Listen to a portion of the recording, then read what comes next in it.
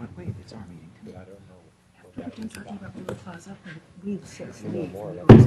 Call this meeting to order. Will you please stand for the Pledge of Allegiance?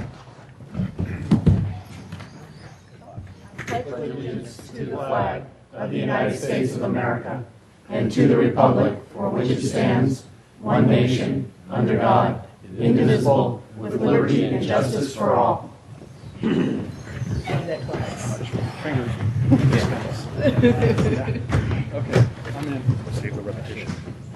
Roll call, please.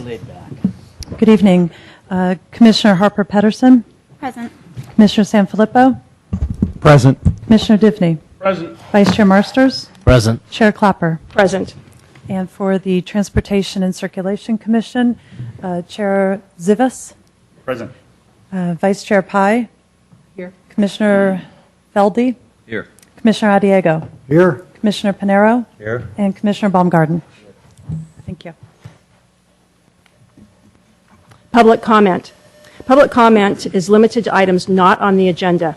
The Commission may briefly respond to statements made or questions posed as allowed by the Brown Act, Government Code Section 54954.2. However, the Commission's general policy is to refer items to staff for attention or have a matter placed on a future Commission agenda for a more comprehensive action or report. Is there anyone here that had a public comment on an item other than on the agenda?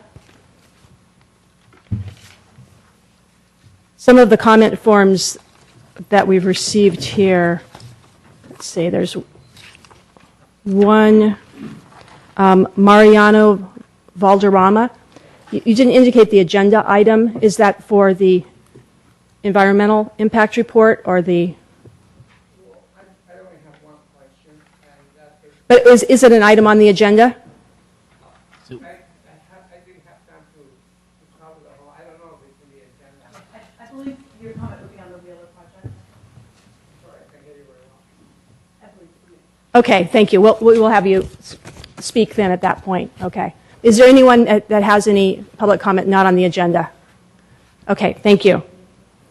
The approval of the minutes, we're going to defer to the end of the meeting after we've covered the new business and the public hearing. Okay.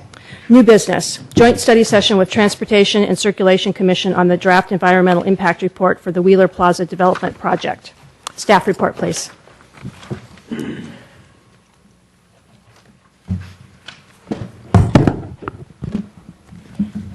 Good evening, honorable chairs and members of the Planning Commission and the Transportation and Circulation Commission. Good evening and welcome. And tonight is a little different. As you can see, you're all up at the dais this evening. We're having a joint study session, as was mentioned by the chair of the Planning Commission. And the purpose of tonight's meeting is to give you a project overview of the Wheeler Plaza project and also to talk about the Wheeler Plaza Draft Environmental Impact Report and talk about the process. And what we intend to do this evening is give you a general overview of the project, and then we're going to break after we've reviewed the Transportation and Circulation section of the Environmental Impact Report. And that will allow the Transportation and Circulation Commission to adjourn to their regular meeting up in room 207. And so that's what they'll be doing later this evening. And then the Planning Commission will then go through the rest of the Environmental Impact Report and talk about it. So tonight, no action will be taken. We're not asking either of the commissions to make action tonight, but it's an informative meeting. It's a study session. We're looking for your questions and guidance. We have a number of other folks that are going to speak to you this evening. We have John McMorrow, who's the developer, Silverstone Communities, who's partnered with the City of San Carlos, and he'll walk you through some of the project details. We have Rebecca Gorton, who is with Lamphere Gregory and the project manager and creator of the Draft Environmental Impact Report. And we also have Jane Bierstead with Fair and Piers, who is going to walk you through the transportation component. And so those are going to be our speakers. Lisa Costa-Sanders is our city's project manager for the project. And so that's our agenda for this evening.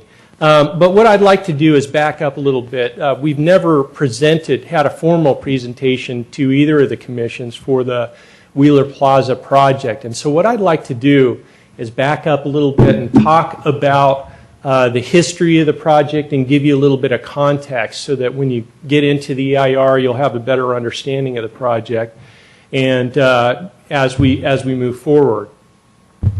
In the last couple of weeks, the biggest question that I've gotten in the last couple of weeks is, well, why is the city continuing to move forward with this development project if it's a redevelopment agency sponsored project? As many of you know, the redevelopment agencies in the state of California have been eliminated by the state legislature as part of an Assembly Bill 26, and that will go into effect February 1st. So indeed, the redevelopment agency has been eliminated, and it creates a very difficult and complex, challenging financial economic situation for projects like this throughout the state of California, and it's no different here in the city of San Carlos. However, there are a number of things about this project, and I'll talk a little bit about why the project and the piece of property is still quite a unique piece of property and a potential development, and is very attractive, I think, in the marketplace. We are going back through the marketplace economics for this project. We've done a lot of economic and fiscal impact analysis work for this project over the last few years, and we work very closely with our experts and with the developer. So now we're having to look at the project economics, and it may be a completely different economic vision for this project once we get finished with that. But we're in the middle of that right now, as you can imagine. But there may be, again, other ways that this project could be developed in the future. One of the second questions is, well, why go forward then with the environmental impact report? Why not just stop and walk away? Well, one of the components of this is that although RDAs have been eliminated, the legislation allows us to continue with our obligations to certain consultants and through certain contractual obligations that we have with various entities. And so that we have a contract with the redevelopment agency to complete this environmental impact report. It's made it through a significant component of the process. And so that's one part of it, one reason. The second reason, and perhaps even more important than that, is that as a city, and because this is city property, you have to think about if we do decide as a community to move forward with the Wheeler Plaza development project, environmental impact reports in the California Environmental Quality Act, developers don't like necessarily to go through that process. It's a very time-consuming, very costly process. It could take months, years, and hundreds of thousands of dollars, lots of staff time. And we've already moved through a very significant component of the preparation of our environmental document. An environmental document, if it's certified, doesn't mean you have to do the development or that you are going to do the development necessarily, but it sets the stage for future development. When cities have this in place, it's a very, very attractive part of city marketing itself to the development community. So if we have this in place, it will establish sort of the framework or the concept for what the city wants to see, and we've looked at all the worst case scenarios in this document. And if it's certified, that sets the stage then for the real design that would go through a public hearing process and community process later. So those are the reasons that we're moving forward with this. Why do cities support and try to do transit-oriented development or mixed-use development projects in the first place? Well, over the last decade, what we've seen is that people's personal preferences have changed about some people, not everybody, but what they want, what they're interested in, how they want to live. And what mixed-use developments offer is exactly that, a mixed-use development. In downtowns, we'll have retail on the ground floor, we'll have residential above, maybe some offices above. And so What we've learned, I think, in this marketplace in San Mateo County and even in San Carlos is that the home buyer are a lot of our lifestyle ideas have changed and our profiles have changed. For instance, they might attract folks that have a want or desire a more urban lifestyle and want to trade in the more traditional single-family home for something where you downsize. I like to call it the barbell effect in our community. What we see is people who have big single-family houses, they've raised their children, they want to move down to the downtown and enjoy the restaurants and the life that we have in the downtown. It's a lot of vibrancy, meet their friends and neighbors, and so we have that, and there's really nowhere to go if you want to stay in the community. Another component of that set is maybe the professional set that wants to take public transportation up to San Francisco or down to San Jose. They want to invite their friends into town on the weekend and have dinner or lunch or something, and so we get that younger sort of high-tech set. Now we do have a unique downtown that's really the heart of our community. I think a lot of people believe that, and we shouldn't take change lightly, of course.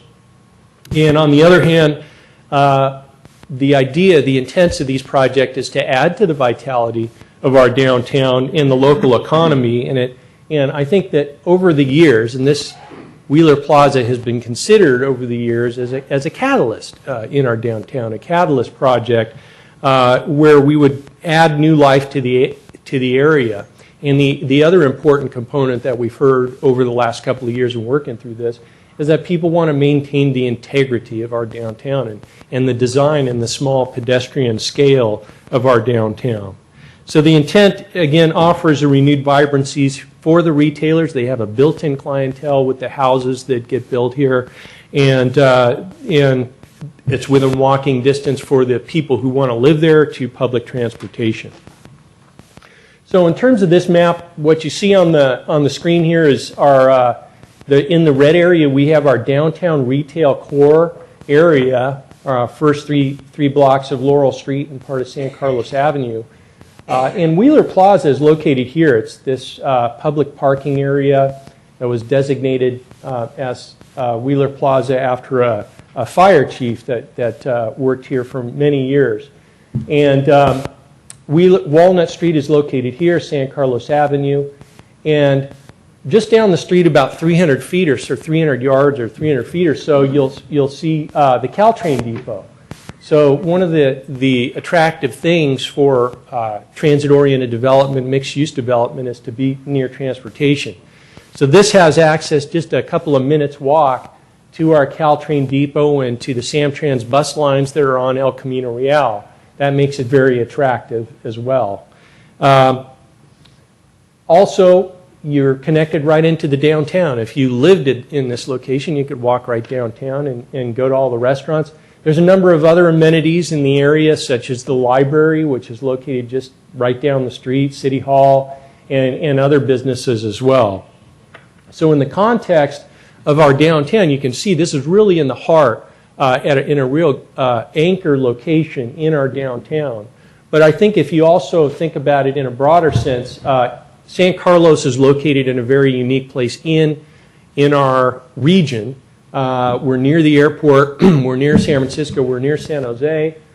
This is a great downtown, so this is a highly desirable location to do a transit-oriented or mixed-use development project like this. So going just a little closer to the development site, what you see here is I noted Walnut Street in this location, San Carlos Avenue and Laurel and Cherry. Here's the parking lot. It's got about 187 public parking stalls in the downtown. Here we have some properties that the city has acquired over the last few years. We have an apartment building that was purchased with RDA housing dollars, the hole-in-one liquor area here, which was also purchased with RDA housing dollars, and then we call it the furniture site, or 1245 San Carlos Avenue, which was most recently purchased, as was the Foodville building, which is located here.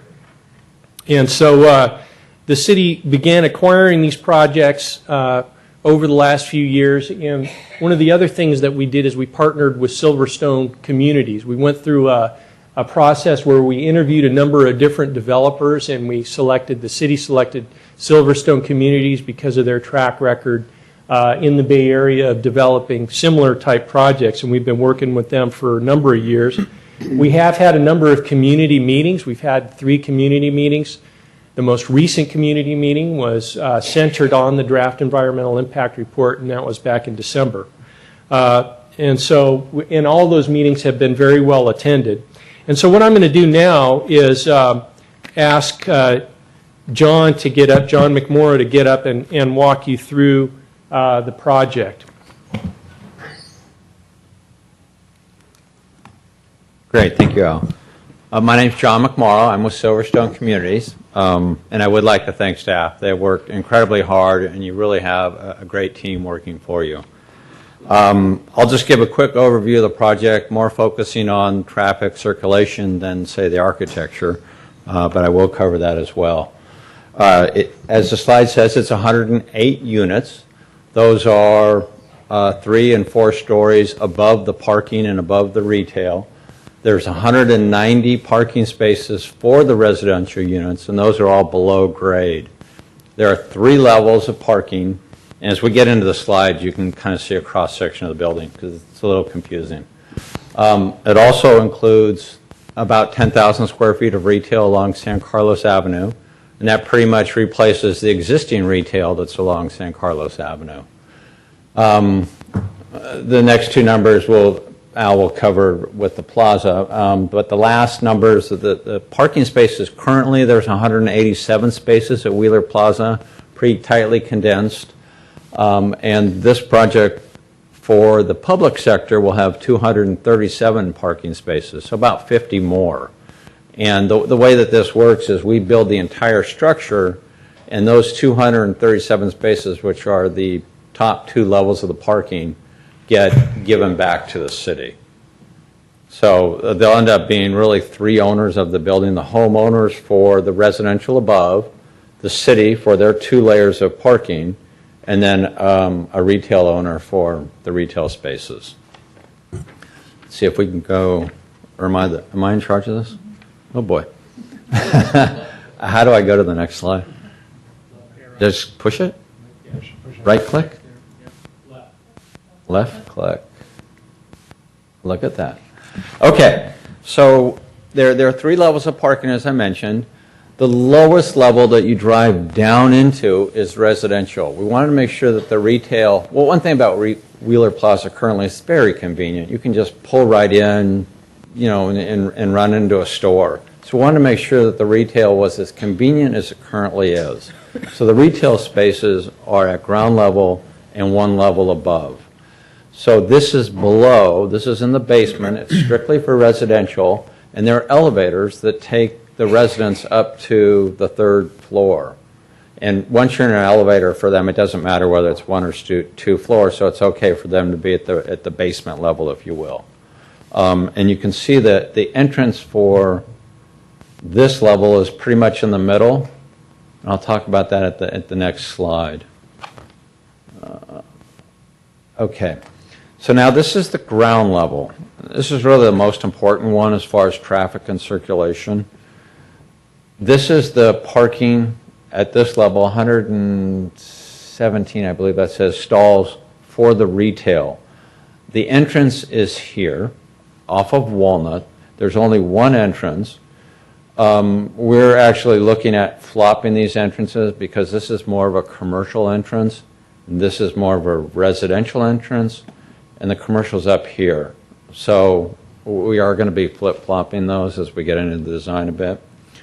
But you come in, the people that park here circulate here to Laurel, as well as here to Laurel, and those 2 links are 2 existing pedestrian links to get to Laurel, as well as it's easy for them to go out of the structure here and circulate down this street to the backs of any of these commercial establishments. And then the other thing that happens at this level is the loading and pickup. So a vehicle, a trash truck or whatever can come in here, circulate back here, pick up trash, do everything they currently do, and go out here. This section here is actually under a portion of the building.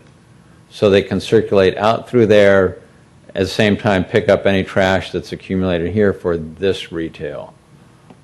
The pedestrian circulation, I've got a different slide for that, but we can talk about that as long as this one's up, is through the future Wheeler Plaza, or the Laurel Plaza, from Laurel, through this plaza that's proposed, through the project, and out to Walnut. And there's an existing pedestrian path across Walnut, as well as there's circulation down Friendship Alley, which will be enhanced, down this alley all the way out, as well as there's another circulation mid-block that picks up from the existing circulation that goes past Wells Fargo, through the garage, this is an older design, and out. So that's mid-block. So you can easily flow in and out of this, through this project, which was really one of our main goals, is to make sure that whatever we built here complemented and really work within the fabric of the retail sector, because it's the retail sector is just such a jewel. So we wanted to make sure that this worked with that. Then the next slide is the upper level of parking. We are proposing to have a sophisticated parking system, so you wouldn't drive up here, for instance, if there weren't spaces. So when you drive in, you'll know where spaces are. This whole structure is open on the backside, so there'll be a lot of air. There's a lot of height in the ceilings. It will feel comfortable to be in there. You're not in this dark, dank parking garage. So we really want to make sure that, no matter what time of evening, this is a very comfortable place to be. And then, so what this shows is the upper level of retail parking. This is the top level of the retail itself. And then the next slide will show over all of that is the podium that contains then up above that the residential, if that makes sense. So these two big open areas are gardens and open space, and they're elevators that for the residential owners that go down to the basement. And they also have stairs that will allow them to easily go down and circulate to Laurel. The types of buyers that live here, they really want to be part of the energy of the city. They love the fact they can walk to Bianchini's for, to get coffee. The reason why they want to be here is to be part of Laurel. So it's important that we make the flow from this building very easy for them so they feel like they're connected. And the other reason really that this is great is Caltrans and the transportation, just up and down the peninsula. It's a fantastic node for that. So even though we do have a lot of parking down below, if you look at the numbers, it's 1.7. And some people would say that's a lot of parking. But it's actually, we found that's exactly the amount of parking we need. We don't want less because we don't want to create a problem in the neighborhood. And what we're more focused on is we don't want people to use their cars. In California, people typically own cars, but the trick is to make it so convenient that the car just collects dust. And that's really the case here. So we will sell parking spaces with the homes. We'll probably unbundle it. That came out of one of our meetings with the Sierra Club. So if somebody wants a space, they can get it. But somebody, may not want a parking space when they buy one of the condominiums. That really hasn't been our experience. But, again, the cars will be down below and probably just stay there. And then the top level, the last slide was of levels 3 and 4 of the whole building. The whole building is, in essence, 5 stories. The top level has 5 stories along the back. This section cannot be seen from Laurel, because of the height of the buildings along Laurel. And along San Carlos, it's only 4 stories.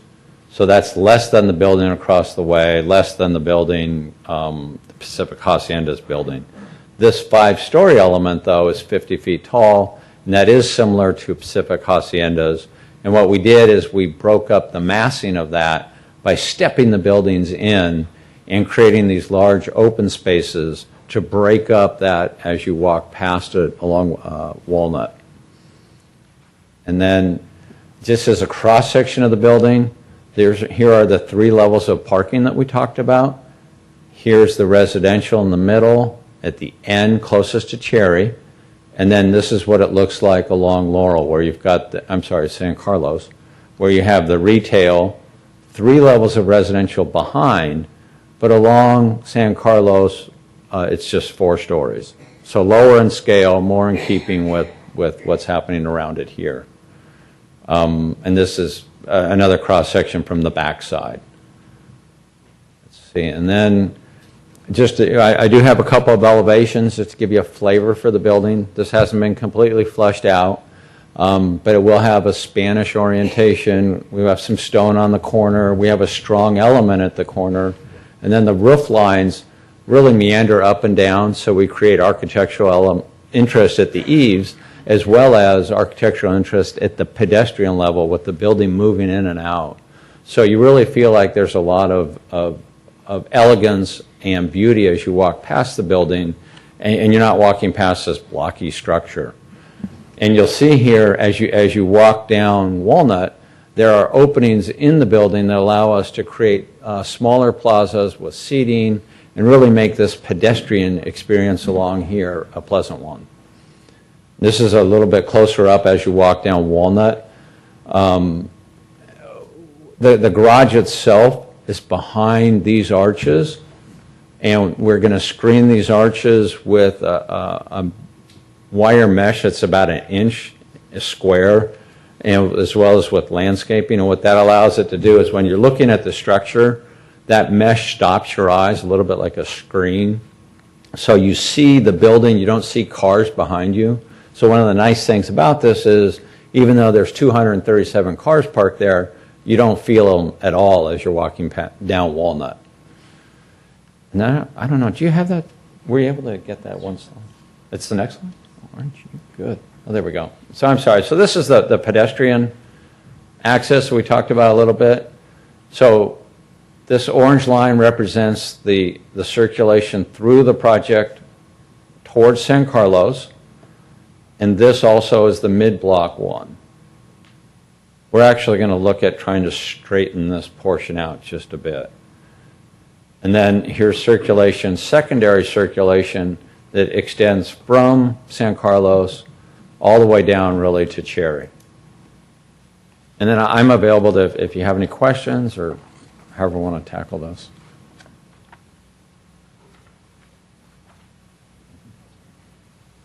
Thank you. I have a question. So we had 20 spaces for the occupiers of the space around, I guess it was the retail owners. Where are those folks going to go now? For the owners, they have a couple of locations that they can go.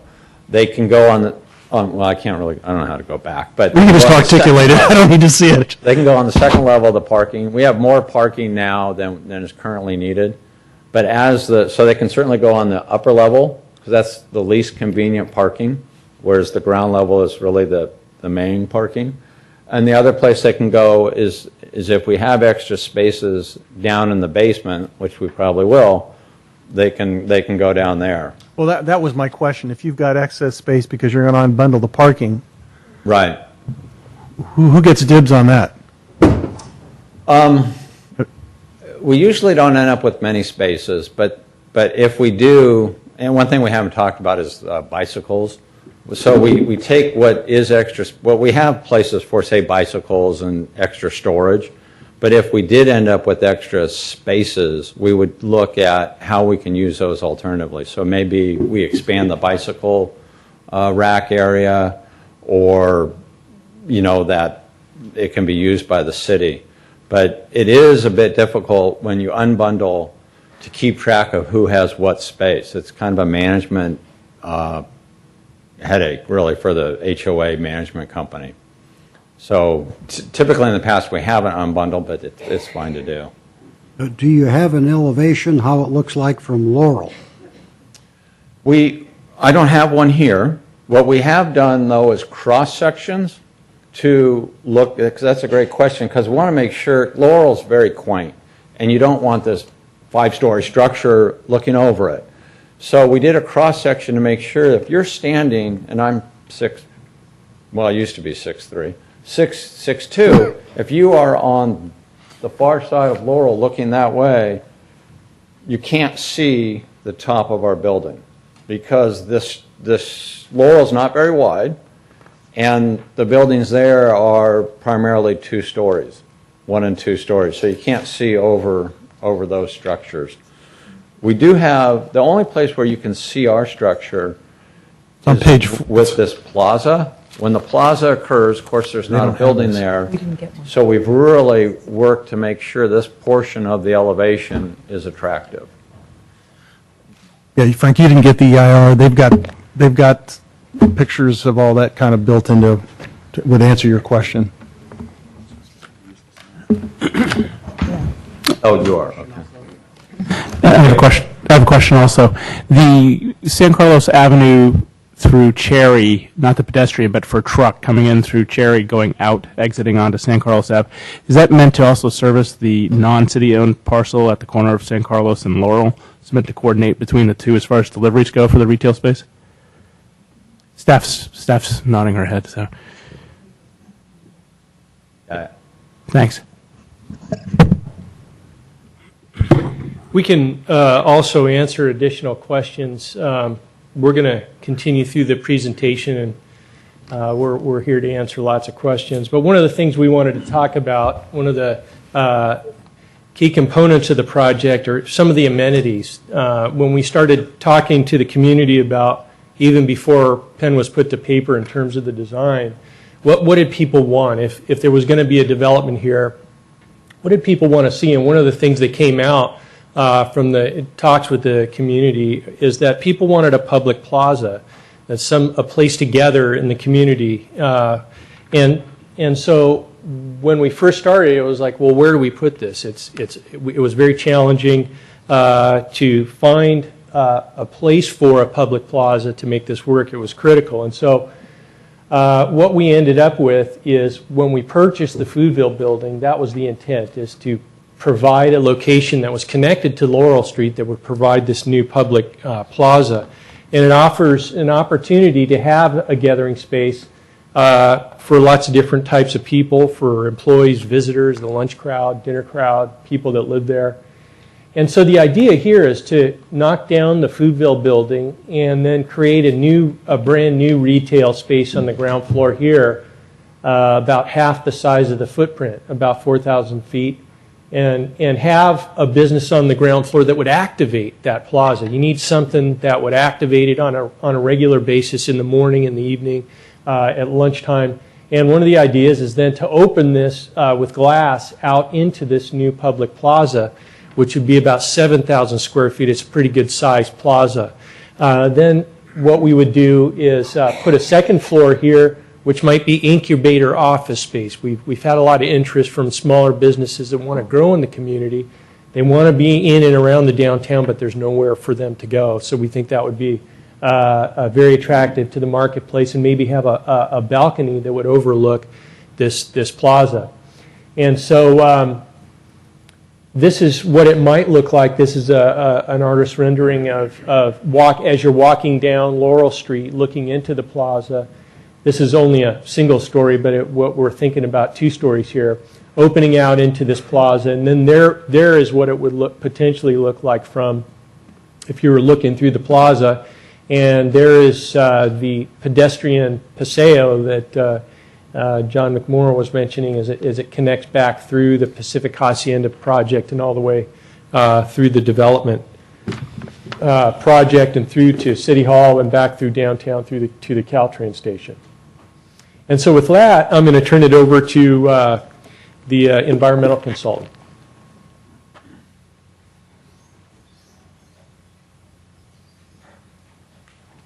Good evening. My name is Rebecca Gorton. I'm with Lamco Gregory, the primary report preparers for the environmental document.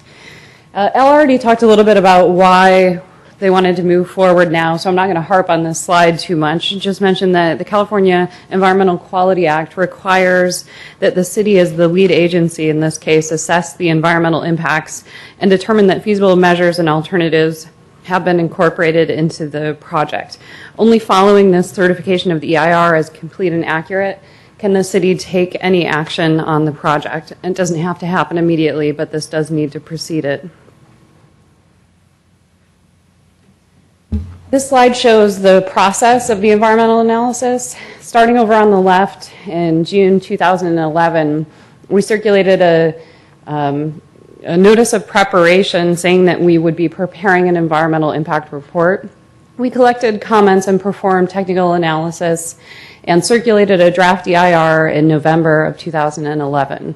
We're now at the end of the review period. We've collected some comments. There might be a few more coming in at this point.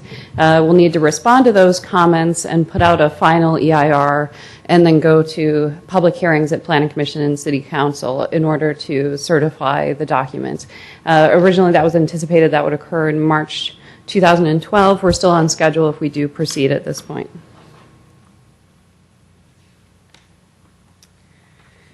Okay, so this is the environmental document for this project. It's pretty big. It includes a discussion of the project. It prevents the environmental setting and all the topic areas, and it analyzes whether and to what extent the project has an impact on the environment. What we want to focus on tonight is the potential for significant impacts and how those have been mitigated and the alternatives that we analyzed in the document. So the first thing we want to talk about is the traffic section. So I want to hand it over to the representatives from Fair and Piers that we've brought along with us tonight. They did the traffic study for this project. It's Jane Bierstead, who will do the presentation, as well as Matt Goying, who is here to answer questions.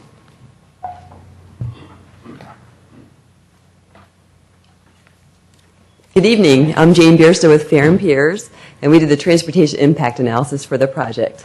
And let's see, to try to get you a little oriented, because I think our maps are 90 degrees off of what the previous maps were. So here's the project site, San Carlos, Laurel, El Camino, and then Holly. So as part of our analysis, we looked at 10 study intersections. The intersections right around the site, the intersections on El Camino, which is one of the major arterials near the site. They also looked at intersections on Holly Street, because that's the major access to Highway 101. In addition to looking at traffic and vehicles, we also looked at the project's potential impacts on transit, pedestrians, and bicycles.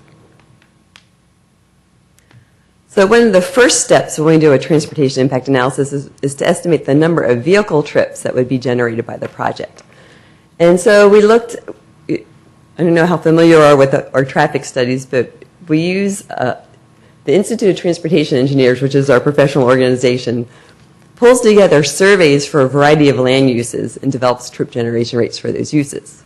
So we apply the rates to the different uses and come up with a number of trips. And so you can see in this table, we have the existing project uses, the individual uses multiplied by their rates, and we get trips during the morning commute hour and the evening commute hour.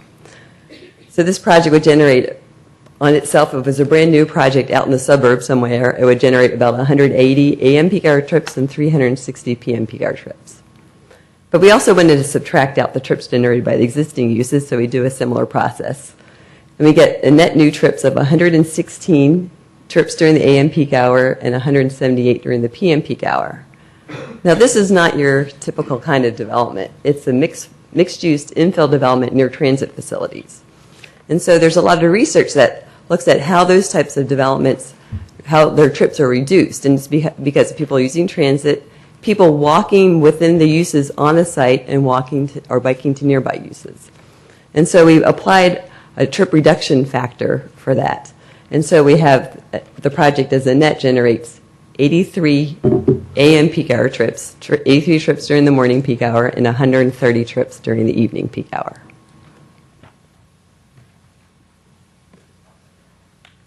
So one of the major parts of this analysis is to look at how those vehicle trips then will affect the operations of those 10 study intersections. And so we evaluate the operations of intersections by looking at the volume of vehicles at the intersections, the number of lanes on the approaches, and the type of control, whether or not it's traffic signals or stop signs.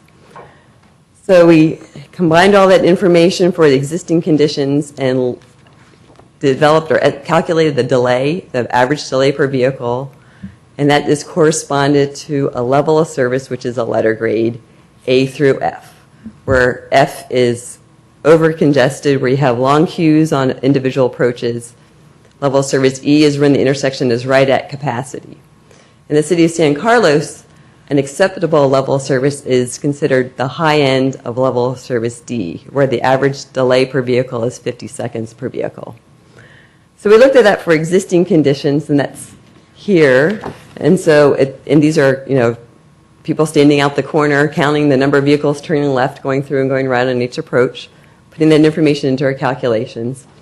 And you can see there's only one intersection that's currently operating at an unacceptable level of service, and it's Holly and Old County Road.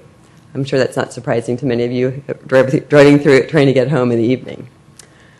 So then, to look at the impacts of the project, we add the project traffic on top of existing conditions, those existing volumes, and redo our calculations. So you can see with the project trips being spread on the roadway system, we're seeing very little change in the levels of service. Holly and Old County, of course, will still continue operating at level of service E. So it's an unacceptable operation. Is the amount of traffic added by the project, does that constitute a significant impact? Well, there's significance criteria, and if it's intersection already operating at an unacceptable level, if the delay is increased by more than 2 seconds, and the volume to capacity ratio is increased by more than 0.01, that's considered a significant impact. This intersection does not rise to that level. So even though the project is adding traffic to it, it operates unacceptable, the impact is still considered to be less than significant. Now, we also have to evaluate these intersections in future conditions because we want to look at the effects of this project in the context of other regional growth and other projects that are going on in the area. And that's what we call cumulative conditions. So under cumulative conditions, we include traffic from regional growth, traffic from approved projects and pending projects in the area. So this would include the San Carlos Transit Village project, Palo Alto Medical Foundation, and other developments in the area. Now, under cumulative conditions, we also are including changes to the roadway system. So there's going to be changes to San Carlos Avenue. It's going to be reduced from 4 to 2 travel lanes in this area. There's going to be some changes to some of the intersections on El Camino as part of the Transit Village project. So those lane configuration changes are also considered in our level of service calculations.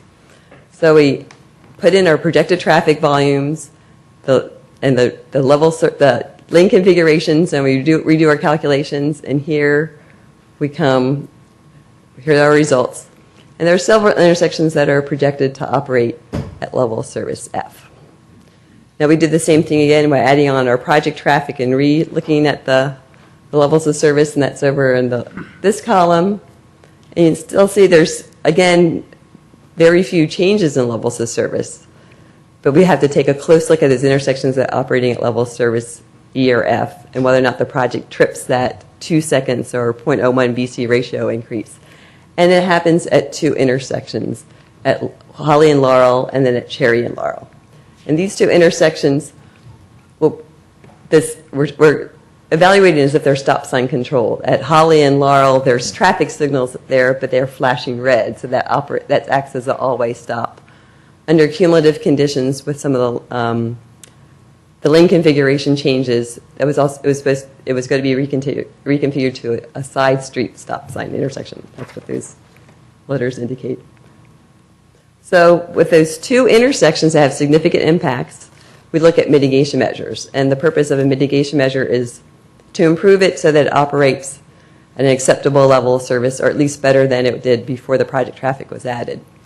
So at Holly and Laurel, the mitigation measure or the fix is to operate the traffic signals. Operating the traffic signals, the intersection would operate at level of service C. Now at Cherry and Laurel, it has side street stops, so just stop signs on 2 of the approaches. By converting it to an all-way stop signs on all approaches, it would operate at an acceptable level of service B in the morning and then C in the evening. Now, I know parking is an area of interest for everybody, so we also want to look at parking. Now, parking is not required by CEQA, so it's not considered an environmental impact. But the EIR is an informational document, and so we want to disclose information about the parking. So we did some surveys to look at the existing parking conditions on the site and on the roadways surrounding the site. And this is information just for the parking spaces on the site. So the existing parking supplies is 270 spaces. That's 146 public spaces, 41 public spaces that are reserved, and then 20 private spaces. So we did parking demand survey. So we go out and count the number of cars parked in each lot and on each block face once an hour throughout the day. We did it on a typical Wednesday. And then we also did it on a Thursday because we wanted to make sure that we captured the demand generated by the farmers market. So on a typical weekday, the peak demand, parking demand occurs at 1 o'clock in the afternoon. That's at lunchtime when the restaurants are busy and people are shopping. So on the Wheeler Plaza site itself, we measured 156 parked cars. So that's about 75% of the number of parking spaces. On a farmer's market evening, we counted 204. So we counted just about 100% occupancy. Again, not really surprising. So this graph presents that survey data, but throughout the day. So the blue is the Wednesday, and here, we have time on the x-axis and number of parking spaces, and this is the parking surveys for not just the site, but the blocks surrounding the site as well. And so we have on a weekday, on the Wednesday, the parking demand increases to 1 in the afternoon, decreases in the afternoon, and then we have a moderate increase in the evening when the restaurants are serving their dinners. And on the Thursday, we see a similar kind of shape to the graph in the morning to noon, to 1, it goes down, and then with the farmer's market, it increases. So at 5, 6, and 7, all the parking spaces in our survey area were full. Now, in the EIR, we also looked at conditions in the future with the new project in place. And the project is going to have 237 public spaces, and the project description that in the EIR that we looked at had 223 residential parking spaces. Now, those are considered to be reserved and they're not available for the public, so we kind of took them out of our analysis of the future parking demand. So we looked at the different uses on the site and looked at when they would have their peak. And the combined uses on the site, their peak demand would actually occur in the evening because of the restaurant uses. And so, but we know that the peak demand of the downtown is 1 o'clock in the afternoon. So we took a very conservative approach in the EIR, and we took the peak of the uses in the downtown for the public spaces, then added on the parking demand generated by the restaurants at night to come up with this peak demand of 223. So even under those most conservative estimates, the site has enough parking, there's going to be about 14 spaces available. But I wanted to present a little bit more information to kind of look at it in two, not combining the two peaks on top of each other, but looking at them separately. So if we take a little bit less conservative analysis and look at the 237 public parking spaces, the existing demand that we measured at 1 o'clock in the afternoon was 156. Now you subtract out the demand that was generated by the existing uses to be removed, that would reduce the parking demand by 64 spaces. Then add in on top of it the parking demand generated by the new uses. That's 112. And so there's going to be a peak demand in the afternoon and the public spaces on the site of 204 spaces. So there'd be a surplus of 33 spaces. Then if we do the same analysis in the evening when the restaurants peak, we would come up with that there would be a surplus of 65 spaces. That'd be on a typical weekday. So I think there was also some questions about what would occur during construction. Because during construction, when the site is going to be demolished, some of these parking spaces, existing parking spaces on the site will not be available for use. And so on a typical day, again, when we look at the 1 o'clock in the afternoon, which is the peak time, we have that demand of 156 spaces. But again, we have to subtract out the parking that's generated by the existing uses. And so there's going to be a parking demand of for 100 spaces that's going to be needed. Now, one of the ideas is to use the Foodville site, kind of demolish it, use it for valet parking, and we can get about 50 cars on that. When we did our parking surveys, on the on-street spaces, there are about 30 available spaces. So if we use, that can be used for the displaced parking. So on a typical weekday, there's going to be about 20 to 30 cars that are going to find a home. And so that's something that's going to have to be worked out with the city. You know, maybe some of the places that are considered would be maybe the parking garage over at the Samtrans building, or maybe some other places in the city. But it would be a relatively low number of cars that would be displaced. And do you have any questions? Yeah, I have one. You showed that the number of trips are reduced because people will be bicycling and walking. I don't see anything in the plans, however, that describes why more people will be riding bicycles, for example, in and out of that area. I don't see any parking spaces for bicycles. I don't see any changes in the access to bicycles. What is planned? Well, the reduction in parking, the reduction in traffic is also just because it's primarily due because of the mix of uses and the location of the site.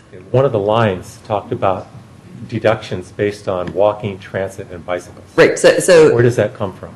So where does the reduction come from? Yeah. And so there's a model called the Mixed Use Development Model, MXD, that was developed based on research for the EPA that was looked at 239 mixed-use developments throughout the United States to come up with a model, and then it was validated at 25 to 30 sites throughout the U.S., with about 9 of them in California. And so it looks at the density of the site, the location of the site, the types of uses, the number of jobs within the area, the number of jobs that are accessible by transit, the location of transit facilities, and it comes up with trip reductions compared to a similar development that had the uses in separate locations in a suburban environment, because that's what the trip generation rates that we use initially are based on. Okay. We have Lucky, Home Depot, the marketplace over on Industrial. All of those are well outside walking range. Is anything being done in this plan to make it easier to get from downtown to those areas on a bicycle? I don't think that, talking about, is there any citywide bicycle We're talking about facilities? trips in and out of this area, right? And those people that live there are going to want to shop. Yeah. Well, we're talking about bicycle facilities. Yeah, just briefly, I know there's a new facilities plan on, say, Old County Road and on San Carlos Avenue that hopefully will provide better connections outside of just the downtown area. And that's all part of the San Mateo County Bicycle Master Plan that was prepared, I think, just last year. And so that looks at how do you make greater connections to the regional destinations throughout San Mateo County. Blinking lights.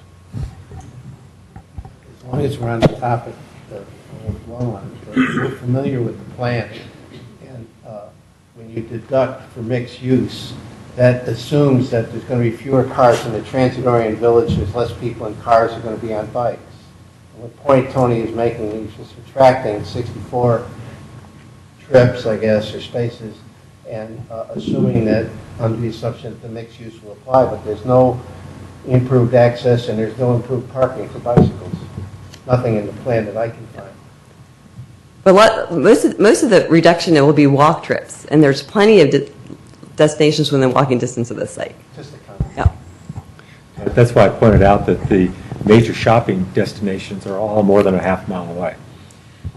And Those will not be walking trips. right, but again, you have to realize that the basis is looking at sites in suburban locations where you have an apartment complex by itself, where we do driveway counts. Those are the trip generation rates that we start with. And so the trip generation rates we start with are based on things with no destinations within walking distance. And Yeah, I have a separate question. The EIR describes the future changes on San Carlos Avenue, El Camino, Walnut, where traffic will be basically flowing San Carlos Avenue, Walnut to Holly rather than down to El Camino. The project plan shows vehicles exiting between Walnut and San Carlos Avenue. So do those vehicles affect the Transit Village traffic plan at all? Or are we talking about a small enough number of vehicles it doesn't matter? I think it's a small enough vehicle that doesn't You're matter. right now, the Transit Village traffic plan, which you reference in this plan, Has one lane on each. describes traffic flowing down east on San Carlos Avenue, Walnut to Holly, Holly across El Camino. Okay, but there's the project shows traffic leaving the project between Walnut and Laurel. Where does that traffic go?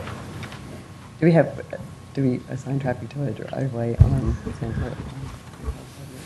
No, so all the project traffic is assigned to the Walnut Walnut Street driveway. Friendship Yeah, Plaza. So you'll be turning left out of that To go to Holly Street, you'll be turning right onto Walnut, and then proceeding down Walnut. project is between Walnut and Laurel, right?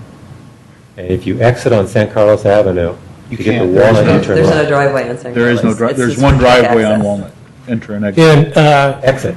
Exit. The service road that goes through there, doesn't it have That's an right. exit That's on for for San trucks. Carlos I think all Avenue? the site traffic will come out of here. that is only for service vehicles. It's not for any other kind of If it's a small vehicle. enough number of vehicles, it's not going to have any impact? Right. That was the question. I'm We're gonna good ask. there. I'm gonna ask a couple of traffic questions here, if you guys don't mind. The first one is I noticed that you really didn't study the intersection of Holly and Walnut, and I'm just curious about that. If I were actually exiting on Walnut, I would not take a right on Holly. I would continue on Walnut over to Holly Street and have a straight shot down Holly Street. That's if I were heading north.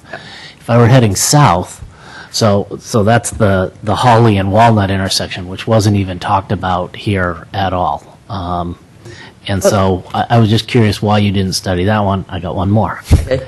And so the second one is I have a real concern about the corner of Cherry and Walnut.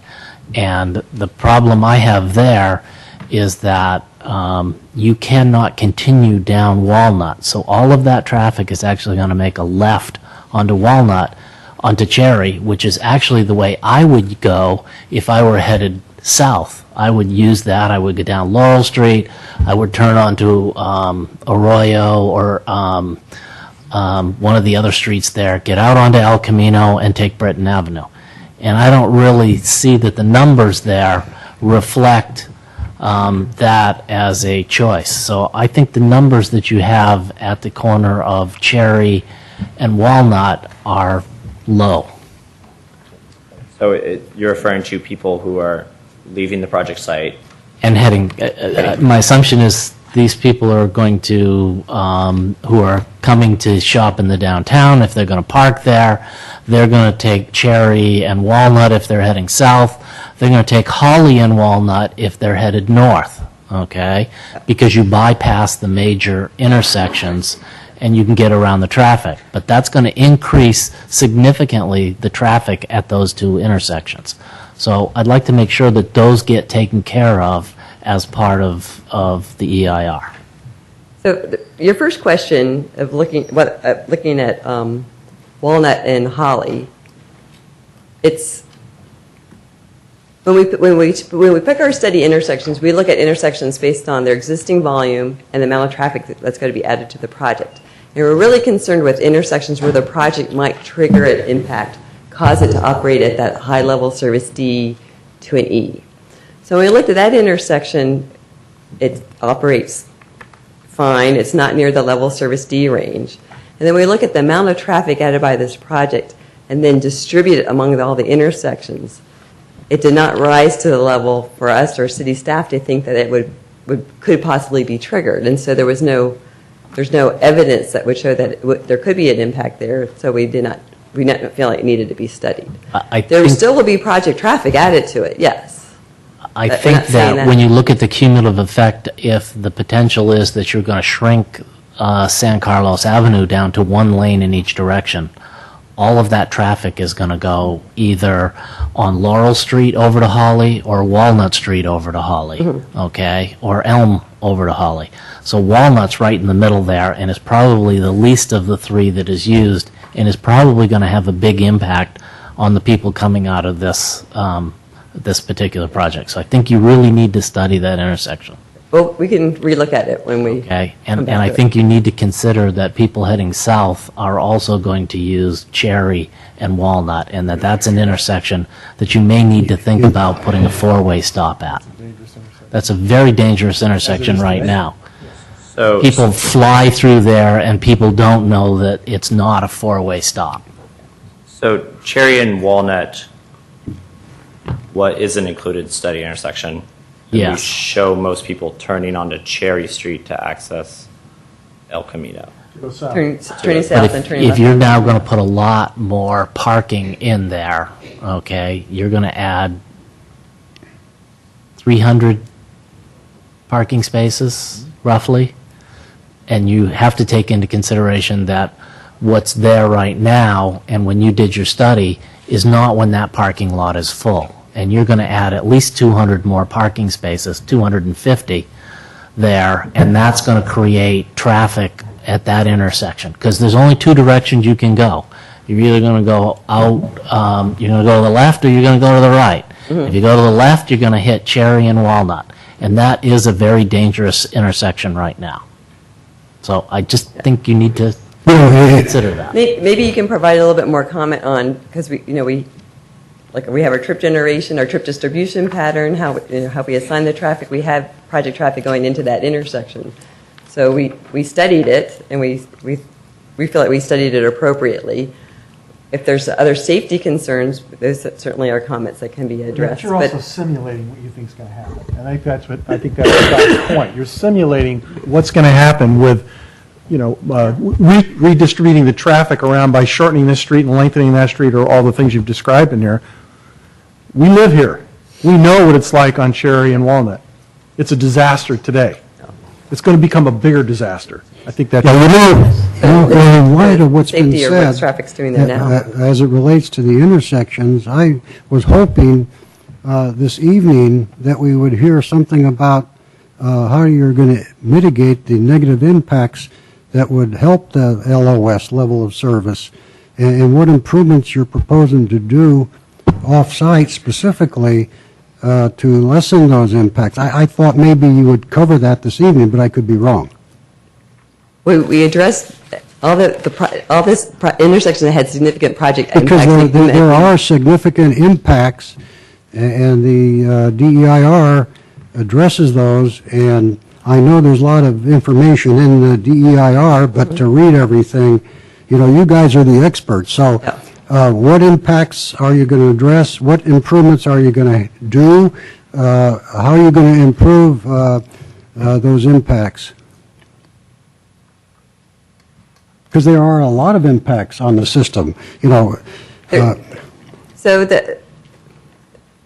for disclosing poor intersection operations, we identify significant project impacts at two intersections, and we identify mitigation measures for those two intersections, which are to operate the traffic signals and or to add stop signs to make an all-way stop sign intersection. Yeah, but specifically, if you're going to put in like a four-way stop, you mentioned at one location, and you're going to do a traffic signal or improve a traffic signal? Specifically, how's that going to improve the volume, capacity ratio, for the level of service, because you're getting into some D levels and F levels ultimately, and this is part of what's going to happen ultimately. Yeah.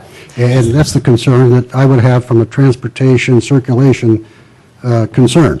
So if we're at Holly and Laurel, right now it's on flashing red, so it operates as all-way stop. And so everybody has to stop when they approach the intersection. If you operate the traffic signals, then you can have, when the light turns green, you have several cars going through on an approach. And so that increases the vehicle carrying capacity at the intersection. Now at Cherry and Laurel, it's a side street stop. And so when we look at the intersection levels of service for a side street stop, we report the level of service for the worst movement. So it's going to be the movement that has a stop sign and can't turn left. And so by making it an all-way, so if you're on a stop sign and you're trying to turn left on a street that has a lot of traffic, you can wait a long time. Now by stopping all the traffic, you can make your left a lot easier, right? Everybody will stop and then it's your turn. Well, and so that's how it improves the level of service. I'm looking specifically at the tables in the DEIR that relate to, for example, existing conditions and intersection level of service, that's existing conditions, and then cumulative, which is in table 16.7, where it shows levels of services at certain locations at the F level, which means it's up to 100% capacity and backing up, and that's my concern.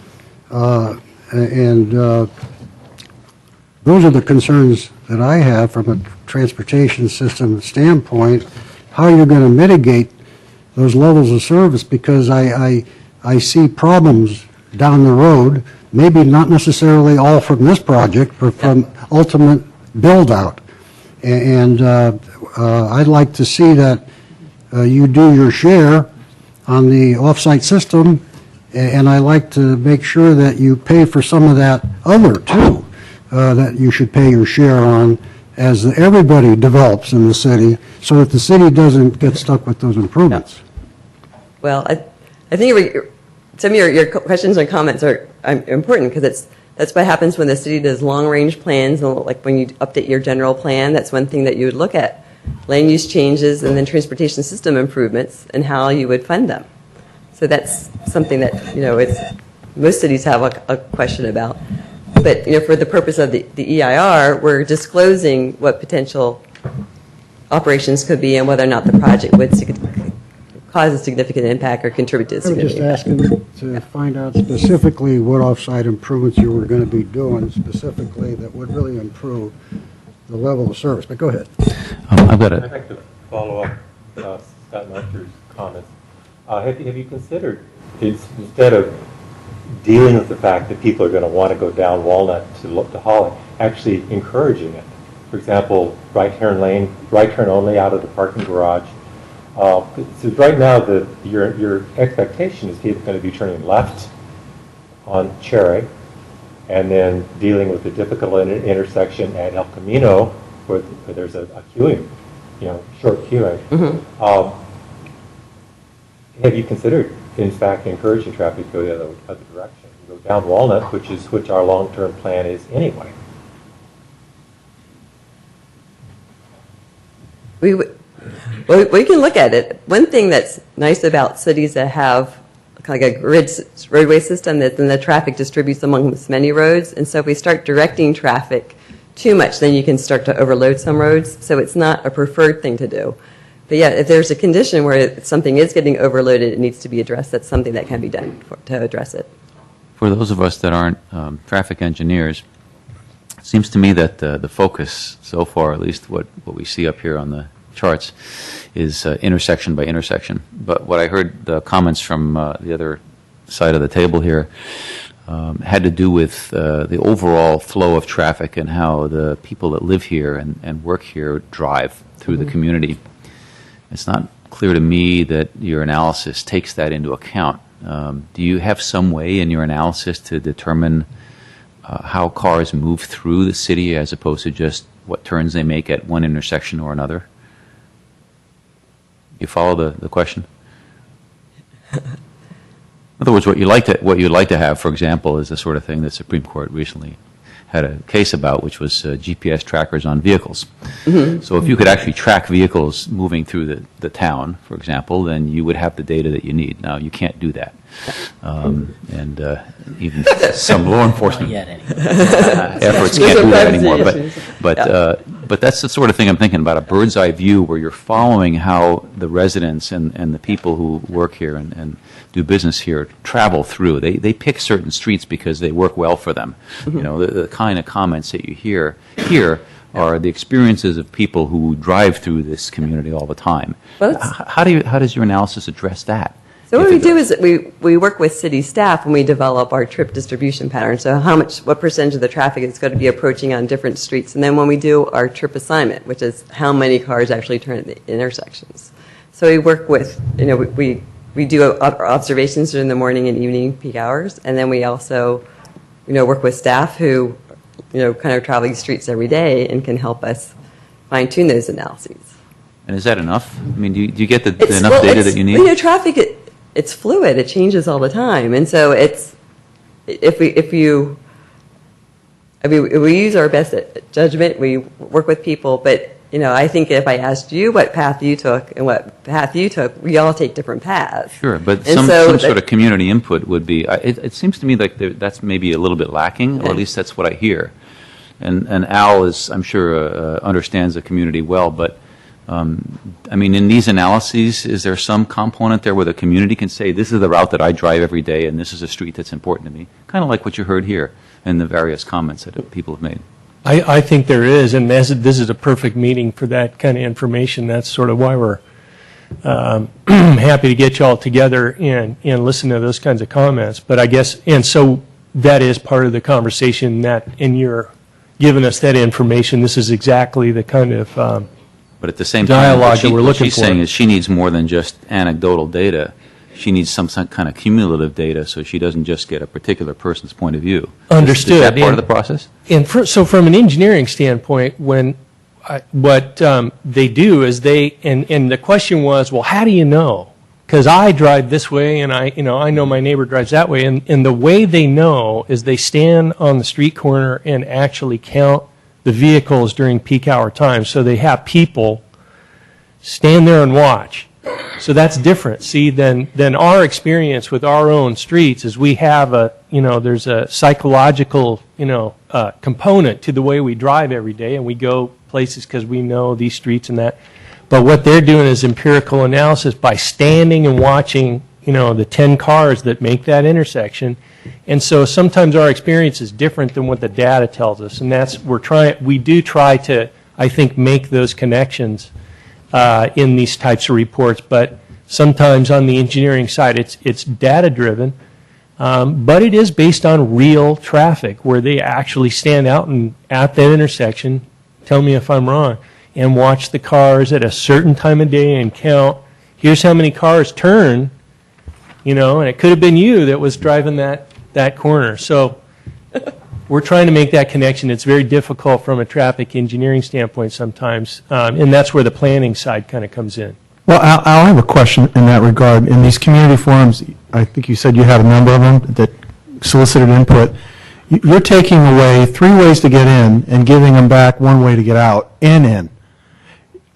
I'm afraid you're going to have user dissatisfaction to the point where people will drive around the block to find a place to park on the street to avoid having to go through probably organized chaos. Yeah. So did we ask people that question? If you only had 1 way to get in and 1 way to get out, how would that impact your decision in terms of where you parked? Or even if you went there, would you go to the Samtrans building and park there and just say the hell with it? Yeah, and I mean, the other thing is people's experience in engineering of parking garages and how they fit in, and we did have an expert in parking garage design come and work with the city and, how it all circulates and how it works and sort of past experiences of other cities and other similar downtowns. So we have looked at that, and there may be other opportunities for entrances, for instance, on Cherry, that service access may it's possible that we could use it as an access to the parking garage there. One of the concerns is just not having them go out that service exit. So we've looked at that too.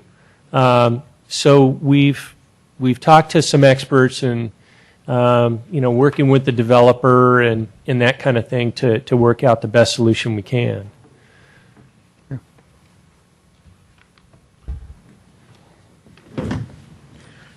So I've got a couple questions to break up the silence here.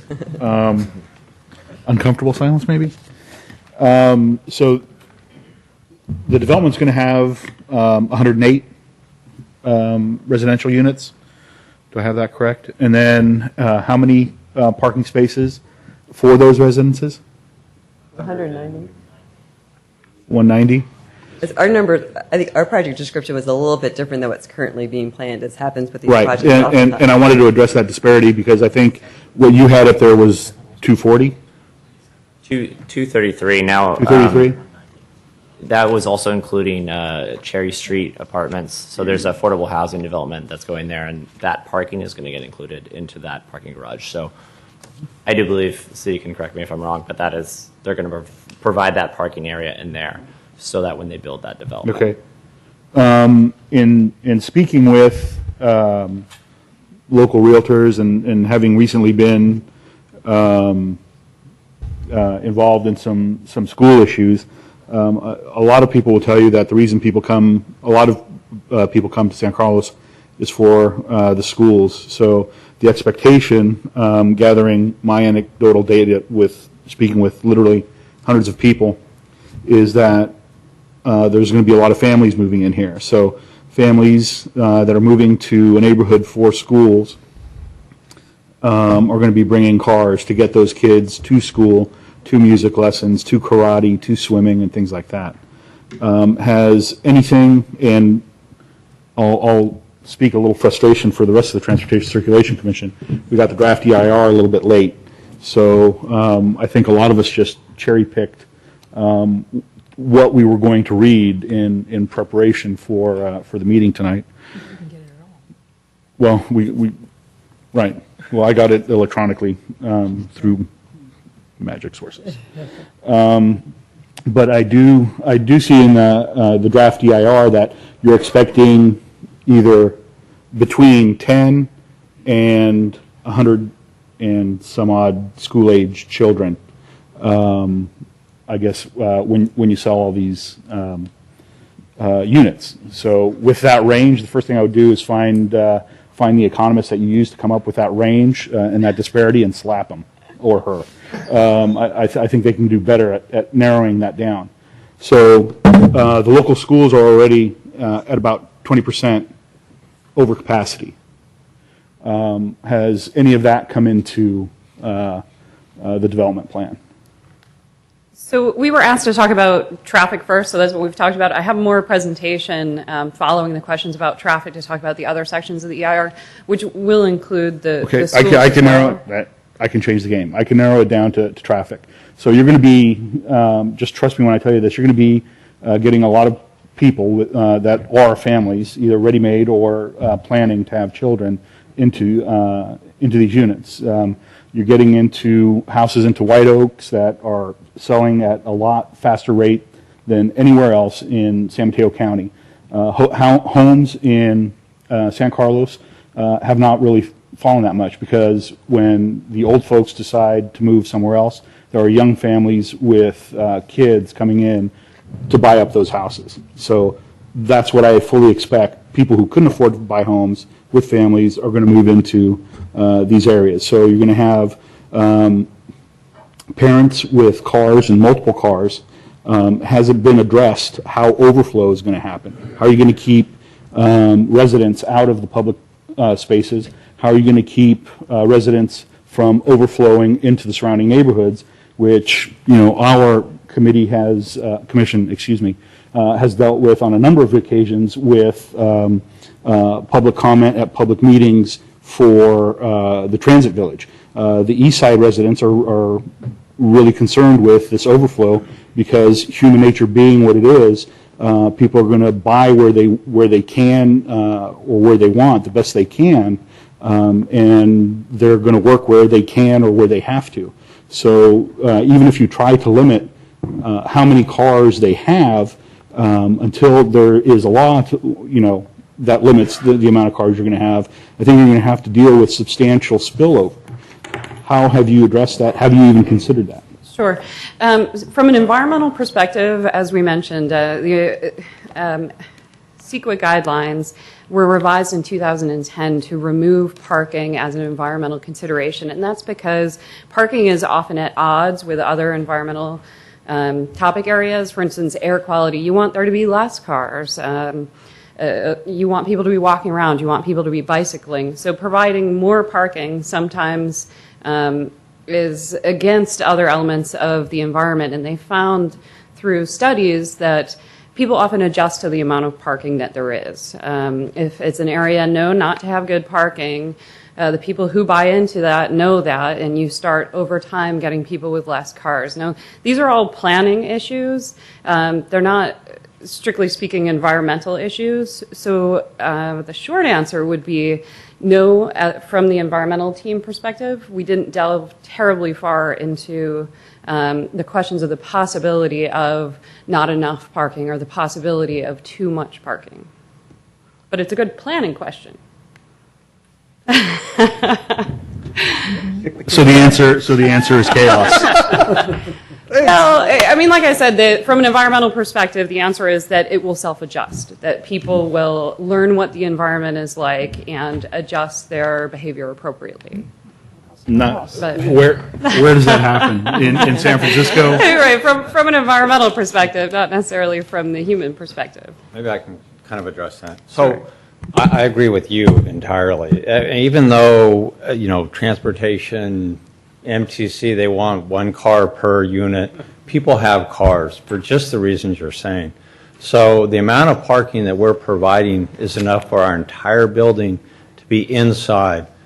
Nobody's going to want to buy a condominium if they can't park, if there's overcrowding. So the last thing I want as a developer is a parking problem, both for the people buying and for the neighborhood. So this is actually pretty similar to, we just finished a project in Los Altos, incredible school district. And this ends up being a windfall for the schools because every unit pays a school fee, but really we don't end up with many school children. So that particular project even had, it was 78 homes, 16 of which were big townhomes, and we had 8 school children. And so what we've seen is we get young couples who have kids up to, age 5, and then typically there's a gap there where we don't get a lot of teenagers or kids in, say, elementary school. And then we have a lot of people who are moving, downsizing, or older, and their kids are older. So we generate actually surprisingly fewer, despite the school district, fewer school children than you might imagine. But just from a parking standpoint, we have plenty of parking in the building. It's the same as every one of our projects. It's about 175, and that's enough for every 1 bedroom to have its own space and every 2 bedroom to have 2 spaces. And that's worked out with no overflow. And is there a plan to keep residents out of the public parking? Well, the residential, there isn't a plan. I'm not sure why somebody would park in the public parking. The residential parking is secure. They have their own space. It's numbered. That's where they go. It's easy to get to. They have a clicker to get into, and it's secured. So that's the most convenient setup for them. They can't go from the retail parking up to their unit. They have to take the elevator in the basement up to that podium level. It doesn't stop at the retail level. So I'm not sure why they would ever park in the retail, unless they were, I don't know, going shopping. In my distant past as a bachelor and having lived in a lot of places where there was difficult parking, right. If I had a weekend guest, I would park in the public parking and let my weekend guest park in my reserve parking. Yeah, guests. So I can hit you with 10 different scenarios of why a resident would park in a public space. Right. So what I'm asking is there any consideration of how to keep those separate? Is there a time limit? Is there no overnight parking in the public park? Has that even been considered? Yeah, I don't know how the city wants to manage the public parking, but that would be easy to add. But we do make sure we have enough parking down below, even for guests. But there may be times when somebody uses the upstairs. So I don't know if that addresses your question. I think this is a great development for the city. I agree with Mr. Today, and thank you for really doing all this work. I'm looking forward to seeing it. I hope I live long enough to see it here. But I do want to say that this document makes a statement. I hope it's supported somewhere. You're basing the traffic flow numbers on a reduction due to bicycle and pedestrian. And it even says residents, employees, and visitors to the project will have adequate bicycle and pedestrian facilities and connections to key internal and external destinations. The EIR document in and of itself, maybe it's in the plan somewhere else, does not support that. I just wanted to point that out. I'm not sure what you're referring to, but from a project level, we supply all the bicycle spaces. We make it as convenient as possible for them to utilize the amenities and the fact that they're located in such a great transportation corridor. So, and I think the EIR takes that into consideration, but I'm not sure.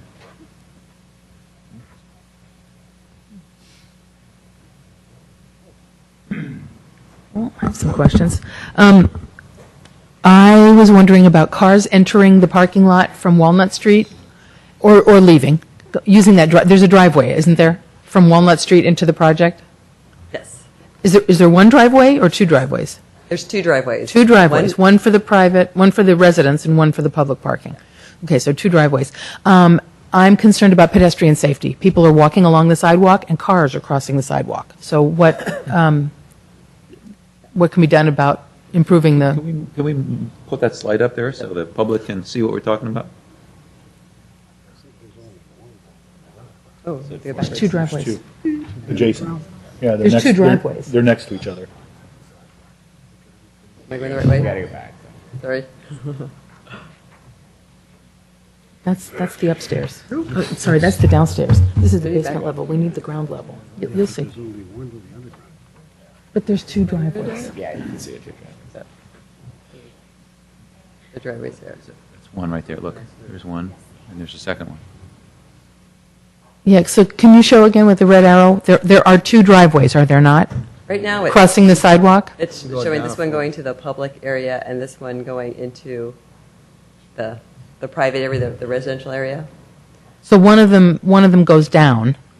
Goes under. The one on the left crosses the sidewalk, and then the car goes down. And this one's just at grade. And then the other one, okay. So how can we keep the pedestrians safe as they're going to be walking through a car passing area? Well, this is a situation that occurs in many kind of urban areas, and so one thing we look at is to make sure there's good visibility, so that vehicle drivers can see pedestrians on the sidewalk. And so when the site plans kind of get more kind of fine-tuned, that's something that when it goes through the plan checking stage, it should really be looked at. Now, some things that you can do to help are, there's kind of pedestrian warning signs when there's a car exiting the garage. There's a light that will flash and a buzzer that will buzz, zzz, zzz, zzz, and so the pedestrian will know.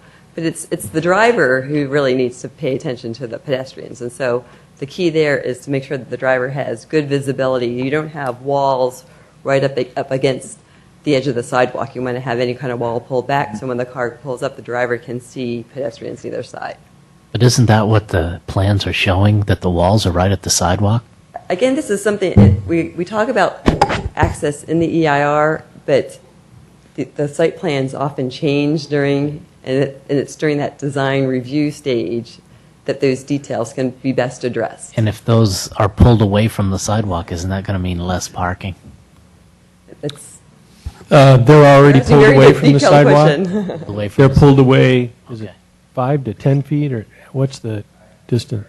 8 feet. 8 feet. So there's an 8-foot distance that should allow for a vehicle to kind of slip up and then the driver to be able to look before you get across the sidewalk. Well, the Samtrans building has exiting cars that has the little beeper thing. That I don't think Yeah. anybody's gotten injured there. And we already have 2 on-street places we can get in and get it out. I think you're going to be okay from that regard. Are you talking about the Samtrans building? Yeah. Yeah. There's not a lot of pedestrian traffic in the 500 block of Laurel Street, but there will be in the Yeah, there will be. 600 block of. Those of beepers are Walnuts. pretty effective. Yeah, Scare the yeah. heck out of you. No, that's a great comment. When we get into the final design, we do need to make sure we've got the lines of sight. And we also need the driveway that's going down. Going down is not a real problem. Mhm. But Coming we up. need to make sure we keep it level so when you're coming up, Yeah. you're not looking up and you can't see people. So we need to make sure we've taken the lines of sight. Okay, yeah, I was going to say that, yeah. Another thing, since we're looking at this, so this place that's labeled loading and pickup, you said trucks can go through there for deliveries and garbage pickup and so on. And do I understand correctly that, so the little alley that goes from that area to San Carlos Avenue, is it called Friendship? I thought it was called Sister City, but anyway, that's currently just pedestrian. It's got park benches and trees and stuff. So it will be a driveway for some vehicles, but not others? Can you explain that? Both. The pedestrian portion will be.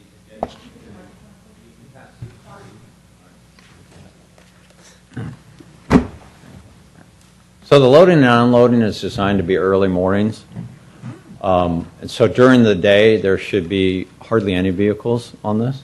But the pedestrian portion will be right along there, and it's separated. You can barely see these columns, but there is a distinct pedestrian path that's isolated from the service road. So what those few times during the day that there are trucks or any vehicles along here, they're not coming in conflict with the pedestrians there. This is kind of a nice walkway right now, and we really want it to be a fabulous walkway down the road. And is it going to be possible or encouraged for pedestrians to use the place that's labeled loading and pickup? I don't know if you call that the alley. Along here, Yes. you know, we're Is there going going to be a sidewalk? It's kind of ratty right now. So we're going to, hop it up. We're going to have a nice path down here. This isn't the primary way to get from the garage to Laurel, but people will walk along there. And so we do want to work with the shop owners, and they've actually expressed a lot of interest in cleaning it up and organizing it so it feels nice.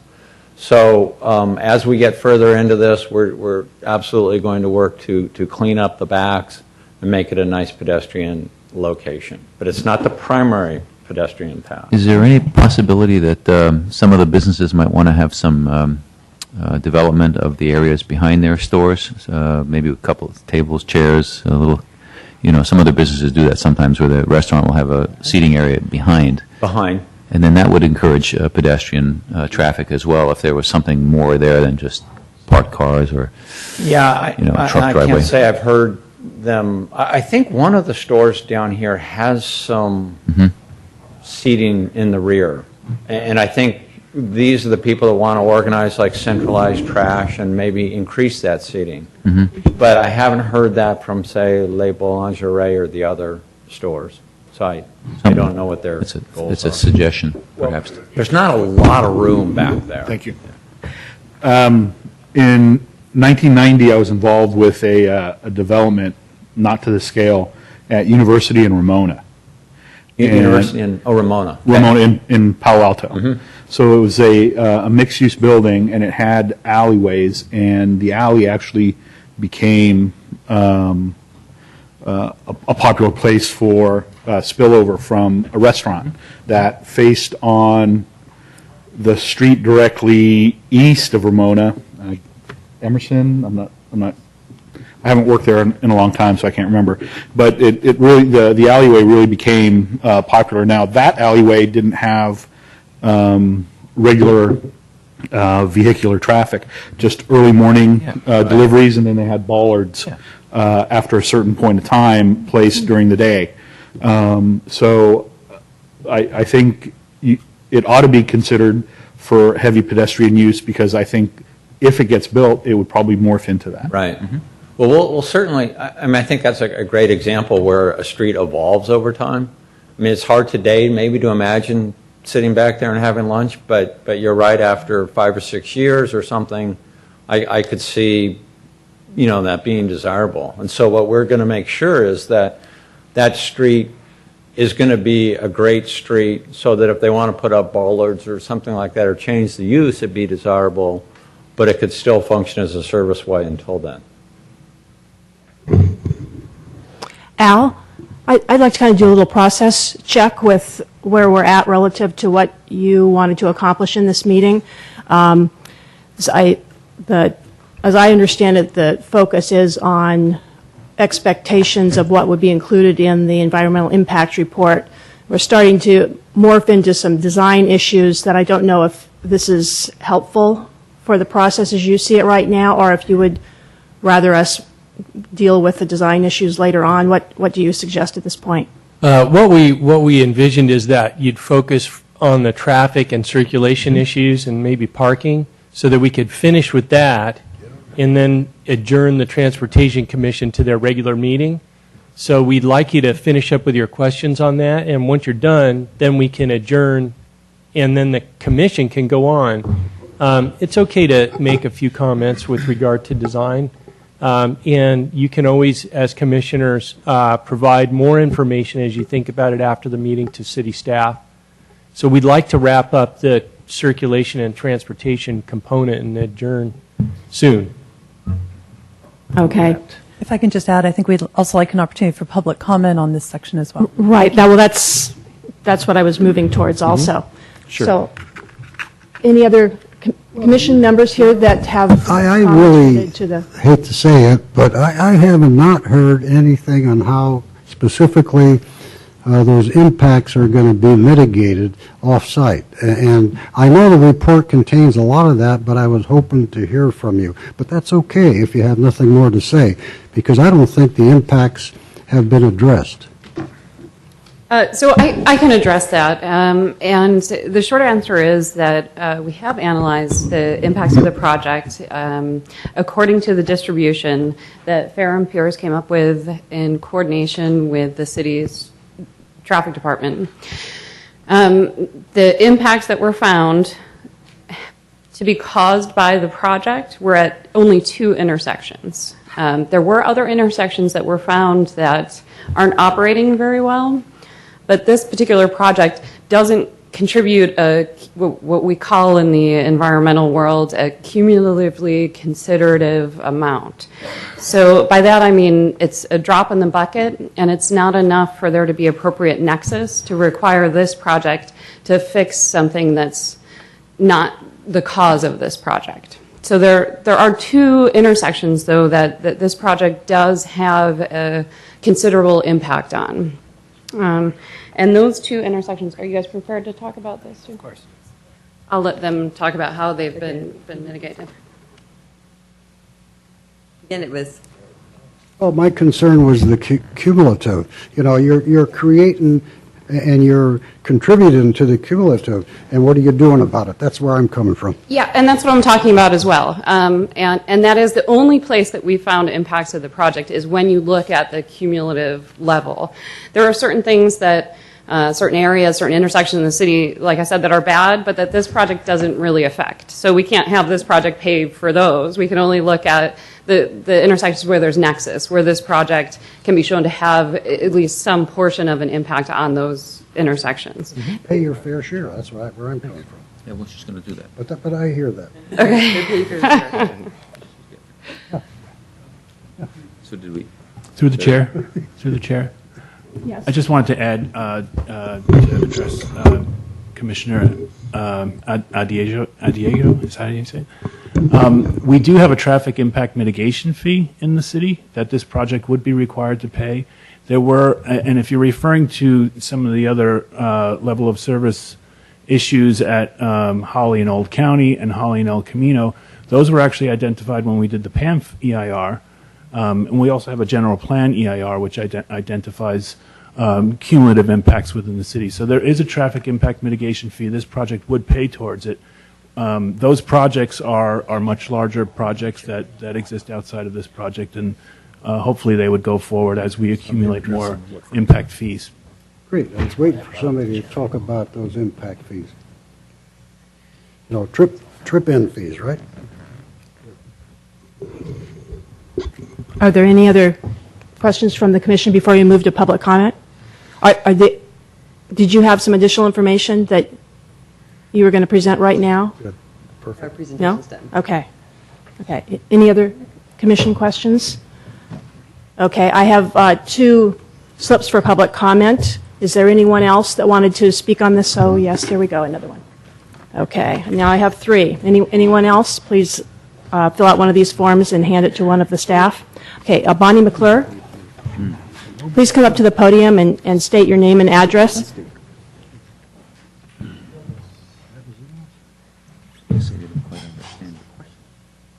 Bonnie McClure, 128 Northam Avenue, San Carlos. Speaking for the Sierra Club Sustainable Land Use Committee. We really like a lot of the features that this project offers because of its mixed use, right close to transit, and the developer's commitment to building a LEED building. But we do have some suggestions. And the one is reduce the parking ratio from 1.7 to 1.5, which is in the San Carlos plan when we discussed the general plan. Usually these projects, as Mr. McMorrow mentioned, do not have many families.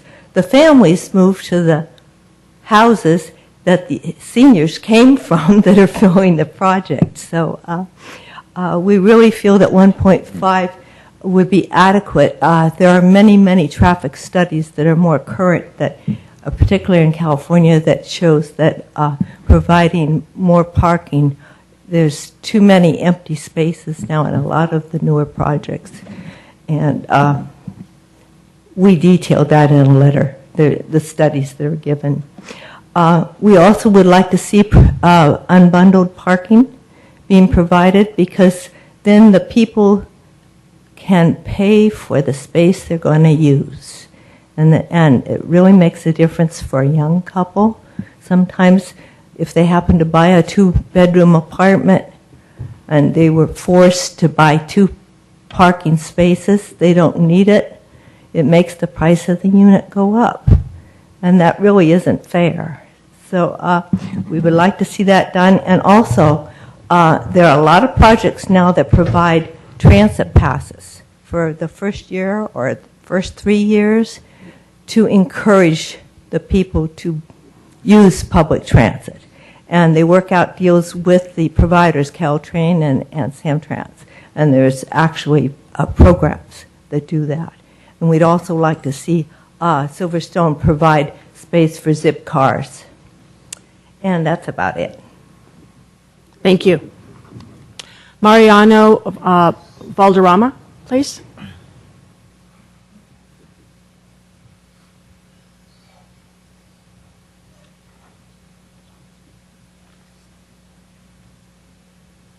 Good evening, ladies and gentlemen. My name is Mariano Valderrama. I own a business which is located smack in front of the Wheeler Plaza project. It's called Today's Haircuts at 640 Walnut Street. And although I'm sure I'm going to be the beneficiary of a more beautiful city with increased business, what concerns me is that the traffic on Walnut Street is going to be horrendous, because there's going to be more people living there now in that particular area. With the condominiums and the mixed use of the area, there is not going to be less traffic than there is now. And traffic in Walnut Street is already very dangerous. I have witnessed many instances where pedestrians have been in very great danger of being hit by cars because just the conditions of the traffic. But I'm going to be brief because, I could go on forever with this. The thing that concerns me right now is that we're a family of 5, and we rely for our livelihood on the income that we support, that business helps to support. We survived the building of the Pacific Hacienda project, and fortunately we were not impacted negatively by it. I wonder if the same thing could be ensured, because now it's going to be right in front of us, and it's going to be just on the side in the corner. If the Wheeler Plaza construction is finalized, it would be great. However, in the construction process, I'm afraid that my business is going to be affected in a negative way, as it would probably be the same thing with the businesses, all the other businesses on Walnut Street, which are not many, just a half a dozen. But what I would like to request from this council is that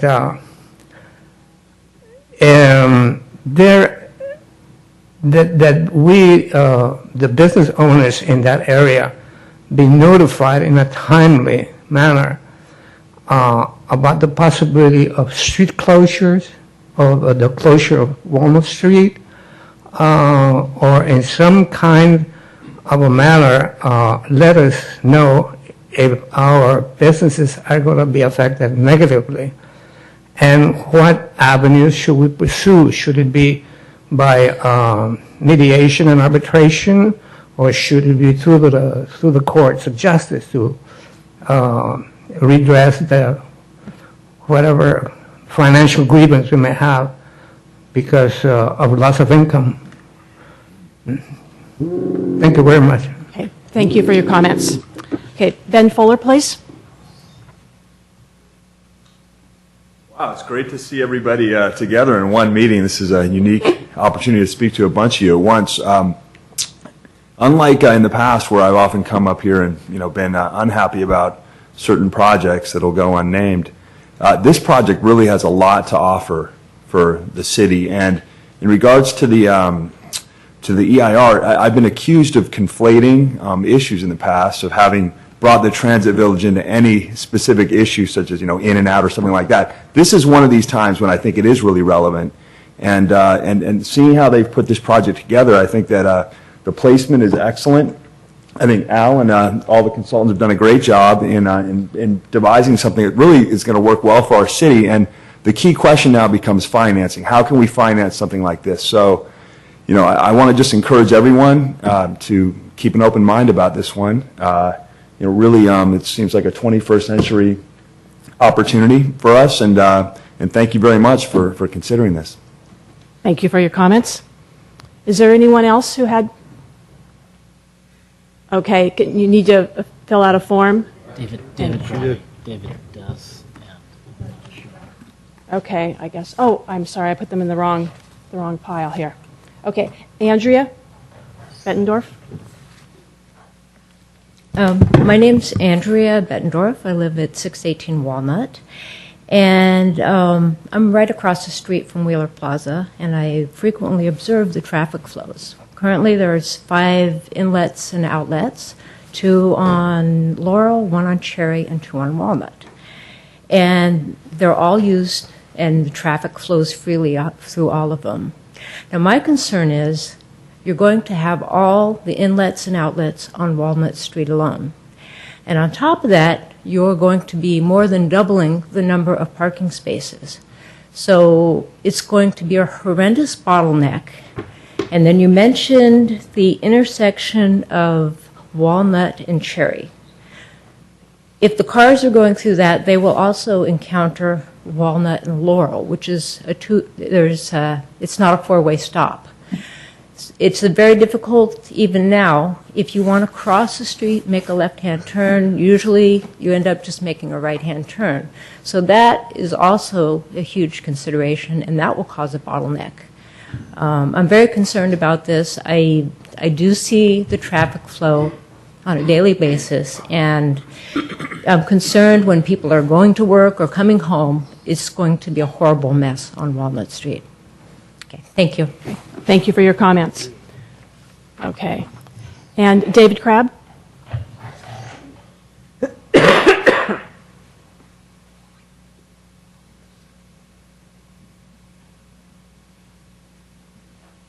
Hello, I'm Dave Crabb. I live at 289 Crestview Drive. I'm going to say something that's going to raise all of your antennas. I have proposed a fourth alternative in the EIR. There are now 3 alternatives. The fourth one, I don't know how they'll describe it, but it's a minimum increase or a small increase in density. And please bear with me as what my thinking on this is. What I'm proposing is that they reduce the parking from 1.72 cars to 1.5 cars per unit. And there's backup data on that. There were 2 reports done, one in 2009, one in 2010, which studied 50 different projects, transit-oriented development projects, most in the Bay Area, in the East Bay and in in Santa Clara. And they were looking at traffic demand or parking demand, how many cars were actually parked in the parking garage. And what they did is they went there at night between 2 o'clock in the morning and 4 o'clock in the morning and counted cars. And of all those 50 projects, transit-oriented development projects, only 2 exceeded 1.5 cars per unit. And one of those was kind of an outlier because it was actually a mile from a transit station. So there is data and there is backup, and I hope that the EIR people look at that information to prove that the parking is not required, high parking ratios are not required in transit-oriented developments. So anyway, my suggestion is that we reduce the ratio to 1.5 cars per unit. Then we keep the parking garage exactly the way it is, 185 cars or 190, whatever it ends up. Ultimately, it's 185 on the plans at this point. Cars, at that ratio, you can add 15 units to the project. The public parking garage remain exactly the same the way it is. The underground parking garage remains exactly the same the way it is. And then we would pick up those additional 15 units by adding one more additional story on top of the 3 that are already 3 residential stories that now exist. And that story would be designed in such a way, and I included a letter which shows how it can be set back, actually be set back from the face of the building in such a way that it'd be very unlikely that the height of that building would be seen from any vantage point from any street around that building. And again, the EIR people can look at that and verify that that's the case with their little perspectives that they have in the thing. But we said there was considerable setbacks on that. And then I would keep the basic style of the building the way it is. So basically, it would not look any different than it does now. Now, why do we want to add 15 units? Well, if we add 15 units to the project, it increases the property tax that goes to the city by, I'm guessing, about $90,000. Well, not property taxes are collected by the city, about $90,000 per year. I'm assuming about a $600,000 sales price. It will bring in 15 new families, which will spend some portion of their income on local retail and restaurants in the downtown area. That will generate additional sales tax for the city. It will increase one-time permit fees for the city and also increase local fees paid by the developer to support local schools, even though I agree that they probably will not need much local schools. There'll probably be very few children in this type of development. That's typical. This added income will help the city, will increase the city's return on investment on their contribution toward the development of this project. It may offset some of the losses they've taken from the redevelopment hit. So that might help allocate that a little bit. The units can be added with no net increase in traffic generated by the residential parking garage. We have the same number of parking spaces that the developer is already proposing, 185. I didn't change it. Very little impact on city services because they've already figured fire and police and so on to serve a building of that size to begin with. It benefits the developer, and I don't think you need to go into that, but I gave him a copy of it, so it shows how he can make some money on this as well. And also it helps the community in general. By doing that, those extra 15 families will further enliven the downtown area with new foot traffic, increase income to local businesses, and add potential riders to support the Caltrain and the local transit. The increased income to the city through one-time fees, real estate, and sales taxes will generate revenue that the city can then use to provide public services. I don't see any negative on this, unless it turns out when they finally do their analysis and refine the design that it turns out that this does become a big looming building, and I agree that we don't want that. But if we can design it so that it doesn't appear that way, why not? Helps the city, helps the community, helps everybody. Thank you. Thank you for your comments. Is there anyone else here that wanted to comment on this project? Okay.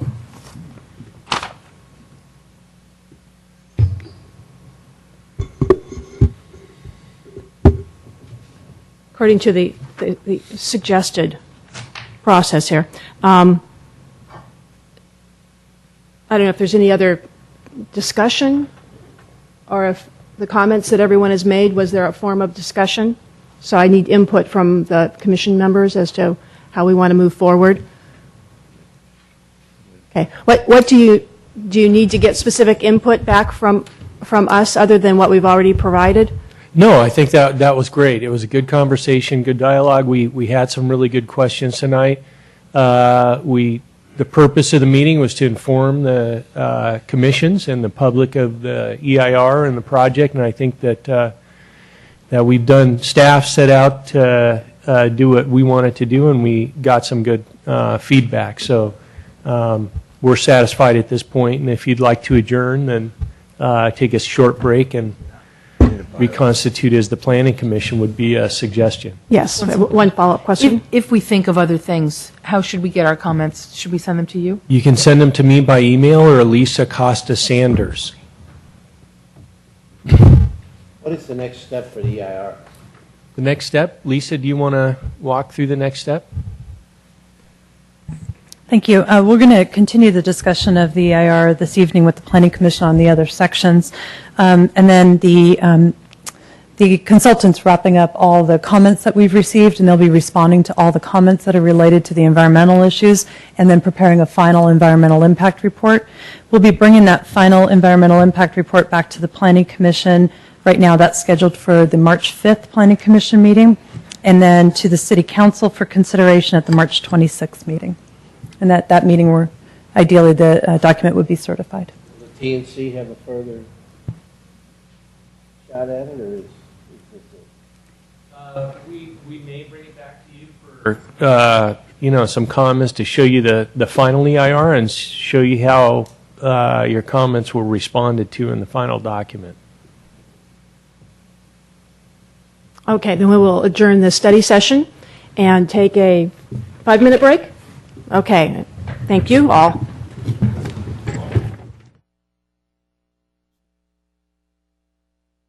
Okay, we're going to resume the meeting now.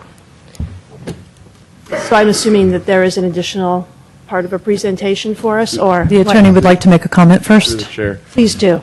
You know, this is, it's kind of a technical issue, but if I'm reading item VA, and VA says that we're going to hold a joint study session with the Transportation and Circulation Commission on the draft environmental report, impact report for Wheeler Plaza. It doesn't have any reference to the Planning Commission acting alone and discussing it, and I have a concern that it's not agendized in the way that it should be. So my advice is there's no time urgency on having a study session on the remaining issues in the EIR, and that we just set it on a future agenda to discuss the issues other than traffic. And so that's what our big, long discussion was about. Makes sense. Okay, that makes sense. So what do we need? You need to move on. You just You move need to on to take the no next further item? action. We're just going to move on to the next agenda. Okay, I can do that. Okay, public hearing. That's right. Procedure for public hearing. Staff will present a report on the history, physical features, etc. on the application, followed with the staff's recommendations. The applicant will make a presentation. Thereafter, interested members of the community may speak on the proposal. When all interested parties have had an opportunity to be heard, the hearing will be closed and no further discussion from the floor can be held. The Commission will then consider the evidence and make its recommendation. If you challenge a public hearing item in court, you may be limited to raising only those issues you or someone else raised at the public hearing described in this notice, the public notice, or in written correspondence delivered to the city at or prior to the public hearing. Speakers should fill out a speaker's form found by the door and hand it to the recording secretary prior to addressing the Commission. The speaker should come up to the microphone to speak since the meeting is being recorded. This will assist the staff in preparing the minutes. Item A, 612 El Camino Real, APN 050-133-090. Request for approval of a conditional use permit and architectural review for an outdoor use in the CS Highway Commercial District subject to the ER District overlay. Staff report, please. Good evening, Planning Commissioners. I'm Jill Lewis, and I'm presenting the staff report for the outdoor patio expansion for the Carlos Club. Just to summarize the history of this project, parking exception was granted by the zoning administrator on June 3rd, 2011. This request required the maintenance of 2 on-site parking spaces. One would be an ADA accessible parking space. The other would be dedicated to taxi cabs along the side of the Carlos Club structure. And this exception was granted based on assumed evening operations, or operating no earlier than 4 p.m. 4 p.m. on weekdays and a little bit later on the weekends.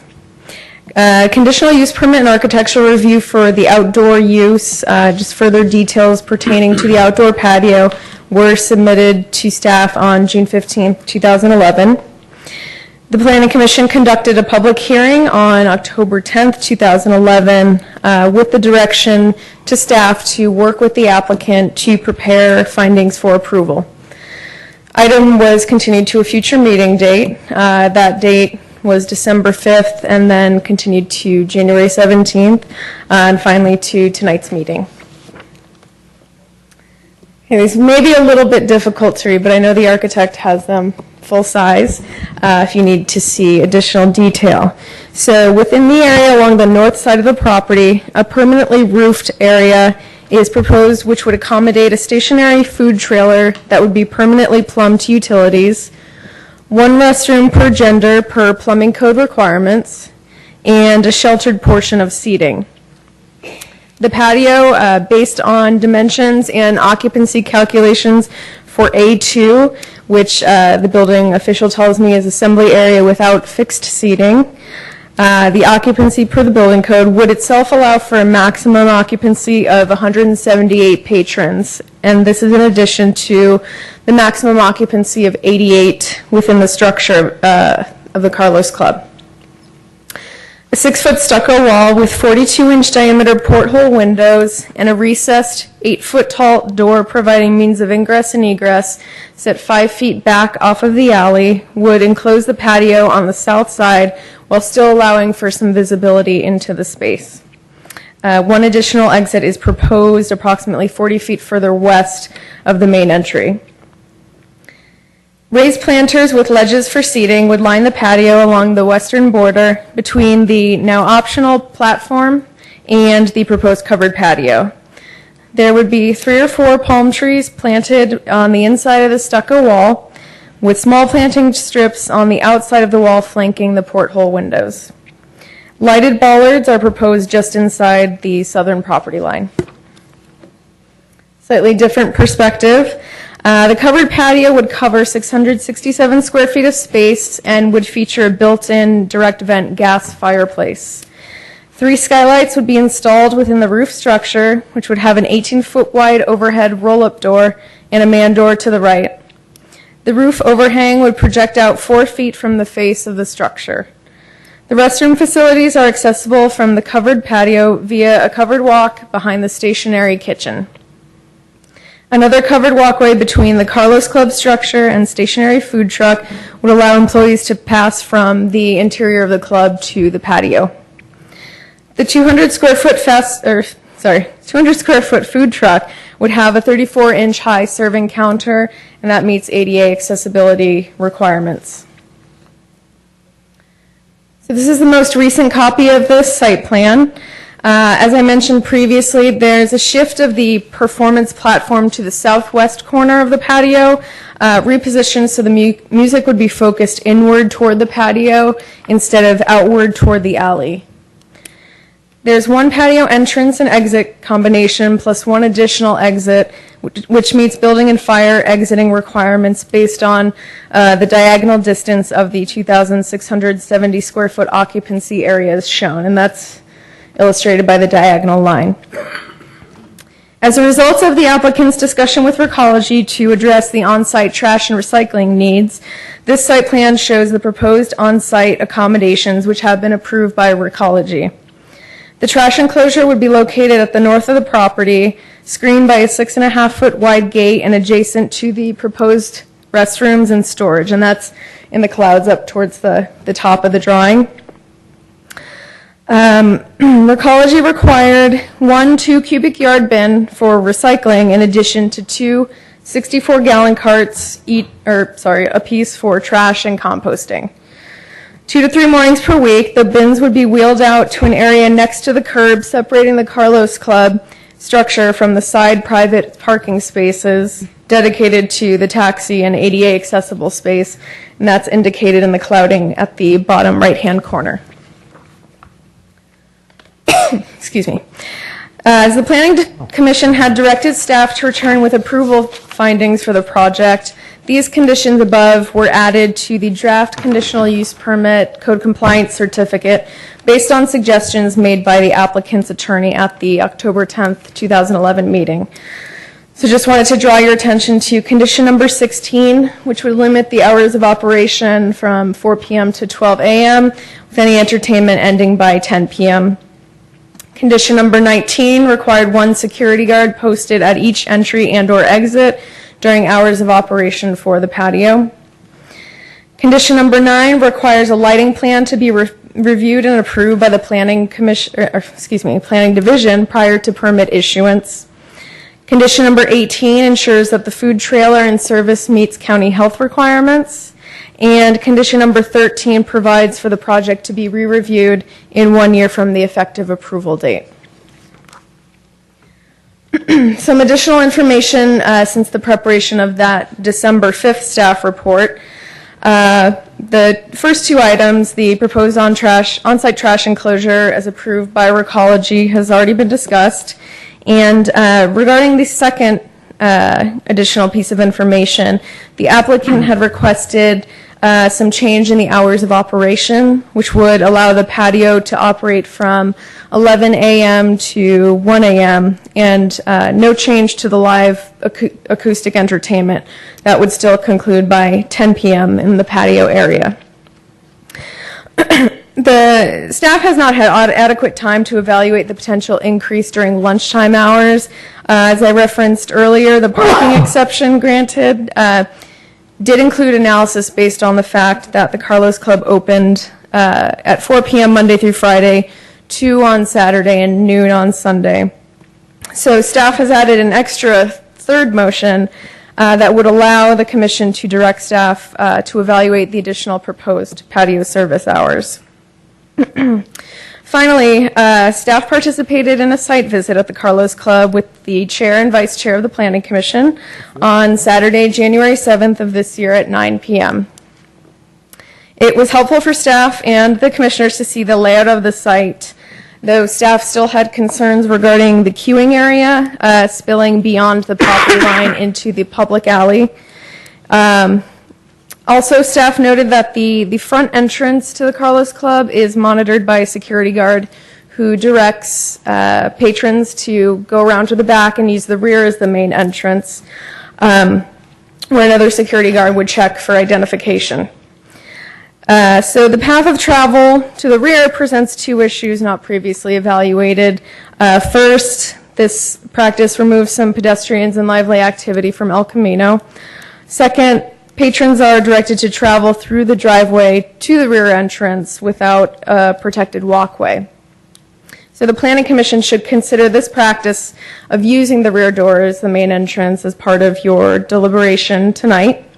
And to address these issues, staff has added language to the motion recommending approval that the applicant be required to use the front door as the main means of entrance into the club.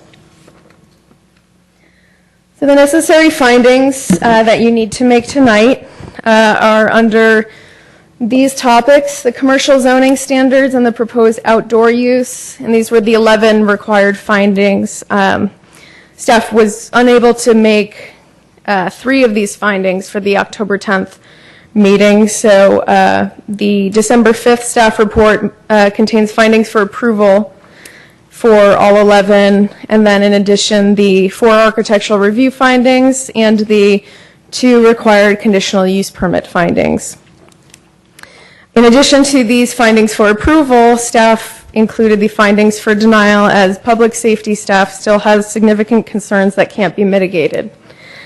So the staff report for tonight's meeting, as I mentioned, includes an additional motion to continue the public hearing to a date uncertain, to allow staff time to evaluate the impact of the proposed expanded business hours. The staff recommends that you consider this request tonight and proceed with one of these 3 options, just to approve the expansion as requested or with modifications, to deny the request, or to continue to a date uncertain to allow staff time for additional analysis. I'll put these up now. These are the formal motions that you have the choice between. I am also available for any questions you might have of me. Also, Police Captain Rothfuss is here to answer any questions you may have for him as well. Do the commission members have any questions for staff or for the captain at this point?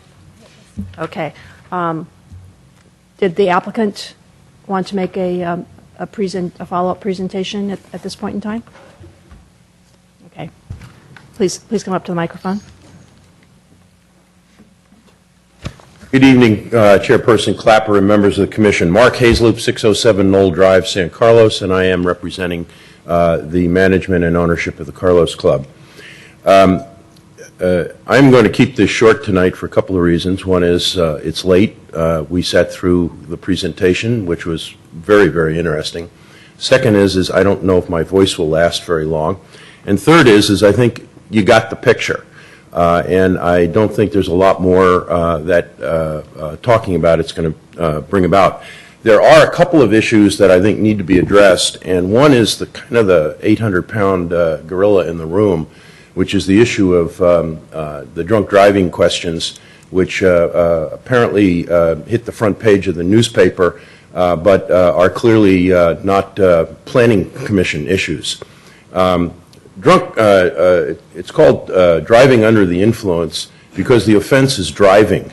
The offense is not going to the Carlos Club and drinking alcohol. The offense is having the poor judgment to get in a vehicle and attempt to drive after that.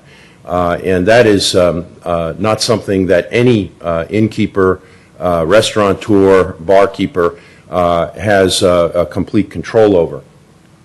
The other thing I found interesting about the chief's report, which is included in the staff report, is that if you read the report closely, the very first paragraph and the last paragraph in the report, I think, are the focus of the chief's concern, and that is staffing. The report goes on about how this is what the staffing levels in San Carlos are, and if we have an event at the Carlos Club, or for that matter, any place else in San Carlos, and another event occurs someplace else in town, we may not have the appropriate staffing. Again, that is not something that is unique to the Carlos Club, and this may be an issue that the Sheriff's Department has with the City Council the next time the police contract comes up for renewal. But it is neither a planning issue nor is it necessarily a public safety issue that is related to this particular application. The one other thing that I'd like to point out is that common sense is that I can't imagine that anything about the converting of this bar into a bar restaurant is not going to improve the situation. The introduction of food and diverse entertainment, rather than just a pure drinking establishment, I think can do nothing but mitigate anyone's concerns about the DUI, drunk driving types of issues. So with that, I'll move on to one other issue that hasn't been totally fleshed out yet, and that is, I understand anecdotally recently there's been questions about noise. Carlos Club currently does have recorded DJ music. Carlos Club currently does have, or has had, karaoke from time to time. And the management of the Carlos Club has never received a noise complaint. To my knowledge, the city has never had a noise complaint. This application is not requesting or seeking any type of exemption for the Carlos Club from the city's noise ordinance. If this use that you would hopefully approve tonight violates the city's noise ordinance, it's a matter of abatement, same as it would be for any other bar, restaurant, or business in the city of San Carlos. Staff has gone on about the entrance and people moving around to the side of the back entrance. That's the current status quo. That's what they do right now. And I have not heard of anyone complaining or there being any great danger. The project architect is here, and there are ways of mitigating that. There is dedicated property, which is private property, through the alley and alongside, which could be demarcated. We have lighted bollards on part of it. A walk strip could be done in different color surface materials or that sort of thing, so that people can see this is the walkway and not the alleyway. Just two very brief things, because my voice is starting to give out here, is the cumulative impacts. I think that this project is going to be a blip on the radar when you look at what else is coming down. For example, a 4,500 square foot restaurant that we saw in tonight's presentation. 108 new houses, more retail. The Coyote restaurant on Laurel Street is currently going through a major renovation, which is a much bigger facility than is proposed here. The Laurel Plaza that we saw also has interfaces of pedestrian and vehicles. The experts, who luckily we didn't have to pay for, seem to be able to think that that can be worked out. Lastly, I think the safety net that the Commission and the City has over this use is the fact that it's up for a one-year review, and in fact it also has a one-year sunset under the conditions of approval. The last thing I'd like to talk about is the hours of operation. If the change of the hours of operation as requested by the applicant are a deal breaker tonight, I think they would withdraw that. The common sense thing would be to make the hours of operation concurrent with the normal hours of the Carlos Club, which means that the days it opens at 4, it opens at 4. On the weekends when it's open earlier in the day, they would be able to use it earlier in the day. So with that said, I think my voice is about done. If you have questions for me, I'm here. The project architect is here. Mr. Duncan is here. The day-to-day operations manager is here if you have any questions about operations. Thank you. Thank you. Any questions? Commissioners? I had a question regarding, excuse me, regarding the trash enclosures, and this came up at another hearing we had recently regarding leakage from those containers, given that it's in the interior portion of the premises. Is there any, maybe you can address that, any way to prevent that or mitigate that, given that you're going to have dining through the area where those will eventually come out? We had a pretty extensive, my name's Una Kinsella, I'm the architect, I live at 1033 Paloma Avenue in Burlingame. We had a really good meeting on site with 4 people from Recology for at least an hour. We looked at the issue of where the trash now is in that communal parking area, how this is going to really improve the situation. We actually, it wasn't really just to give you a background, it wasn't really requested that we put this large bin in for recycling. Fred opted to it, and because he wanted to create the space in case he needs that much. He actually doesn't think he will, because the recycling is picked up on a very regular basis. I am more than happy to work with them to talk about if we need to put an area drain in that area to collect anything. I think the fact that it's on the back of it's not going to be seen, it's sort of behind the bathrooms, it's going to have a gate in front of it, it's not going to be visible. We'll do everything that we can to work with the planning or building department or public works to create a drainage if we need to take care of anything like that.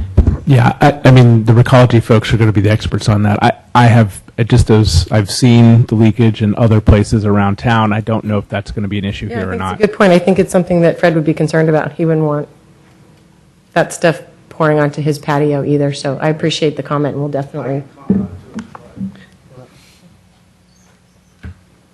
Fred Duncan, owner of the Carlos Club. But regarding the garbage, if you go to our business and you walk around, you'll see it's spotless clean. The place is spotless clean. There's no way we're going to let anything leak in the back of my property.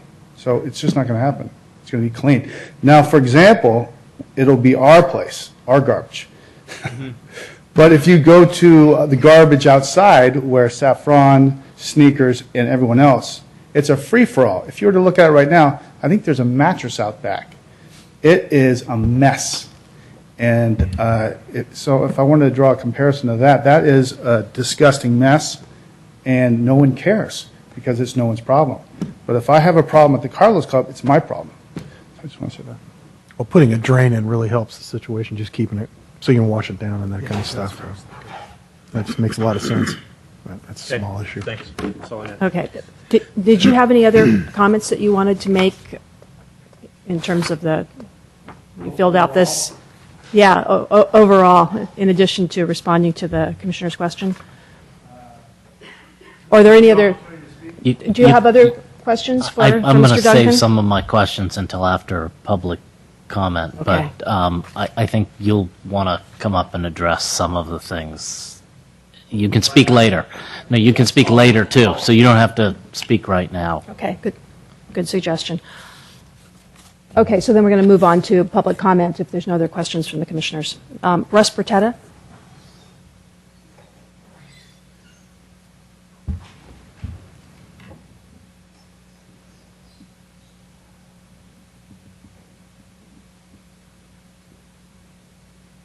Good evening. I'm Russ Bertetta, 1620 White Oak Way. Recently retired as the general manager of the Carlos Club, now serving as an assistant in this particular project. I wanted to just comment on two things, if I could. Number one has to do with the issue of the entrance on El Camino versus the back entrance. Okay, when we first opened in October of 2008, our original entrance was on the El Camino side. However, at the request of the police, who felt that having a line out in front could cause possible spillage into El Camino, resulting in serious accidents, we moved the entrance into the back area. And so the people that now walk, as was discussed earlier, now walk as they're told, hey, you need to go into the back. They've been walking that way for 3 years. Okay, we've never had any kind of particular accident. We've never had any problems in that regard. We've never had people get upset about saying you need to go to the back door and enter in the back and get your IDs checked. So that's just one of the things. We changed our modus operandi at the request of the police probably in about November or December of 2008. Secondly, after our meeting on January 7th, we did do some outreach to some of the people in the area. Frankie will talk about what he did in regarding noise. We also walked the neighborhood, talking to the different business owners up and down Laurel Street, primarily on the, the east side, okay, of Laurel Street, almost down to where the new Pete's Coffee is. I don't think we went that far. We also then went over to the new flower shop. We went to Mystic. We went to Rin's, the bridal shop. We went to Zuberance down the street, as well as to Russ's place. I can't remember the name of one of our neighbors who has a real estate property business there, all on El Camino. And then we walked down to Starbucks, all the way down to the AT&T building. And we handed out some brochures. We invited people to come to the Carlos Club on Monday night to learn more about what we're doing, if they had any questions of Fred, et cetera. When Frank and I did this, we received overwhelming support from the business managers, from the guy that owns the olive oil shop, to the people at Mystic, to the owner of Positano's. Everybody was in favor of what we wanted to do, and so we were encouraged by the support of the local businesses in the area. Thank you very much. Thank you for your comments. Okay, Craig Norris.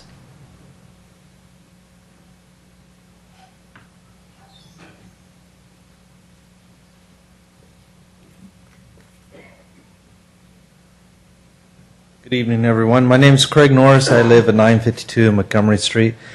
Just a few of the issues I've had in the past with the Carlos Club. I've never gone to the Carlos Club as a patron. I can say that straight out. Not that I don't agree with the operations of what they do.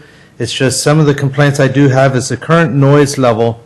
There have been times where I've sat there wondering which neighbor had their bass up and had the music playing. I am almost all the way down to the industrial road. I've gone outside and I walked all the way up and I can hear them. And I'm going, you have got to be kidding me. This is coming from the Carlos Club. I could hear people yelling, talking. They're intoxicated. They're outside. Yes, you can stop the music at 12 o'clock or stop serving, or you can stop the actual entertainment at 10 o'clock. That's not going to stop the people from being very loud and obnoxious. I've seen this for years now. I've lived over there for 23 years and have been dealing with different noise issues. Every time it's been taken care of.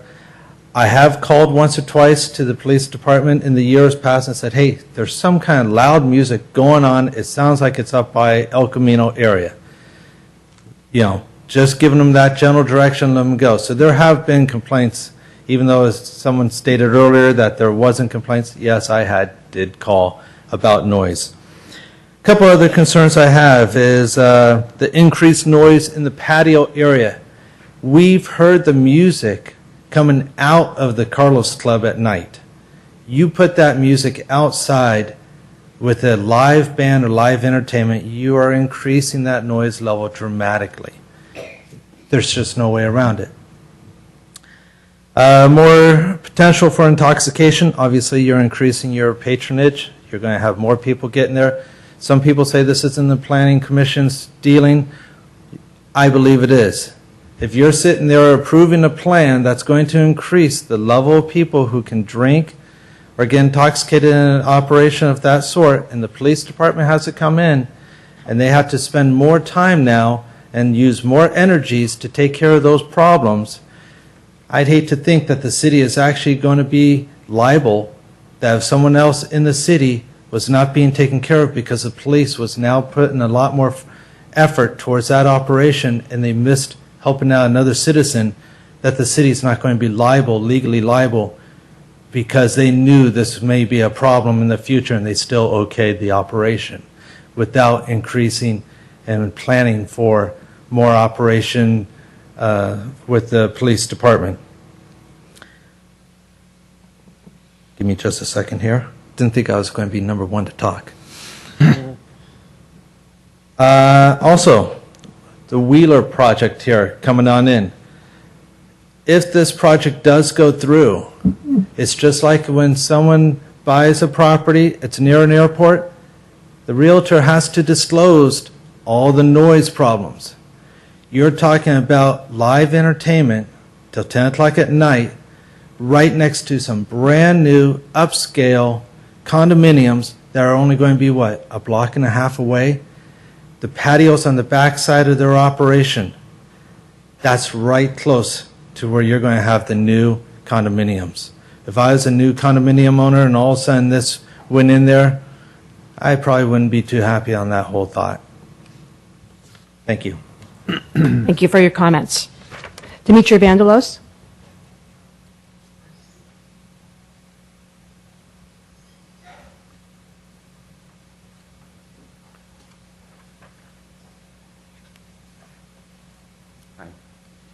Couple of things. I'm actually a little surprised that we're talking about expanding this restaurant, which clearly is an outlier when it comes to police incidents, when it comes to noise, when it comes to disruption of the residential neighborhood that surrounds it. I'm actually surprised that the city hasn't taken action to revoke the license. I'm not sure why we're even talking about expanding.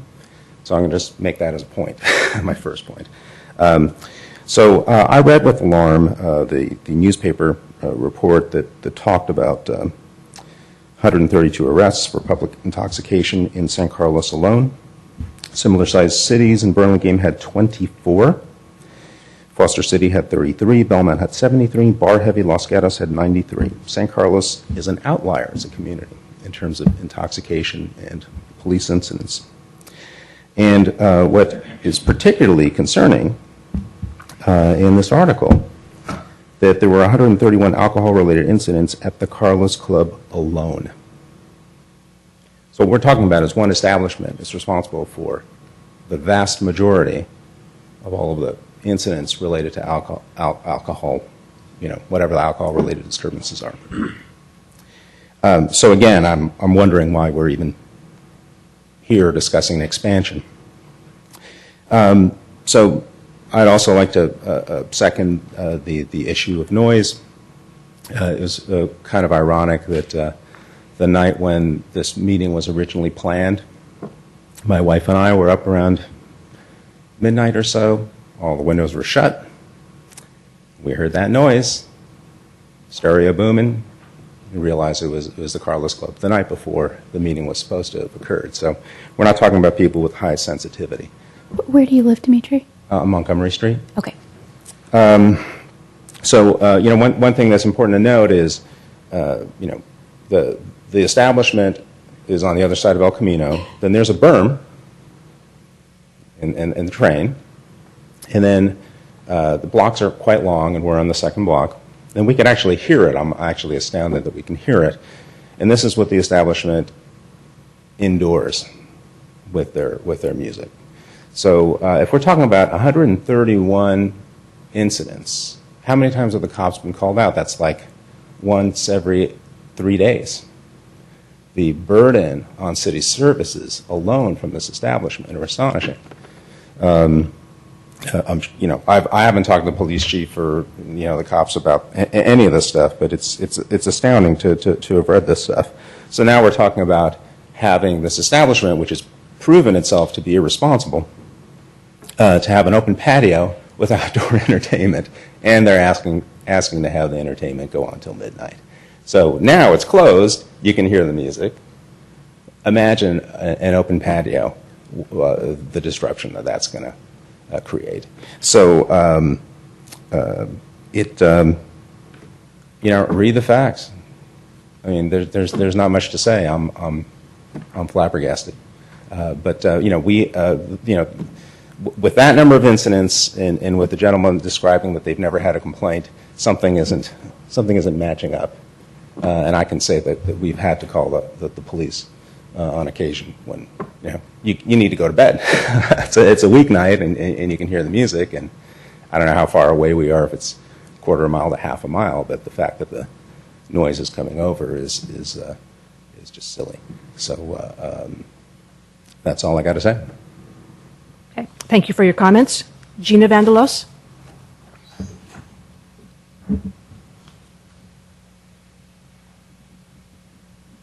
I'm Gina Vandelos at 988 Montgomery Street. He pretty much just said what I was supposed to tell you. It's just amazing how that sound can travel across El Camino, over the berm, down a long city block, and hit us on the second block of Montgomery Street. It's pretty astounding. It's pretty noisy, and we really did call the police in December about the Carlos Club, did mention the name of Carlos Club. So I don't understand why they said that nobody's ever called the police, because we have. And so we're just very, very concerned about the noise. And a lot of our neighbors are as well. We all hear it, and it's pretty bad. Thank you for your comments. Paul Maginetti? Oh, okay. I'm sorry if we did that to him. Ben Fuller? Good to see you guys again. I'm going to start by reading an email from one of our neighbors, Ben Fuller, President of Greater San Carlos Neighborhood Association, 1035 Sylvan Drive. Dear Ben, thank you very much for the heads up about the Carlos Club expansion meeting. Unfortunately, I will not be able to attend with my husband as his grandfather is in the hospital. However, I do want to share our experience with the Carlos Club noise. We live on the west end of Cherry Street, one house away from County Restaurant Supply. You're more than welcome to share this at the meeting if you like. I have 2 children, a 3-year-old toddler. Oh, God, I just lost it. Hold on. There we go. A 3-year-old toddler and a 10-month-old whose bedroom is subject to loud thumping music that seems to permeate their walls well after 11 p.m. Is there not a noise ordinance? My toddler is fine with the train noise, but the music is constant and he often wakes with nightmares due to the scary noises outside, in quotes. My 10-month-old is a special needs baby. He had extensive heart surgery with complications that affect his sleep patterns. The additional noise from Carlos Club does not help. Therefore, it's impossible to put my younger one down in the room he should be sharing with his brother. We have a 2-bedroom house. There are not enough places we can put him. If we had known about the noise this club puts out, we'd still be living in our apartment next to Bel Mateo Bowl, which has similar noise problems, but the rent was a lot lower. Thank you very much, Heidi Savage. So you can see an anecdotal example of some of the stuff. And what's strange here is we have some folks who have a significant financial interest in making cash, and we are hearing their stories that there's never been a problem, and then we have all this empirical evidence as well as subjective opinion from many different people, not just from our neighborhood, but from all over the city I'm hearing, saying that maybe this isn't a good thing, and then instead of just keeping it as it is, which seems to be a problem, we're talking about expanding it, as Dimitri was saying. So I think one thing we know about our neighborhood in Greater East San Carlos is that every time that there's something new being built in the city, pretty much it affects us.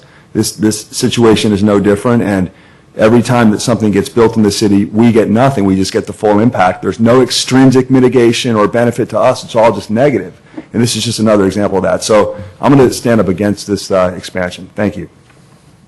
Thank you for your comments.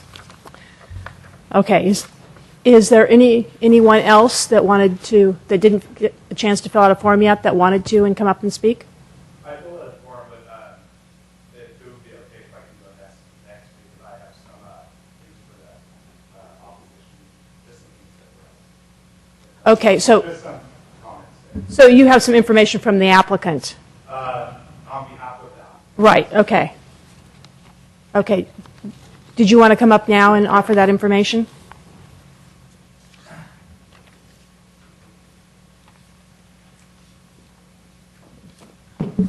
Feel so much closer. Nice. Okay, and please state your name and address. So my name is Frankie Delgadillo. I'm the general manager of the Carlos Club. I'll try to keep this short, but I did put some work into some of the concerns that came out of the January 7th meeting, which unfortunately I had to run the night operation, so I wasn't able to attend, but some of the feedback that I received from Russ Portetta and Fred Duncan. So some of the concern that was risen was some noise from the east side of San Carlos. And I've been running the Carlos Club for 3 months now. I did security for a year and a half, so I have a lot of experience with a lot of these different things that we're addressing tonight. And I know that you guys are all probably pretty familiar with San Carlos, but I did bring some maps, and I wanted to talk about some of the personal research that I did. So some of the steps that we took to, again, as Russ said, we tried to go out and do as much, get as much public feedback as we could. I can tell you that I personally walked the entire block of McHugh and knocked on every single resident's door. And I introduced myself, asked, basically what we're looking to do was not so much solicit feedback, but invite people that haven't been to the Carlos Club in for an opportunity to see what the Carlos Club really is. It seems to me that there's a lot of mixed feelings because of the unclarification of what people really perceive the Carlos Club to be versus the reality of what the Carlos Club is. So I was able to actually talk to a lot of people, and it was pretty interesting to me to hear that there's music heard on Montgomery because that's only two blocks away from McHugh.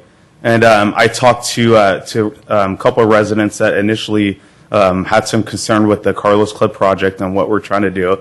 And after I explained it, they were for the Carlos Club expanding, which to me made perfect sense.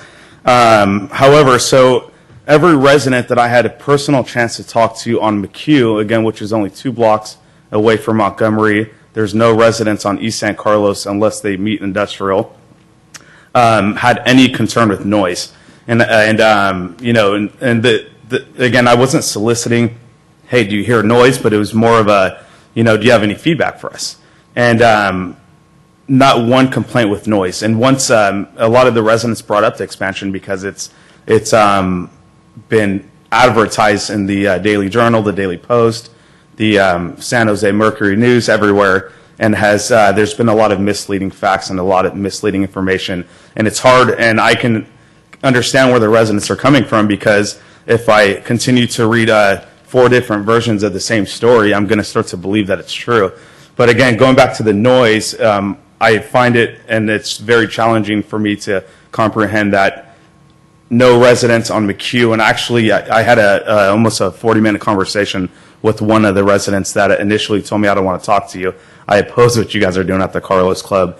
And then once I talked to him and I kind of gave him an explanation of what we're doing and how we're not going to have a DJ outside. We'll only have, acoustic bands, and hopefully some local San Carlos bands will come out and participate. But in terms of our current operation now, there's not going to be any DJ going on in the back. So again, I did go knock on every single resident's door in McHugh, and again, that's only a 2-block difference, so I would find it very hard to actually go the extra step. I did some research on decibels and some of the definition behind sound. By any means, I'm not an expert. I can only tell you what I've read, and I also did some research of the community noise equivalent level of San Carlos. I also read the San Carlos Depot Site Noise and Vibration Assessment that took place on August 8th, 2006, that proposed the underground parking with 4 stories of residential housing above. So essentially the issue with this case, with the train depot case, is that the assessment determined that the sound would be emitted from the train station area would be too loud for the residents that would be living within 50 to 100 feet from the train at a decibel reading 71. There were many requirements that would need to be put in place in order for that project to go through. Obviously, it didn't. But some of the examples were insulated stucco walls, the soundproof windows, noise-limiting wall barriers. And my question is, sound and vibration travel in a very interesting manner. But due to if I look at all of the documentation and all of the different reports and all the different science behind decibels and vibration, I find it very hard to believe that the sound would travel upright and to the right and not upright and to the left. I know that wind, air, temperature, all that has to do with it. But the part that concerned me was that if there's babies crying and people cannot sleep, I think as Russ managed a club since 2008, I think that we would have received one phone call, and I'd be curious, and I don't want to ask any questions to anybody that's already spoken, but of how many of those calls that were made to the police were confirmed noise from the Carlos Club. Because we know that, again, just from the research that we did on McHugh, that, and I even talked to somebody at the far end of McHugh, where McHugh meets Bayport Avenue, and I talked to a resident that actually is a patron of the Carlos Club, and I invited them in. I said, we're also having a presentation. I invited a couple people in, and I said, hey, by the way, do you guys ever hear music down this way? They go, no way, absolutely not. And if anybody's telling you that they are, then I'm not calling anybody a liar. I'm just quoting the the person that I had talked to. Again, some of the, and I didn't do this just to come and just talk about just the noise, but I know it's a concern, and I would be a concerned resident as well. But I want to look at perception versus reality. Is there an actual legitimate police need that determined that the Carlos Club was in fact the producer of the noise? And if we were, again, Russ was the general manager since Fred Duncan owned it. I am now. Neither one of us have received any call from the police or anything of that nature. So, I mean, I just find it hard to believe that the sound would travel in a very snake-like movement to just one neighborhood and not the other. And I actually even went a little bit further, and I did make some copies if you guys are interested in seeing this. But I actually did some decibel readings from various different areas in San Carlos, including El Camino Real and San Carlos, McHugh, and also the alleyway that is parallel to El Camino behind the Carlos Club. And not once in my research in terms of the decibels did we ever excessively get any louder than Caltrain. The bus on McHugh, or the Caltrain on McHugh, and where it meets Industrial, is louder, and it's actually almost 20 decibels louder than any possible noise the Carlos Club can produce from that distance. So, I mean, unless science somehow is backwards for the Carlos Club, I don't believe that could be true. I also even took the liberty to go do some sound checks outside of some other local businesses. And I don't want to name them because I don't think, I mean, I have them written down if you'd like to see this, but I don't think that there's any substantial more noise coming from the Carlos Club than any other business. We've taken preventative measures to close the front door to eliminate the possibility of noise traveling that far, but I don't think it's, I mean, just from the research that I did, I don't even think it's scientifically possible for noise to travel to Montgomery and Industrial, nor was it possible to travel to McHugh. Again, I actually took the liberty one day of having the DJ actually put up his music 20 decibels more than we averagely do. And normally we run the club, if you're inside the club, we're at 90 decibels. And I had him go up a step further than that. And we did noise decibel readings from all these different various areas. And I mean, again, I personally went across Caltrain onto Old County Road and can hardly hear music coming from the Carlos Club. So, I mean, if there's anything down near Industrial, then that's got to be a different source. Again, I'm just talking on the research I did. They're all numbers. We surveyed in front of AT&T. We surveyed on McHugh. We surveyed on McHugh and Industrial, where it makes that little turn going towards East San Carlos. We surveyed at the apartments. Again, I shook hands, talked to people, asked for feedback, asked, even what we could do to make people in the community feel any better about what we're doing.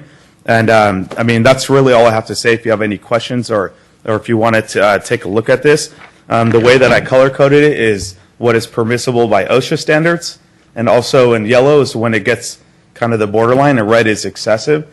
OSHA standard permits a certain amount of hours of high decibels per day, and I get that city, county, and state and federal all have different regulations.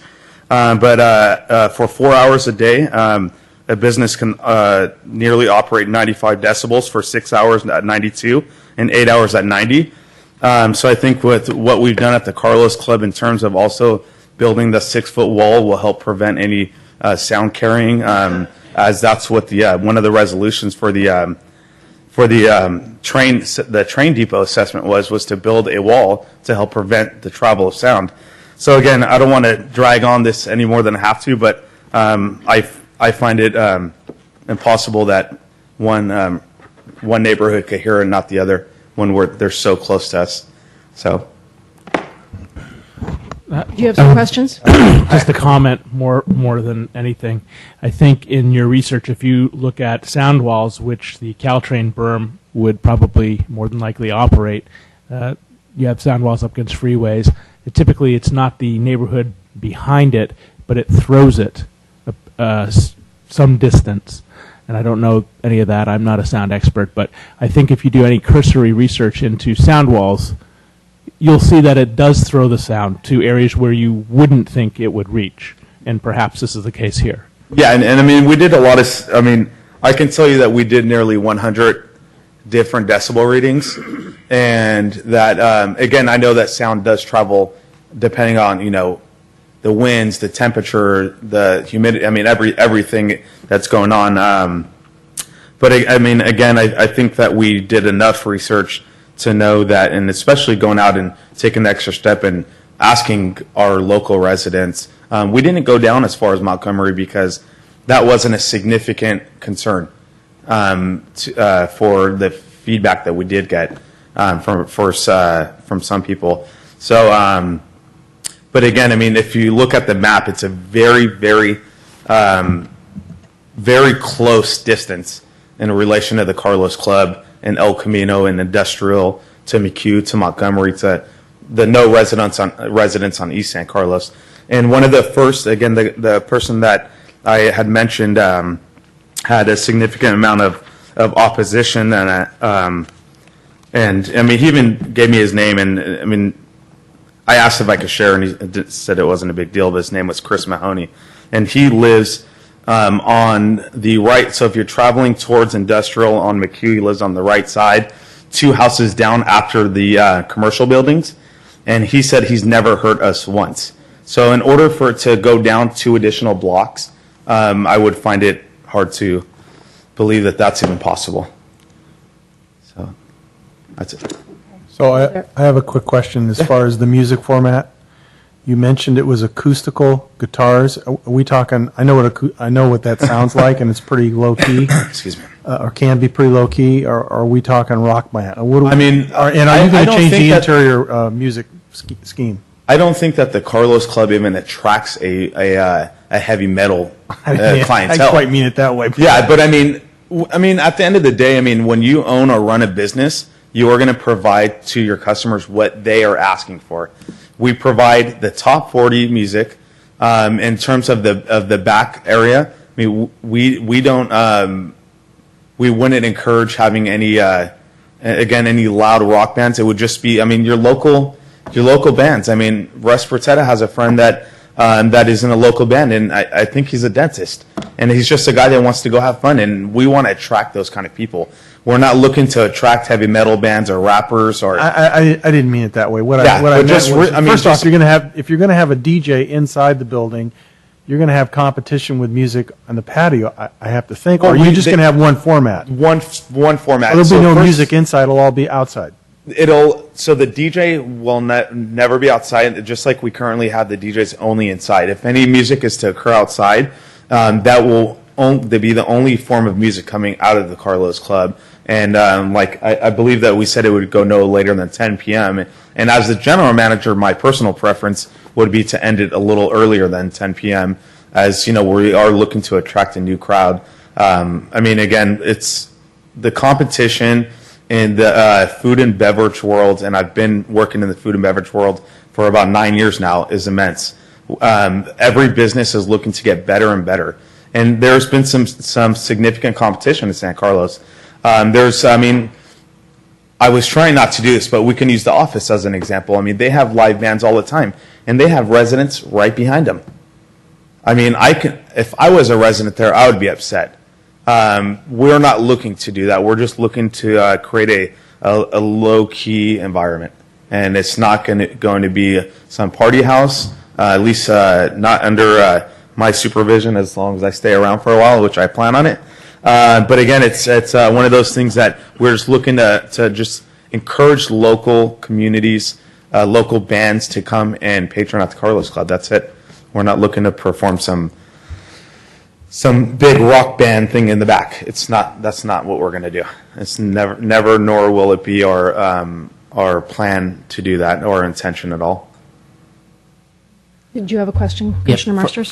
Frankie, why did you pick McHugh I mean, if you actually look at a map, the street that's on the exact opposite side is Montgomery, and the streets one over from that is Cherry and East San Carlos, and over from that is Hall, and the opposite one on the other side would be McHugh. So it's very possible that the people on Montgomery and Cherry are hearing the noise, and the people on McHugh, which are actually behind the Depot Cafe and behind a whole series of industrial buildings, wouldn't necessarily hear the noise, whereas the ones on Montgomery and Cherry would. The reason that I picked McHugh is when I did just a simple map search and I looked at the proximity from McHugh to East San Carlos to Montgomery to Hawley, and we pinpointed where we were. We were looking at the street that was closest to us, and when I physically walked over the train tracks, McHugh was the closest street to the Carlos Club. Then there was East San Carlos and Montgomery.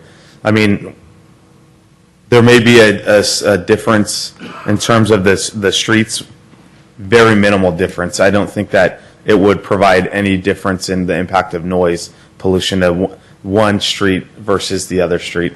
I think if one street heard it, like I said, the proximity is so close that the other street would be, especially if it's at Montgomery and Industrial, that's pretty far down. So what I'm saying is why we chose McHugh. It was the closest to the Carlos Club that we Take a look at an aerial map, and I think you'll find that Montgomery is much further away McHugh is much further away than Montgomery or Cherry. You're just there behind the buildings. You're not going to get noise on McHugh where you are going to get it on Montgomery and Cherry. It's just the way it is. Okay. Okay. Okay. I mean, I just wanted to go over what I went over. I mean, I think that, again, if there was enough concern of any neighbors, that we would have been contacted by the police department at some point in time. If there was a legitimate, hey, this is a Tuesday through Saturday thing, we can't sleep, our walls are banging. I think that if there was that was in fact happening, that we would have been notified by the police, or if there was any concerns. The police, we have a very close relationship with the police department that works the streets. And, like I said, when I ran security for a year and a half, I was consistent with asking for feedback. What can we do? Is everything okay? What do you recommend we do better? And we followed every single step, every single recommendation. We changed any concerns. We addressed them. And noise in the entire year and a half that I was doing that was not one factor in any equation. And it's shocking now that it is. Okay, thank you. I had one further Oh, question. did you have another question? I'm sorry. I did. Okay. Would That's you please okay. come back up here so that Commissioner And this you is can ask? kind of along the lines of Mr. Sanfilippo's. Is it live acoustic or is it live/acoustic? Which live obviously could imply amplified to, and if it's what you have in an interior 90 dB decibel level, that's fairly loud. So is it live acoustic or is it live/acoustic, which is in your materials? If it makes a difference. Well, I don't know. From a noise standpoint, it does make a difference. We're looking to do live acoustic, but not set up where it's going to emit an amplified, sound other than any other ordinary live acoustic, small venue that you would go to. We're not looking to produce enough sound where people's hair is flying back. We're just looking for a small venue. I'm sure that if we had live music, you guys yourselves would come down, because there's not very many outdoor places where you can enjoy that on the peninsula. I could tell you I've been looking for good places for years, and it's nice to see that I can be part of something that provides an outdoor environment where you are safe. The Carlos Club is a safe place. You don't need to worry about anything happening there. In terms of the 131 police responses, just to clarify, those were inclusive of random spot checks.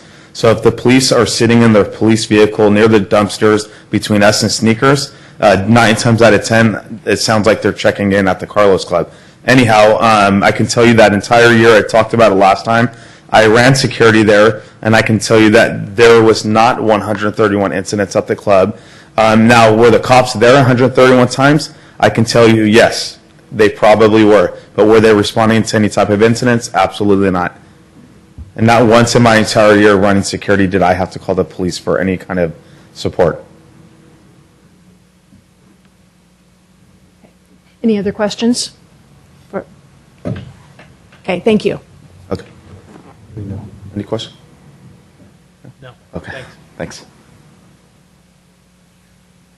Okay, any questions for any other of the public comments? Did you have any questions for Mr. Duncan or for the?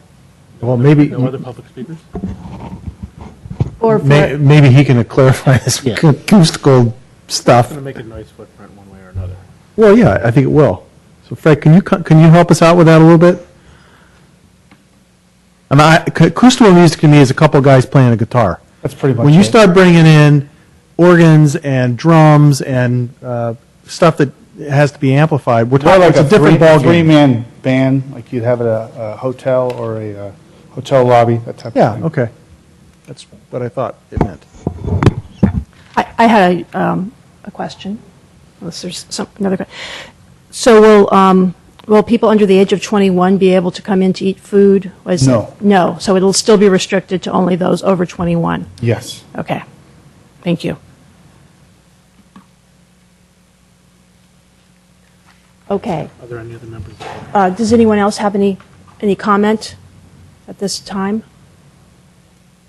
Did you want to come up and follow up on your comments with some additional comment?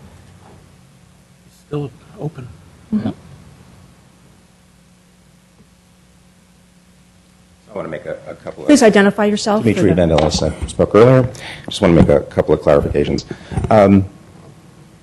Acoustic music means an instrument without any amplification. Right. Okay. I don't think that's what's being considered here. It's, I used to make a living as a professional musician. I was in the premier acoustic band in the world where we actually did play acoustically, but our instruments were acoustic, but then you'd have a PA system which would amplify. So, I just want to make sure the terminology is clear here, right? So as soon as you put an amplifier on it, it gets louder, and so 90 dB is incredibly loud. So a couple of questions I think would be worth considering is whether or not the sound studies were done with the doors open while the music was pumping. Was music pumping when the sound studies were done? There were several residents, at least 3, 4. There are people who did say that they heard the Carlos Club, and I will say that I did indeed verify that it was coming from the Carlos Club. Several times, and I was astounded. The point you were making about the sound walls is sound. If it's a low wall, it'll bounce back, right? But then you get it coming over. So yeah, we definitely get the sound. So thanks. Just wanted to clarify. Thank you. Russ. Oh, yes, please step back up to the podium.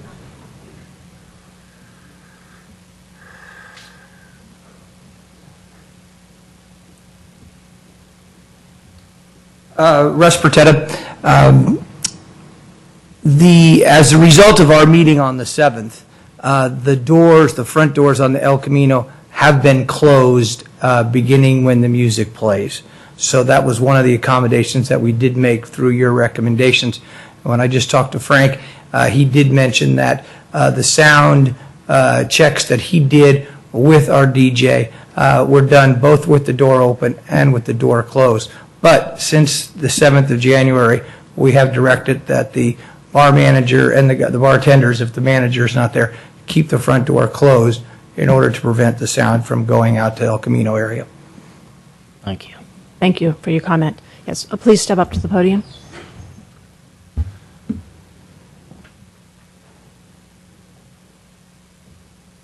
Craig Norris again. Yes, the sound, as he was saying, does travel down Montgomery because we are straight down there. I do appreciate the business closing the door. That makes a world of difference. I'm sure it does.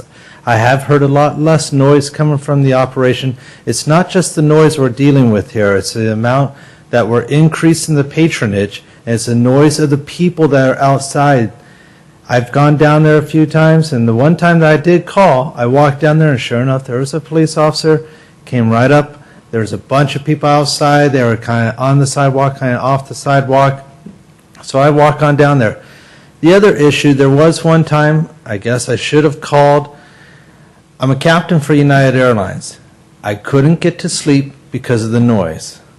I finally got to sleep.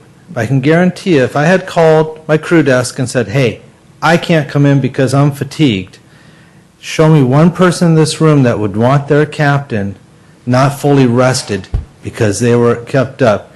The noise is not that bad. It's when you get to nighttime, noise travels. It bounces off the atmosphere. Density of the air. The cooler the air, the more the sound will travel, especially at low volume. That's why you can hear whales for up to 20 miles away.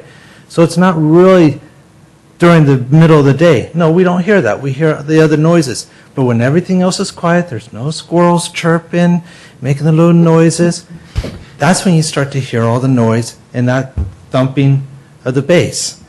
We're not talking about the door being closed at nighttime. We're talking about a new operation being outside. If we're talking about a hotel type of 3-band person, I imagine elevator music almost. I don't think that's what it's going to be. Maybe if this is actually going to get approved, maybe there can be some kind of contingency of what type of music, the sound decibels that are being done. If there are amplifiers, there's got to be some kind of, maybe a noise monitoring system. If it's going to be approved, let's set limits on it. There's no problem with that. Look what John Wayne Airport's done. They made every airline that goes in there change the engines on their airplane or they don't get to fly out of there. You can do the same thing to a business. It's not that big of a deal. You can set little limits. Thank you. Thank you for your comments. Anyone else who's here who, oh, please. And I will be very short. Sound is one of those subjective things that some people are annoyed by one type of sound, some people are not. I mean, we heard evidence tonight from some of the people on Montgomery that, you know, the freight train that goes through San Carlos at 3 a.m. every morning doesn't bother their baby, but the music does.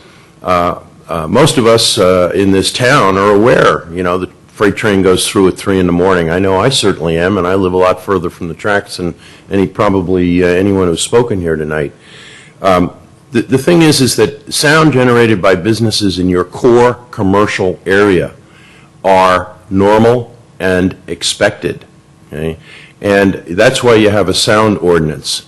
The important thing I think here is that on this particular subjective issue, you have a 1-year review. I would encourage everybody on Montgomery, everybody here, that if you do approve this tonight, that they keep track of when they're annoyed. They call if they believe the noise ordinance has been violated. And when this comes up for review in a year, maybe you turn around and say, hey guys, no more music. You know? That's the safeguard for the people, that's the safeguard for the business interest, and that's the safeguard for all of us. Thank you. Thank you for your comments. Any other comments from people that are present? Okay. Any questions from any commissioners before we close the public hearing? Yes. Mr. Duncan, did you want?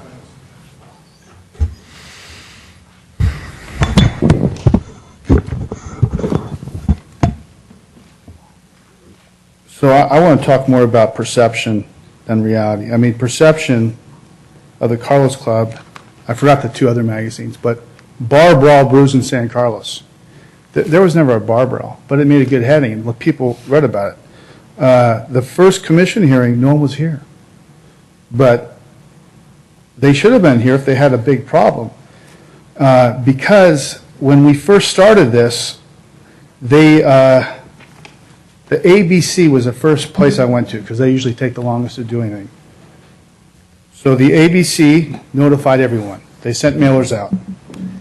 After that, happened, I also, at the same time, I applied for the parking variance. Again, mailed to everyone in the community. The parking exemption, they approved a parking exemption. Basis for finding, the outdoor bar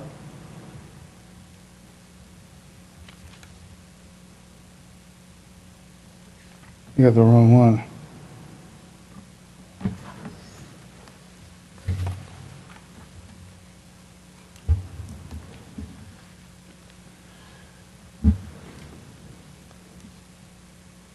They mailed this out to everyone in the local community, and I had nobody object to it. But after it hit the papers... When you say everyone in the community... Not everyone in the community. I mean, But I mean, the how local- wide a distance did that actually go out? Can I ask staff that question? Whatever's required by the city and whatever's required by ABC. We send out a 300-foot public notice 300 to all property owners. Okay. But I think this has really stirred up a lot of controversy about the Carlos Club. One of the statistics that I wanted to talk about was 132 alcohol-related arrests. So there's 132 arrests in San Carlos. And that's a fact. We've heard that. However, 93% of those arrests did not happen at the Carlos Club. That is actually a fact, too. You can check. So 93% of the time, there was not an arrest at the Carlos Club. It was somewhere else. Some other restaurant, some other bar, but it was not at the Carlos Club. Back to safety issues or loud music. Again, we've never been cited by the police. I know that's been gone over and over and over again. But I see a lot of perception. I personally went out with Frankie and did these readings. If you go next door to the AT&T building with the at 11:30 at night with the DJ blasting as loud as he could, you cannot hear music at the AT&T building. I walked across the street in front of the train station. I could not hear anything. I did go on a very quiet night. I mean, the readings are on the piece of paper Frankie can give you, but I did walk down the street on Old County Road, and it's barely audible, and there's no way you could get through. Maybe, possibly, you can hear it in a window, but I doubt it. The decibel readings were always higher when a train went by, when a loud motorcycle went by. As you walk closer down McHugh to 101, the 101 freeway is thundering. So my major point on the music, because I just see a lot of opposition to the music, and which is fine. If I get a complaint, we'll shut it down. I have no problem with that. But I know personally it's in my best interest to have you guys approve this project. So me saying this is a bit subjective, but I could personally not hear it. So we will rectify that if there is a problem. And I think the door has been open for the last 3 years up until recently. So if they did hear it, maybe they did hear the music, but we had got the door closed, and they weren't hearing it every night. It didn't bother them enough to call us. So I think that's about it. I mean, I think we've run down just about everything. I mean, I'm happy to answer any questions about anything. I don't know if you want to speak with Una about the layout of the restaurant. I think it's a beautiful looking restaurant. Hopefully the wall will impact some sound. The glass circles, not only do they look good, but you have clear visibility into the building. There's absolutely not one dark or hidden area. Now, I was in the parking lot over here tonight, parked at the library, and I tried to walk through here. It is pitch black outside the door of the police station. If I was bleeding and dying, you wouldn't find me till the next morning. But it is pitch black 100 feet that way. So there's a dark corner for you, but there's not any at the Carlos Club. I don't know. I want to help you answer any questions you have, but I'm not sure if you need anything else. Do the commissioners have any questions? No. No? Okay, thank you. Thank you. Okay. Is there anyone else that has any additional public comment before we close the public hearing? Move to close. Second. All those in favor? Aye. Okay, public hearing is now closed. Okay. Want to start down here for comment? Yeah, I do. Just a couple quick things. I think One, I want to address the noise. As I may have mentioned last time that we were talking about the Carlos Club, I used to be the fraternity and sorority advisor at San Jose State for about 8 years and dealt very frequently with noise complaints. I would say that believe it or not, most complaints that the University Police Department had weren't actually about parties. They were about the intermittent vocal noise of the students kind of yelling in the parking lot or slamming their door. It's more of the intermittent noise. And if I understand Craig's comment, and I hope I do, that almost seems to be the bigger concern is the talking noise, because it doesn't filter into white noise as easily as maybe train noise does or some other noise. So admittedly, the fact that you could hear that on Montgomery or Cherry would concern me. Though I have to admit that really surprises me, because when I'm downtown, I don't hear a peep from them, and I use the train frequently, and I don't hear the Carlos Club when I'm walking from the train station either at night. So I'm surprised by that, but I can certainly understand the concern, mostly of the people talking outside, more so than the music, because I think that that's more irritating, to be honest. At least that's been my experience. So I don't quite know how to reconcile that, being so surprised that they would hear it at such a far distance, but it certainly is a concern, and I wanted to state that. I think as far as the public safety concern, I have to admit when I saw the report from the sheriff's office, I was very surprised at the number of instances that San Carlos had in comparison to other towns, particularly Burlingame, where my husband's brother lives, so I frequent their restaurants and bars in Burlingame Avenue pretty regularly, and it again just isn't. It surprises me. I have no doubt that these are accurate, but I'm very surprised, and I can't dismiss the sheriff's office having this type of alcohol-related concern about our town.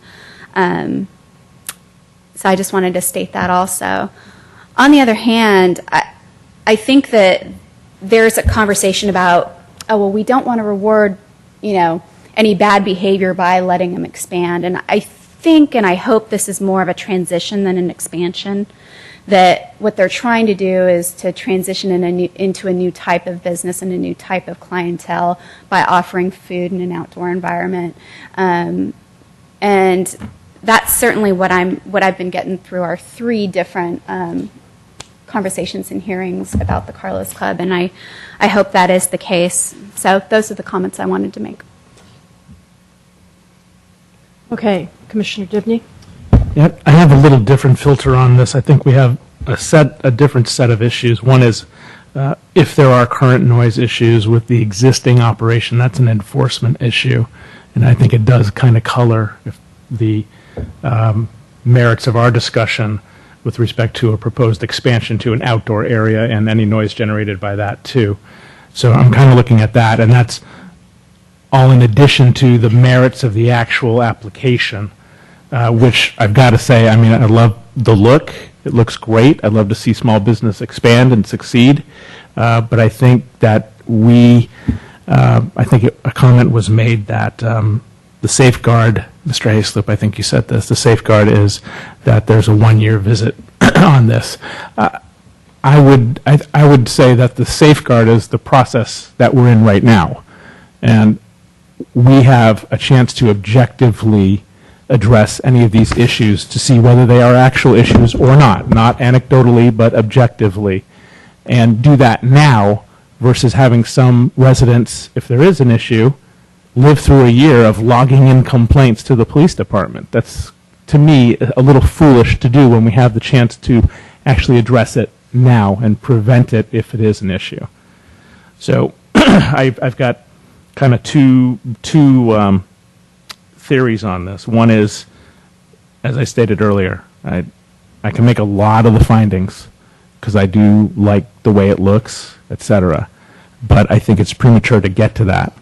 So from my standpoint, for discussion purposes up here, I'd really like to drill down on those noise issues, get some objective criteria, and then we can frame it up. And then I'd also say the captain has been very quiet. I looked at the statistics, and I don't know that, I don't know what the reasons are, and I don't know if there's some causality or not, but if you look at the cities, we are very close to Belmont in terms of the 4 cities that are listed here. You can look at the numbers and say 73 license versus 38, but look at the number of incidents in each of those cities, and we're actually less on a ratio. We're 1.8x if you look at the number of licenses versus arrests versus Belmont, which is almost 2x. It's 1.92. So we're actually not that egregious. I mean, obviously those number of arrests is outrageous and not not desired, but I think that's another filter to look at this also. So that's my 2 cents so far. Okay, so if I could just ask a question, when you were talking about criteria for noise, yes, what specifically were you thinking of? We have lots of ways to measure noise. There are noise studies that can be done to objectively measure low-frequency vibration and noises. And So you're talking about putting that something into the conditions, or you want information before being able to make the findings? Noise study? that's up for discussion. Okay. I would okay, put it that's- on the table for discussion. Okay, very good. I just don't want to see people have to live through a year or any period if we can address it up front. Because if we do find that there is an issue and we can mitigate it, I'm sure that the applicant will have a better product and a better relationship with people in town if it's addressed up front. And it sounds like he's already done a lot of it, closing the front door. That's great. A noise cap, whether it's dB or low frequency related, those are all objective criteria that can be measured and monitored. And if we take the time now to do that, we get a better product Okay. through this process. Thank you for clarifying that for me. Okay, Commissioner Sanfilippo? I really can't add much more than what the 2 folks to my left have already added. I am very skeptical of these alcohol arrests in San Carlos. I don't, quite frankly, don't believe that that's what's going on. That being said, I also look at the other side of the coin where Mr. Duncan has to make a financial commitment to put in this operation out in the parking lot. And so he's got a lot at stake in terms of the way he operates that business within the confines of this conditional use permit and whatever other conditions we add to it. There's a lot to be said when you've got money on the line. But the noise thing kind of threw me a little bit as well. I mean, I don't remember seeing that in the first time we went through this, and then the second, well, wasn't here after that. So, but I read all this material. It really kind of threw me. I was completely surprised by all those facts as well. We had one person come in October. The guy that owns He owned the restaurant. right next, immediately and he next to goes, he them. was concerned about his tenants. Right. That's the only thing I've heard the entire time we've had these discussions or reading this literature. So I agree with you. I think some sort of a noise study type thing probably would not be a bad idea. And I do understand that sound does travel. I remember at one point in my life I lived in Woodside and I could hear the traffic on Highway 101 in Woodside. So go figure how that would work. So it's possible it gets down to some of those streets on the east side. And I think a study would be worthwhile. And I think what we're trying to do on that, if I could just back up a second, echo on that, is we have a noise ordinance. And that's what the objective criteria is for enforcement, but it's trying to prevent an enforcement issue in the first place from occurring. Okay, are you done? Yeah, and Okay. otherwise, I think the design is great. It represents what the inside of the building, what the outside of the building looks like. I have no problem at all with that. I know they changed the stage to deal with some of these sound noises as well, so it's going to be pushing towards a building, which means it's probably going to go down El Camino. So, Commissioner Marsters? he's got 3 pieces of binder paper. I told you, I had 3 pieces, I have 3 pages of comments here. The first whole page is on noise. I live over in that area. I have my neighbors tell me that they hear the noise. I personally don't hear it. I have double pane windows. I have Teenage daughters. not anymore. But there are multiple policies in the general plan that say minimize the noise on noise-sensitive land uses. That includes that area. Another one is require a detailed acoustic report in all cases where the noise-sensitive land uses are proposed in areas exposed to exterior noise levels of 60 CN, EL, LDN, or greater. That area already is above that level. So with those, we have to require a detailed acoustical report. And it's not just the music. The concern is if you put another 178 people in the back area there, and I know we talked about there probably never will be 178 people back there, but if you're requesting that 178 people could be back there, you have to assume that at some point there could be 178 people back there. So I don't know how we account for the noise created by 178 people and what impact that would have in that area. You look like you want to. Yeah, I don't think that's the right number. It is. It is. It's 178 people. Additional people. Additional Yes, people. additional. 178. I thought we went over this the last time. No, and it was we're talking 178 people, and the request wasn't till 2 o'clock in the morning. Okay? So they're requesting, I know you've 10 o'clock may be where we find, but Item number the 6. request has been made as part of this that extend it from 1 o'clock in the afternoon or noon to potentially 2 a.m. in the morning. So I think noise is a big issue. The other thing that I looked at is the community safety element of this. And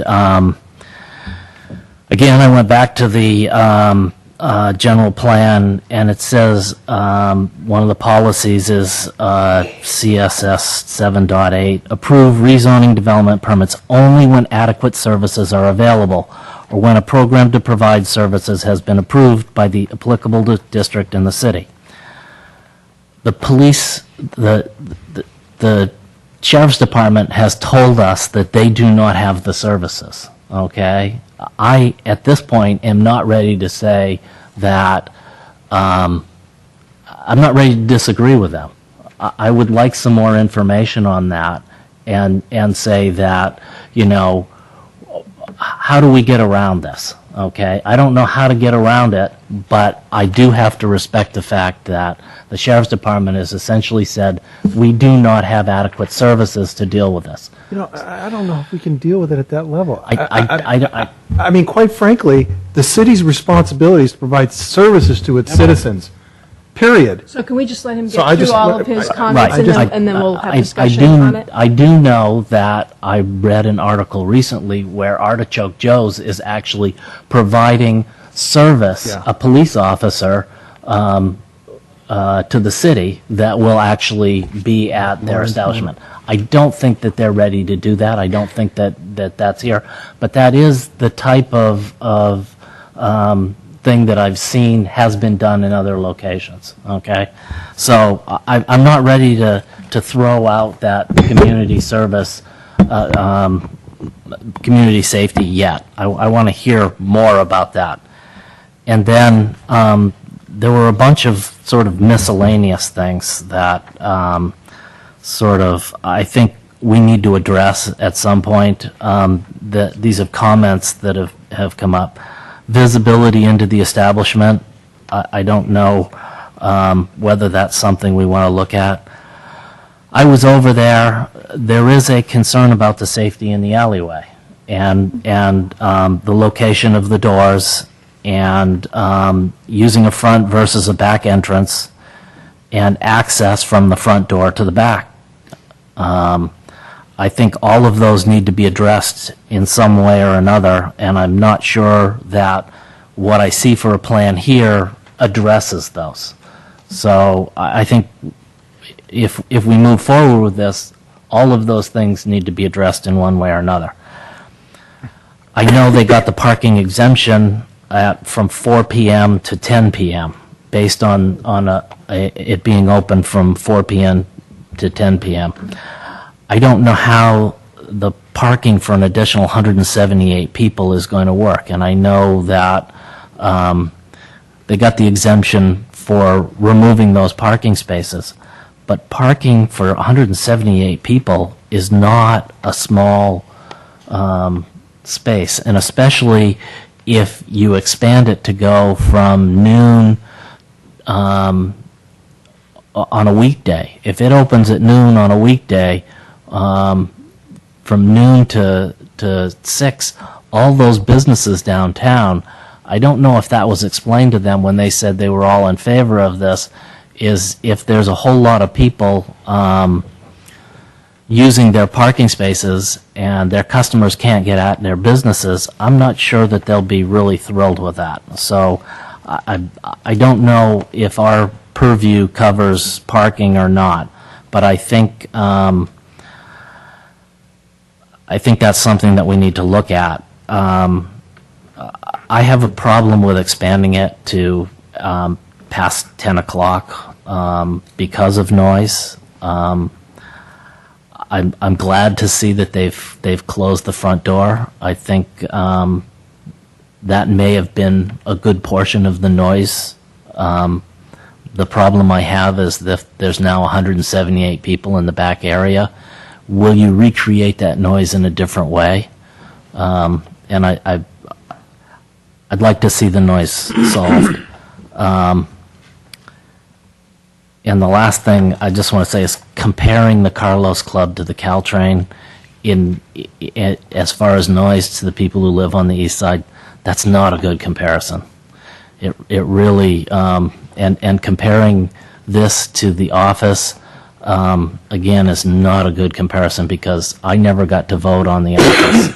I don't know how I would have voted on that, but what we're looking at is this particular project here and how we can do what we need to do in order to make it work. And I think there's a whole bunch of things that need to be addressed. Okay, thank you.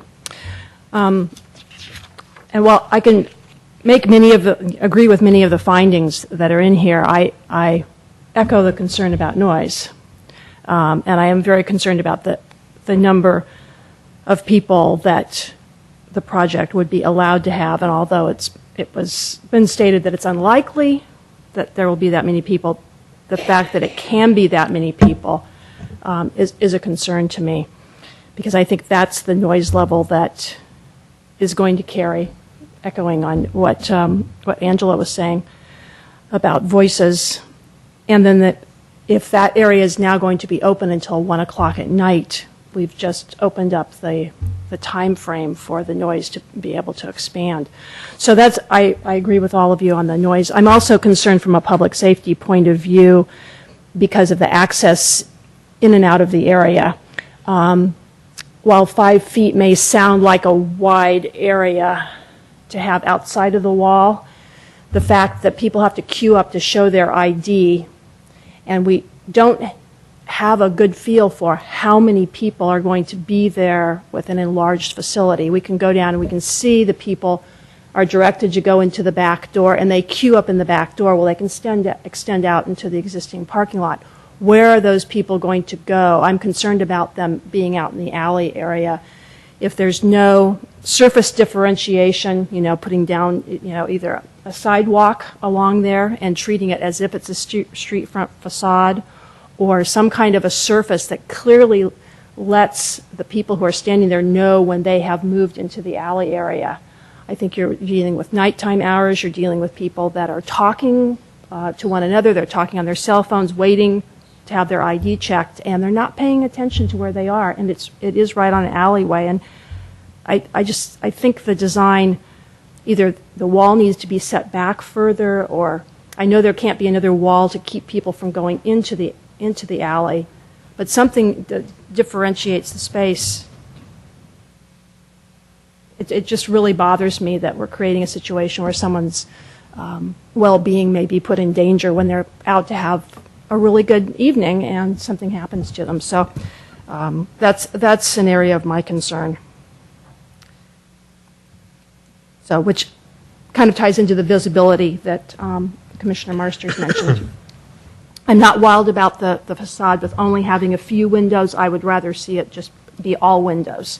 But that's a design issue. So those are the concerns that I had. So I didn't hear anyone else comment on, well, I guess, Mr. Dibny, you commented on you could make some of the findings, but not all of them also. And so I'm guessing that was kind of implied in what everyone else said Yeah, here. I can make a lot of the findings. But I think before we get to that, I Right. think we've got some common areas. But with respect to the alleyway and a public safety concern, isn't that already the situation now? They don't want them going through the front because of queuing on the El Camino. That doesn't make it right. When you add the I understand that. potential- Well, we're talking about a trade-off here. It's a trade-off. Do you want people on the El Camino or do you want them in the alley? Right, but what we're But saying you is add there's the a way to capacity fix for it. another 178 people. Where are those people going to go? There's going to be a greater demand for getting into this facility. And the entrance is directly off of the alley, and there's not a really big area for people to queue up. So Well, that was my original idea before, was to have it right in front of the taxi thing and not have it in the front. Right. So that they would, And that- they would be in an organized That was line. our original That was our original suggestion for another, for revising the proposal, and apparently there It didn't work. isn't room there because there's parking right there. Because the taxi So- parking, right. Because I had asked that question of staff, That's what I was and they thinking, too. indicated, well, because there wasn't a place to be able to walk up there. But the applicant has mentioned that there may be room there to create a walkway there. So, my feeling is that, a lot of these things need to go back to staff and need to go back to the applicant to answer a lot of these questions and to come back to us. And so what I would recommend is that we send it back to staff and that they work with the applicant to see if they can solve some of these. I think we need to be very specific about Yes. what we're What going we to have want. everybody do. Yeah. Otherwise, we'll be kicking this can down. It's the road 20 forever. questions, otherwise that's not Yeah, productive you can't do that. for the applicant, it's not productive for staff, et cetera. It's not productive for the residents. But, Mr. Marsters, you had made an assertion regarding some noise standard that was applicable. I'd like to find out from staff if that actually is the applicable standard that you had referenced. This is in our general Oh, plan. I understand it's in Yeah. the general plan. I don't doubt that. I just Yeah. don't know that it's applicable to this particular use. It sounded a bit broad. You mean which one? The one with the CN blah, blah, blah, to quote directly from you. Well, Your first page. I think it was on the first page of your tome. So it's policy, it's a policy from. LDU policy? From and so I just took it word for word. Yeah, I mean, we can find out from staff, we can direct staff. I would just like to know what the applicable standard is, how it's framed up in hours. Yeah. And how it affects this particular parcel, because that's going to affect, at least for me, my deliberations on the hours. Well, I Because think- even if they're open till 1, 2, whatever, they still have to comply post 10 PM with a new standard. And that everything applies after goes 10. down at 10 Exactly. PM. Exactly. So this is 60, it goes Right. down to 50. Right. It's a conversational level, Yes. is what it is. 55 Yes. dB is typically a conversational level. Right. Does staff have any comment on? Did you want to comment on the The noise? specific policy that he referenced, or about having an acoustic study? Well, all of the above. Okay, I think the specific, I don't have it memorized, the specific section used, but what I heard from what you said is, if you're introducing a sensitive land use into an area that already has a high noise level to it, then we have to do the study. So the example is if we would be adding a school right next to the train station, we have to do a noise study, and there may need to be some mitigation measures. That's not the case in this one. Exactly. But we Because you're doing do it the need to opposite. give you what the noise standards are. Okay. Based on, the time of day and this location. Yes, we can provide that. Yeah. What's applicable and how we can get to some from my standpoint, if I could speak out of turn again, I just want to know what actually exists. Is there a noise problem? I don't even, and I'll direct this to Mr. Rubens. Current enforcement issue is what it sounds like, which is a separate track from this application. Am I wrong? Well, I think what I'm hearing is that there's a concern that adding the additional people and outdoor entertainment is going to exacerbate the current situation, and there's some potentially, and I think, and then I've heard that from Commissioner Divney and others that they might need more information with regard to the existing standard, and perhaps the consultant can comment on if that's the direction the commission wants to go. Would comment on what would be could be anticipated from the outdoor use. I'm not a sound expert, so I don't know if that's possible or not, but those are the issues I see on that. There's got to be some modeling that they've Right. done. I mean, this is not uncommon. Right. And to Commissioner Sanfilippo's point, we should be, in our discussions and conclusion, should be very specific about the areas of concern or more information that we need, because I think we've been in the process a while, and I would like to get not like a a fine conclusion. Well put. Okay, so regarding noise, we're looking at something that would model the expected noise levels for the operation that's being proposed. Yeah, I think yes, I think that's part of it. But Okay. I think we'd also have to quantify what existing operations are doing, because that's going to be additive. Oh, right, I agree, it's the cumulative Right. effect. So we need the modeling of what currently is happening plus the impact. Correct. So As part of that, do we make a requirement as part of this that front door stays closed? Well, that could be one of. We look at the noise with the front door open and the front door closed. I think once we look at it, yeah. I think to get the information you need, you'd want to probably look at both. I mean, it seems to me. I agree with that. And I think, to be clear here, it's not just the music, it's noise. It's noise, Low right. frequency vibration could be, as you just discussed. I think that's probably a bigger issue. I agree. I think the people is the bigger issue than the music. If they can extrapolate the number of people in this parking thing that we talked about earlier today, they ought to be able to figure out what 178 people are going to do the equation, which, by the way, there's 3 different numbers in there, so I don't even know how many people there. Yeah. It has It keeps moving around. changed over. So we'll just say 150 plus. Yeah.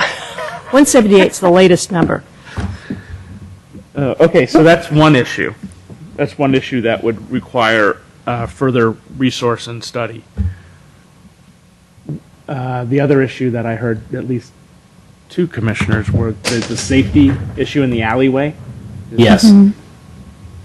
So you echo that. And that may have been flavored by the fact that we were there on site with Lisa and walking around. I don't know if any of you had the opportunity to go see everything spray painted out. Yes. And what your spatial sense was for that. I don't want to micromanage the business, but I am more concerned about, in retrospect, looking back and saying, gee, someone might not have been injured in that alley if we had done something a little bit different. The alleyway actually was one of my original concerns when the applicant first presented. However, knowing that, and I was thinking the same thing, well, why can't they just use the front entrance? Knowing that there's a reason they don't use the front entrance, and that it, again, probably mitigates noise to put them on the side, I guess it's a trade-off for me. But I agree, it does seem like there's something that can be done, whether it's texturizing a walkway or doing something to make it safer. And I think that... Yeah, different lighting or signage or Right, something. we can do something about that. I don't even know how many times people drive down that street to go out that way. I'm not trying to say that they don't. I think most people go out that parking lot in the back. What's that street? I can't think of it. South of Cherry? Yeah. I actually went over and visited it once before I Right. went over with the group. And while I was there was somebody who drove the wrong way in that I see what you street. mean. They And went up a and I one-way think street. that there's a solution to part of that is that the do not enter sign is so high that you don't actually see it. Okay, so one of the solutions is to actually put that down where somebody could actually see the do not enter sign. But I do have a concern, if there's another 178 people who are there, there will be more traffic there. Oh, And absolutely. so that becomes a safety concern also, and so somehow there needs to be a better mechanism for getting those people into the club safely. Well, logistically speaking, if in fact the parking is all where the parking currently is in that little area there, they're going to have to walk through that alley to get in anyway. No, granted that while they're in motion, they will be walking through areas, whether it's the driveway or the alleyway. My concern is when they're queued up. I got And it. they're waiting to go I in see, through so the they're not- entrance, and they're thinking, I'm already here, I don't need to pay attention to the cars in the alley. Got And it. they're talking, and they don't know, and they step backwards into that alley space, and someone who's driving who's not being careful, maybe I'm being overly concerned about that, but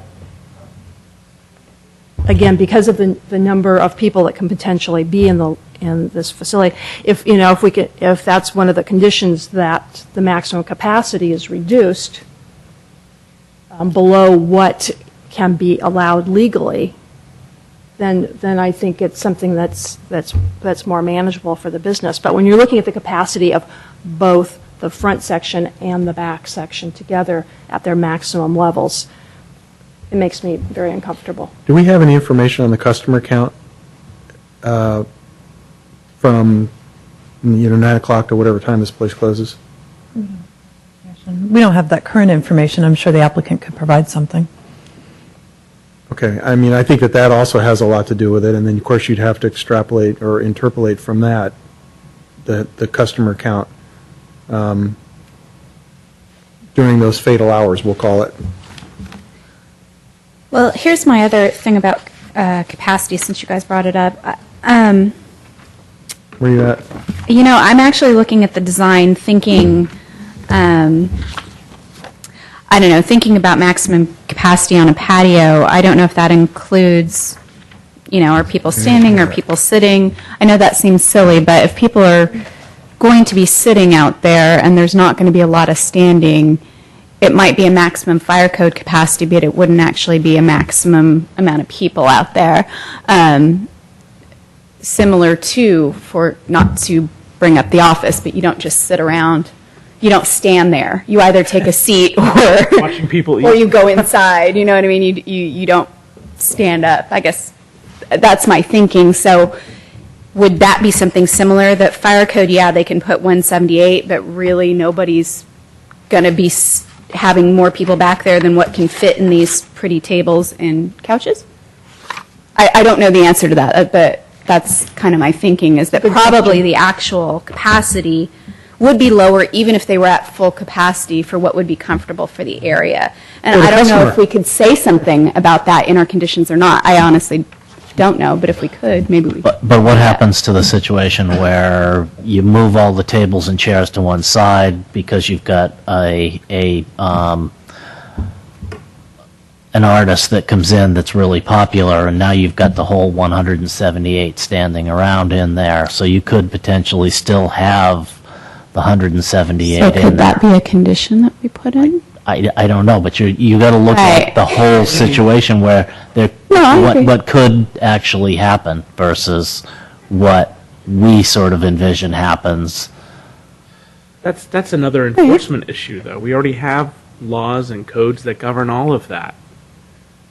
I just think that's getting way too granular. Yeah. No, I mean, I think, I understand what Scott is Got saying. security there.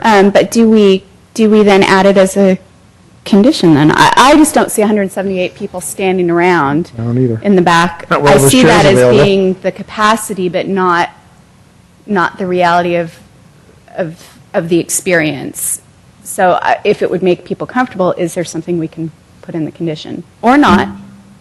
Just thought I'd throw that out there.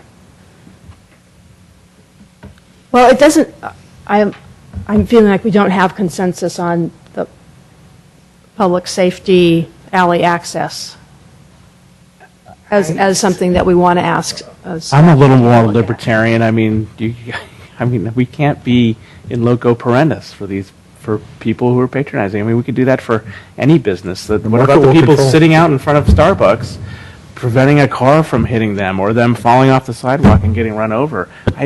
There is a public sidewalk there. At least, yeah. Okay, whereas there's a walkway that's being created that's proposed for here. And so I guess that's what I'm asking for, is to see the vision for walkway. Okay, one more detail on ingress, that's what I'm egress saying. for that. Yeah. Okay, I would agree with that. I'm down with that. I think fine. that's what we're getting So at. a better definition of. Yeah. So you're talking about from the front door to the back door? Yeah. Or from the front door to the corner? Yeah. To the entrance. Yeah. We put more ballards in. That's nice. Yeah. I actually, with all due respect, I don't share your concern. Yeah. Well, I know, that's what I just said we don't. I'm not hearing consensus. But I'm so. I'm It's over the fine top. if you're looking for some more information on Some more how detail. it's laid out. Okay, that's Yeah. easy to address. Yeah. And it's quantifiable. Right? We can Yeah. Okay, so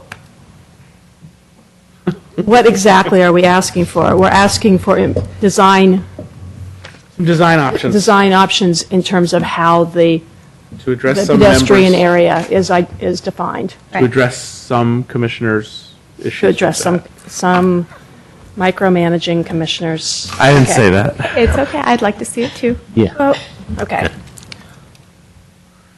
All right, and on noise, did we? Oh, we're done with did that. we- I Where's thought, okay, Hansel? I just wanted to make sure because Handled, we moved on and I thought that you said the modeling of the No, we of got the it. noise situation was part of what you were concerned about. So there's That nothing had more. to do with the Okay. existing conditions. Cumulative. right. We addressed it. Okay. So now, how clear is that to staff in terms of? I think we have clear direction if those are the two items that you would like further study and come back with. Since this item has been before you now on 2 occasions with public hearings, and it was originally submitted, I believe, in June, I think rather than make a decision to continue it at this point, you may want to ask the applicant if they're agreeable to that continuance, or if they would prefer you make a decision this evening.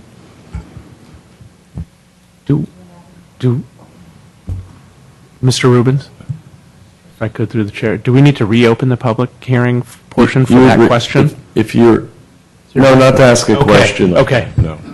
Great.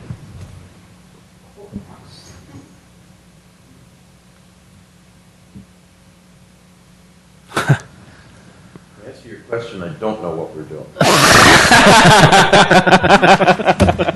Okay, so That was short. So you heard the question as it was stated by staff. The answer is that we had hoped to come out of here with either a thumbs up or a thumbs down. This is a sizable economic investment by Mr. Duncan, and continued. What we're afraid of is, or what I'm afraid of, is this: is that you're asking us essentially to participate in some sort of acoustic study on this particular site. There's time and money involved in that. You're asking for additional access design, and there's additional time and money involved in that, without any indication from you whether those are the only 2 issues, and if we come up and satisfy those 2 issues, are we in a position to be approved?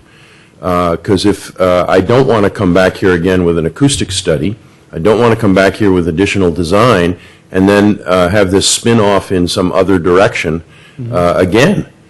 And I think that's fairly reasonable. On the acoustic study, I think that's fairly easy to do. And I would ask staff to provide us with the acoustic materials on the Wheeler Plaza project, see whether or not any of the experts to date have identified the Carlos Club as a source of any type of acoustic contributing factor. Same way with anything related to the Transit Village. I'd also like the acoustic study that you must have required on the office or on town's remodel of their bar to their new use. And if the answer is that there was none done, I think that also speaks volumes. But if you need an acoustic study and you need redesign of the accessway, and those are the only two issues we're coming back to you on, then we would be happy to get some sort of a continuance so we can address those issues.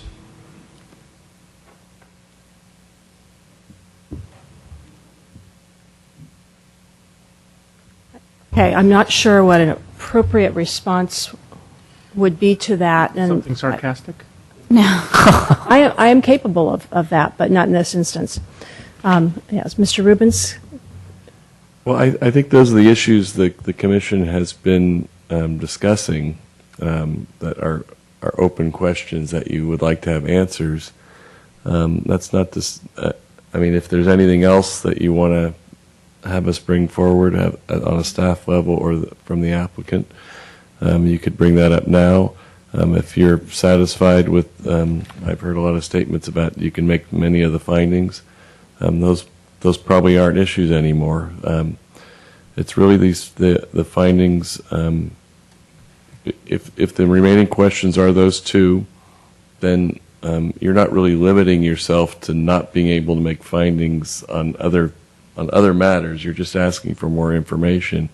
But what I think I hear Mr. Hazlew saying is that he doesn't want a new issue brought up for which they haven't had an opportunity to provide information or get that to you before the meeting. Okay, so I don't know that we can definitively say that that would not be the case, but my general sense from our discussion was that those are our areas of concern. If through the chair, let me put it another way. If other issues come up at any continued public hearing, then I think there's not going to be a request for continuance, and he will ask you to probably for a vote and make a decision based upon the information that you have, which is also appropriate. And I have to say, I mean, I came here prepared to vote. The noise issues genuinely surprised me. And if they didn't genuinely surprise me, I would have felt comfortable voting. I wasn't expecting there to be this much concern that far down Montgomery and I was surprised. So that would be a new issue that was raised during the meeting. I have no other issues beyond that. Just by way of adding, Mr. Duncan has indicated that he's more than willing to lower the occupant capacity significantly. As you know, his opinion always has been that they'll never reach 178. There's 88 currently authorized in the building, and I think that probably we're looking at maximum occupancy total in and out for the whole facility of, what, say 100? I'd like to be about 125 or less. Well, okay, but that's a number. The real problem I see is in now we're trying to micromanage, okay, and it's not going to work. He's also willing to eliminate live music, but that doesn't eliminate the issue of the voices and everything else. Right. So I don't think making concessions tonight on those issues gets us anywhere. No, but I think if that's something that you want to I think the noise study will indicate help. to staff, I think the noise study would be We'll take care of influenced that. by the capacity of the Right. facility Exactly. also, though. So I think that is something that could influence the information that we get back later. So if,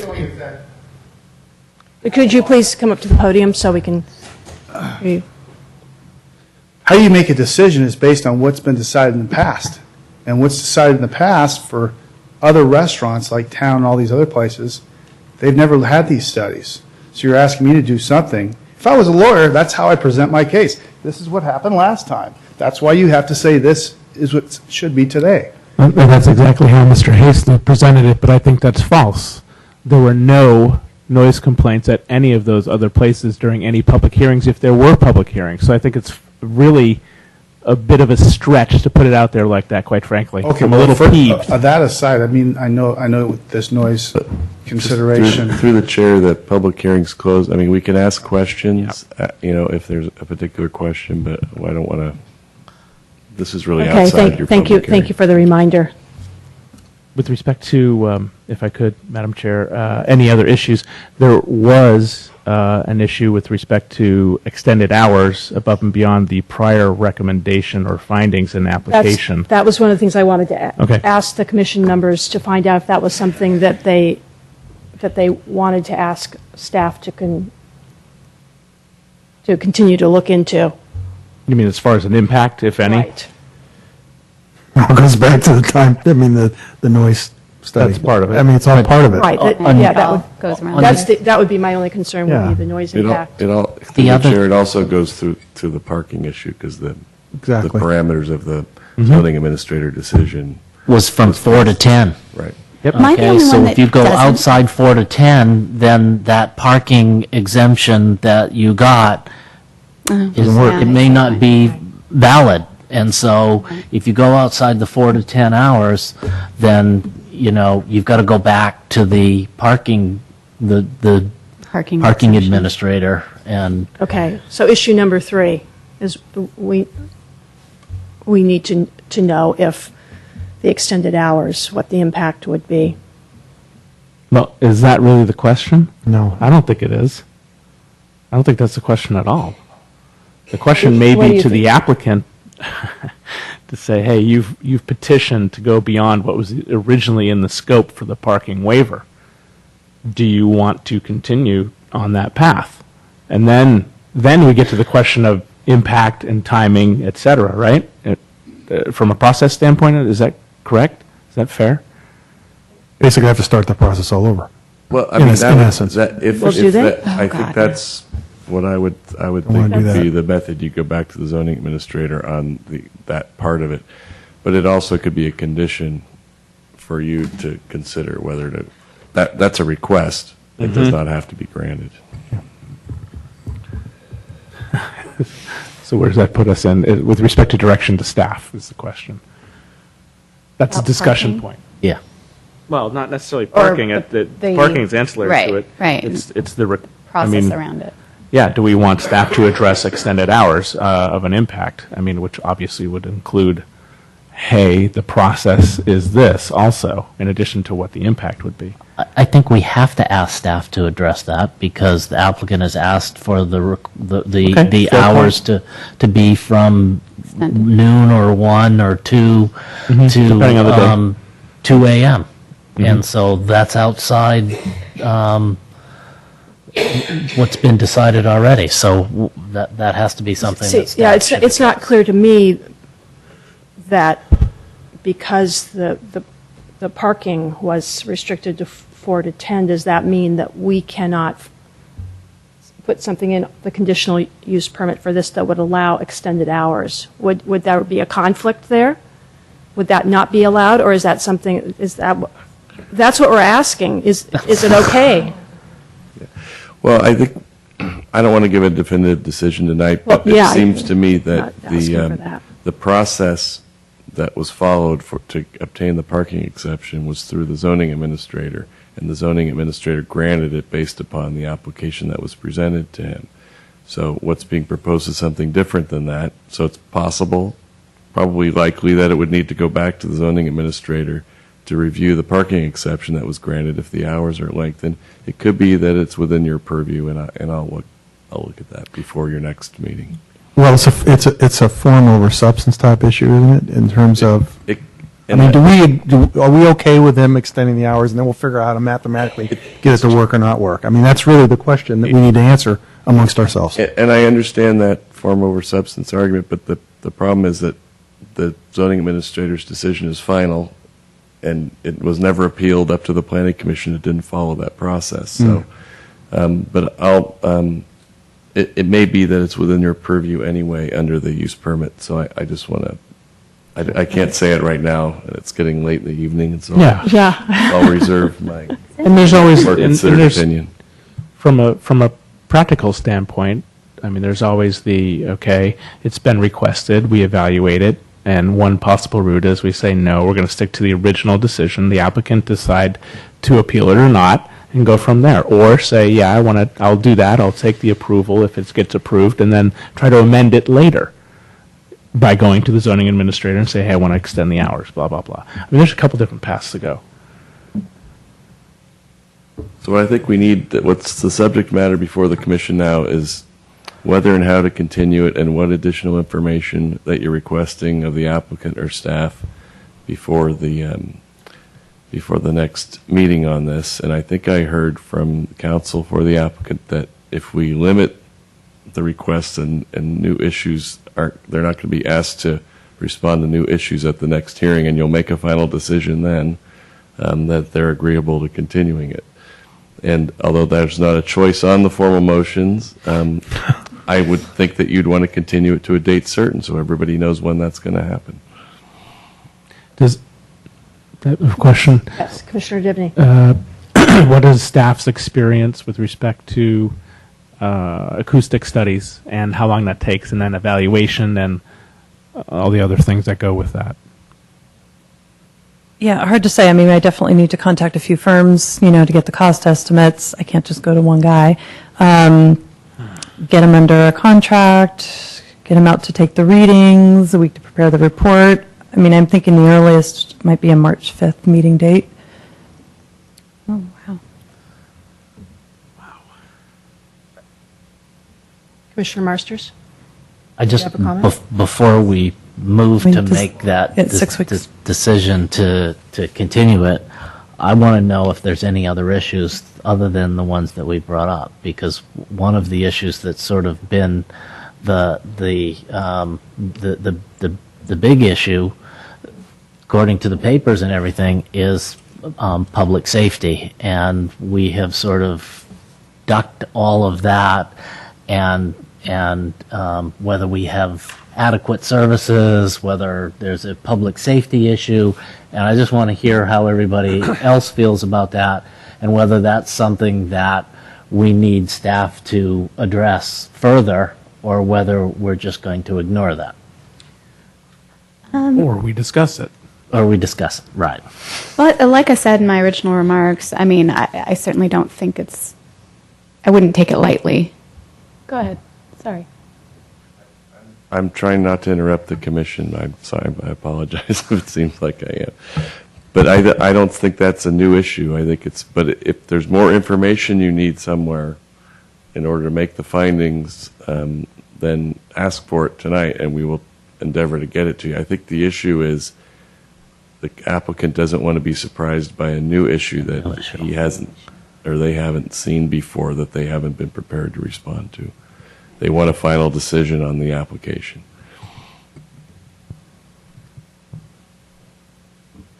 But I hear you voicing this concern that at the next meeting, when we hear back about everything else, you're going to raise that as a point that keeps you from being able to make the findings. Is that what you're saying? I want more information than I've got. What information? What? I don't know. Okay, I mean, that's going to be really good direction to staff. I'm not sure I have the direction. I just, it's been brought up multiple times that we don't have the services. Okay. And so, is that your issue? I want to know, is there a way that we can get the services? Yes, I referenced that in one of the earlier public hearings. I think a magic wand would do that. Right. Yes. But when you bring that in, I don't know how to address it. That's one of the concerns that I have, and so I'm. Your concern is that you don't know how to address it.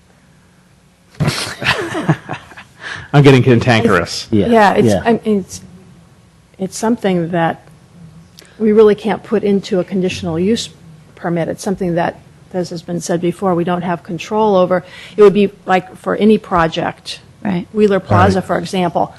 You're going to have more people moving into town. Now, does that mean you need more? It's going to bring in riffraff. Yeah, right. Anything can happen. They're going to be There's a loitering count, in the you're parking lot. referencing On the other hand, I will say this, if, again, if we're the capacity issue, I think, would speak to some of the public safety concern, and that's something that Fred addressed. And that, I know that, again, just looking at the design, knowing that maximum fire capacity is not actual maximum human capacity as far as functioning, and knowing that Fred would be willing to lower the capacity anyway, that would help satisfy what admittedly are real, legitimate public safety concerns from the sheriff's office. So that's where I stand with that. I mean, you can say this about any bar or restaurant, that it's a public safety issue. I just struggle over how you can prevent somebody from operating a good business, regardless of what kind of, and use that as a reason why not to do something. I mean, it just doesn't make any sense to me if, in fact, we're doing what we're supposed to be doing for the people who live here. Okay, I'm just. No, I know. I mean, I want to get it out. So there's in the no open. there's no real hard answer, I think, other than the magic wand that Steve's recommended to really sort I that didn't out. recommend it. Hey, you did a couple of times tonight. Through the chair, I'm just going to try and bring you back to, there's findings that you need to make on this for the 3 different approvals that you're making. And it's not, none of the issues are off the table to enable you to make or not make the findings. But I think we're focused on, to try and be fair to the applicant, Right. what new information is needed so you can make a decision, yes or no, at the next meeting. And I think that I would be able to make the findings regarding public safety concerns, okay, those 2 findings there in that last category. I think I can make those with some limited hours and limited capacity, which I think we should be discussing. Okay. That's where I stand.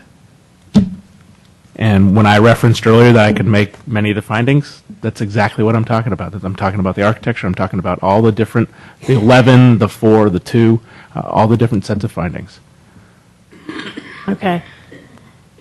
So now when you're talking about with limited hours and occupancy, then that's something that you would expect to be part of the discussion at the next meeting. Yeah, it's not a new issue. These are things that Okay. have been growing organically through our discussions.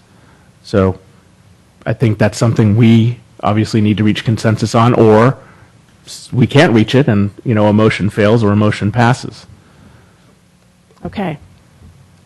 That's where I am on the public safety issue, which Commissioner Marsh has brought up. And if, Okay. who else wants to weigh in? Yeah, is everyone clear on how we're moving forward and what the next steps are going to be? We're going to hear back from staff about some noise. We're going to hear about some walkways, and then we're going to discuss everything else that's already been, or everything else that is not a new issue, and make the findings at the next meeting, or not. Is that correct? I think it is. From a process standpoint, Mr. Rubens, is this a point where the applicant would be requesting, or do we do that sua sponte? Well, I'd like to confirm that the applicant is okay with a continuance, and then if they are, based upon your discussions, and if they are, then you would reopen the public hearing and set it for probably the March 5th Planning Commission. I think 6 weeks is the lead time it takes to go through the city's internal bid process for a consultant, and then get that consultant on board and get you a report that has enough information in it to help you is going to take a minimum of that amount of time. I think we're on the same page. Go ahead. I'm sorry. I think it's important for the applicant to know where the 5 people sitting up here stand so that they can make an informed decision. I'm very clear about how I feel about this. Everything else for me is fine except the noise issue, which kind of came out of left field for me. I'm very surprised over that issue, and I think that deserves resolution. Otherwise, the rest of the stuff that we've been talking about, I'm okay with. We can redirect the people to make sure they don't fall off the curb. Okay, we can talk about that, but the real big issue for me is noise. Because that was not on the radar before. Right. So, as a point of clarity, that's where I'm at. And if I wasn't clear before, ditto. Okay. That and, like I said, what we've discussed about the lower occupancy capacity, would I be That'll on be the driven same? by the noise thing, I would assume. Right, I'm on the same page. Yeah, and I can make the rest of the findings once we get information about the noise and what the impact that would have on any of the conditions in the use permit. That noise has always been a concern Yeah. for me from the very beginning, just based on the number of people that were involved. But we kept continuing, so I hadn't brought it up. But so you have how many more pages of No, that consent? was it. No, that was, So- I mean, obviously, to me, noise was the biggest one. And I think that I'll be interested to see what comes back and what impact and you numbers of feel that- people and length of time into the evening and when the noise levels change and what's allowed after certain hours and things like that will drive my decision. Okay. And other than that, those areas, you're comfortable with the findings as they're currently yeah, stated in I the think- staff report? That I may bring up some of these things again, but it won't be new things. In the form of Okay. QQs. Yes. Through the chair. Okay, so, yes. I don't know if this is something we could do if we cross that bridge. 6 weeks seems like a long time. It is a long time. Is there a process if we were to move for a continuance or do a continuance to that date certain, but have a proviso that if it's ready and we could do the proper notice before that to get it into a February meeting?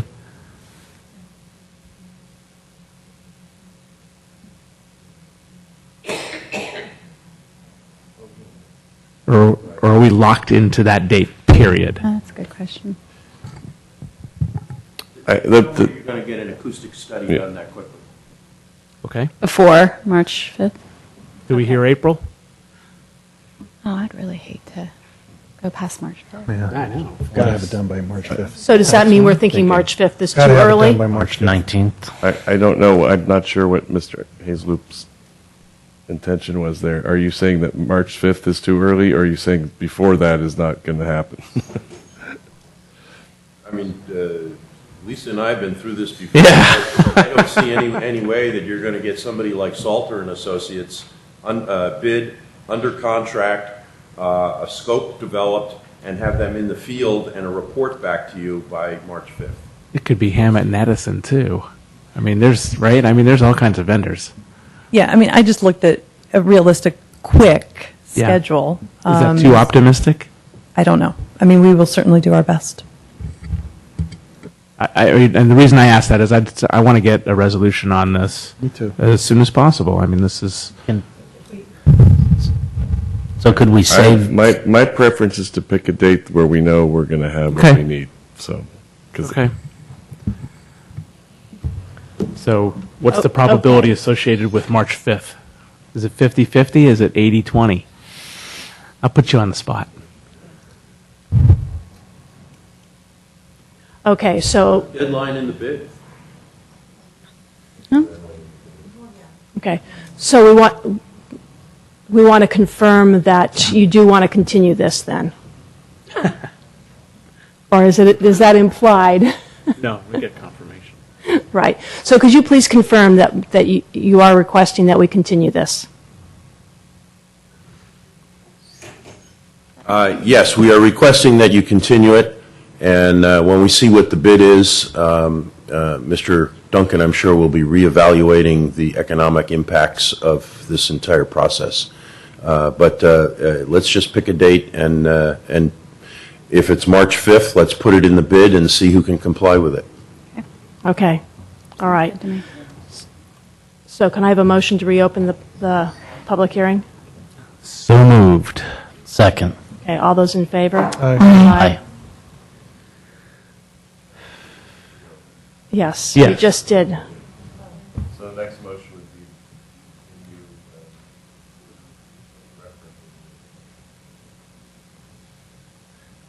Okay. Can you see that far? Then you can change the words around so that it's applicable? I think so. Go for it. And correct me, please. I move that the Planning Commission continue the public hearing to consider the request of the Carlos Club for conditional use permit and architectural review at 612 El Camino Real, APN 050-133-090, to a Planning Commission meeting on March 5th to allow staff time to evaluate the issues that we have directed staff to look at. Do I need to enumerate what those issues are? No, we have that in the record. Great, okay. Second. All those in favor? Aye. Anyone against or abstaining? Okay.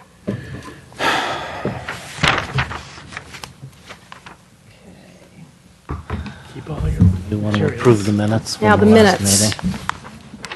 Oh, I can go home now. No, I wasn't here. No, you're not out of here. Okay. Any comment on the draft minutes that were provided at the beginning of the meeting? No comment. Okay, do I have a motion? So move to approve. Second. Okay. All those in favor? Aye. Aye. Aye. With 2 abstentions? Correct. Yep. Thank you. Okay, reports, correspondence, and general information.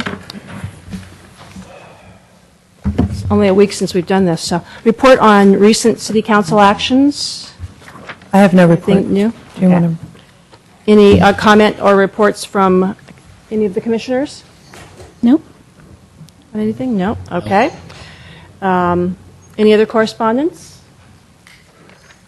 No? Okay. Any comments, reports, or updates from planning staff? Okay, thank you. No updates. Meeting's adjourned.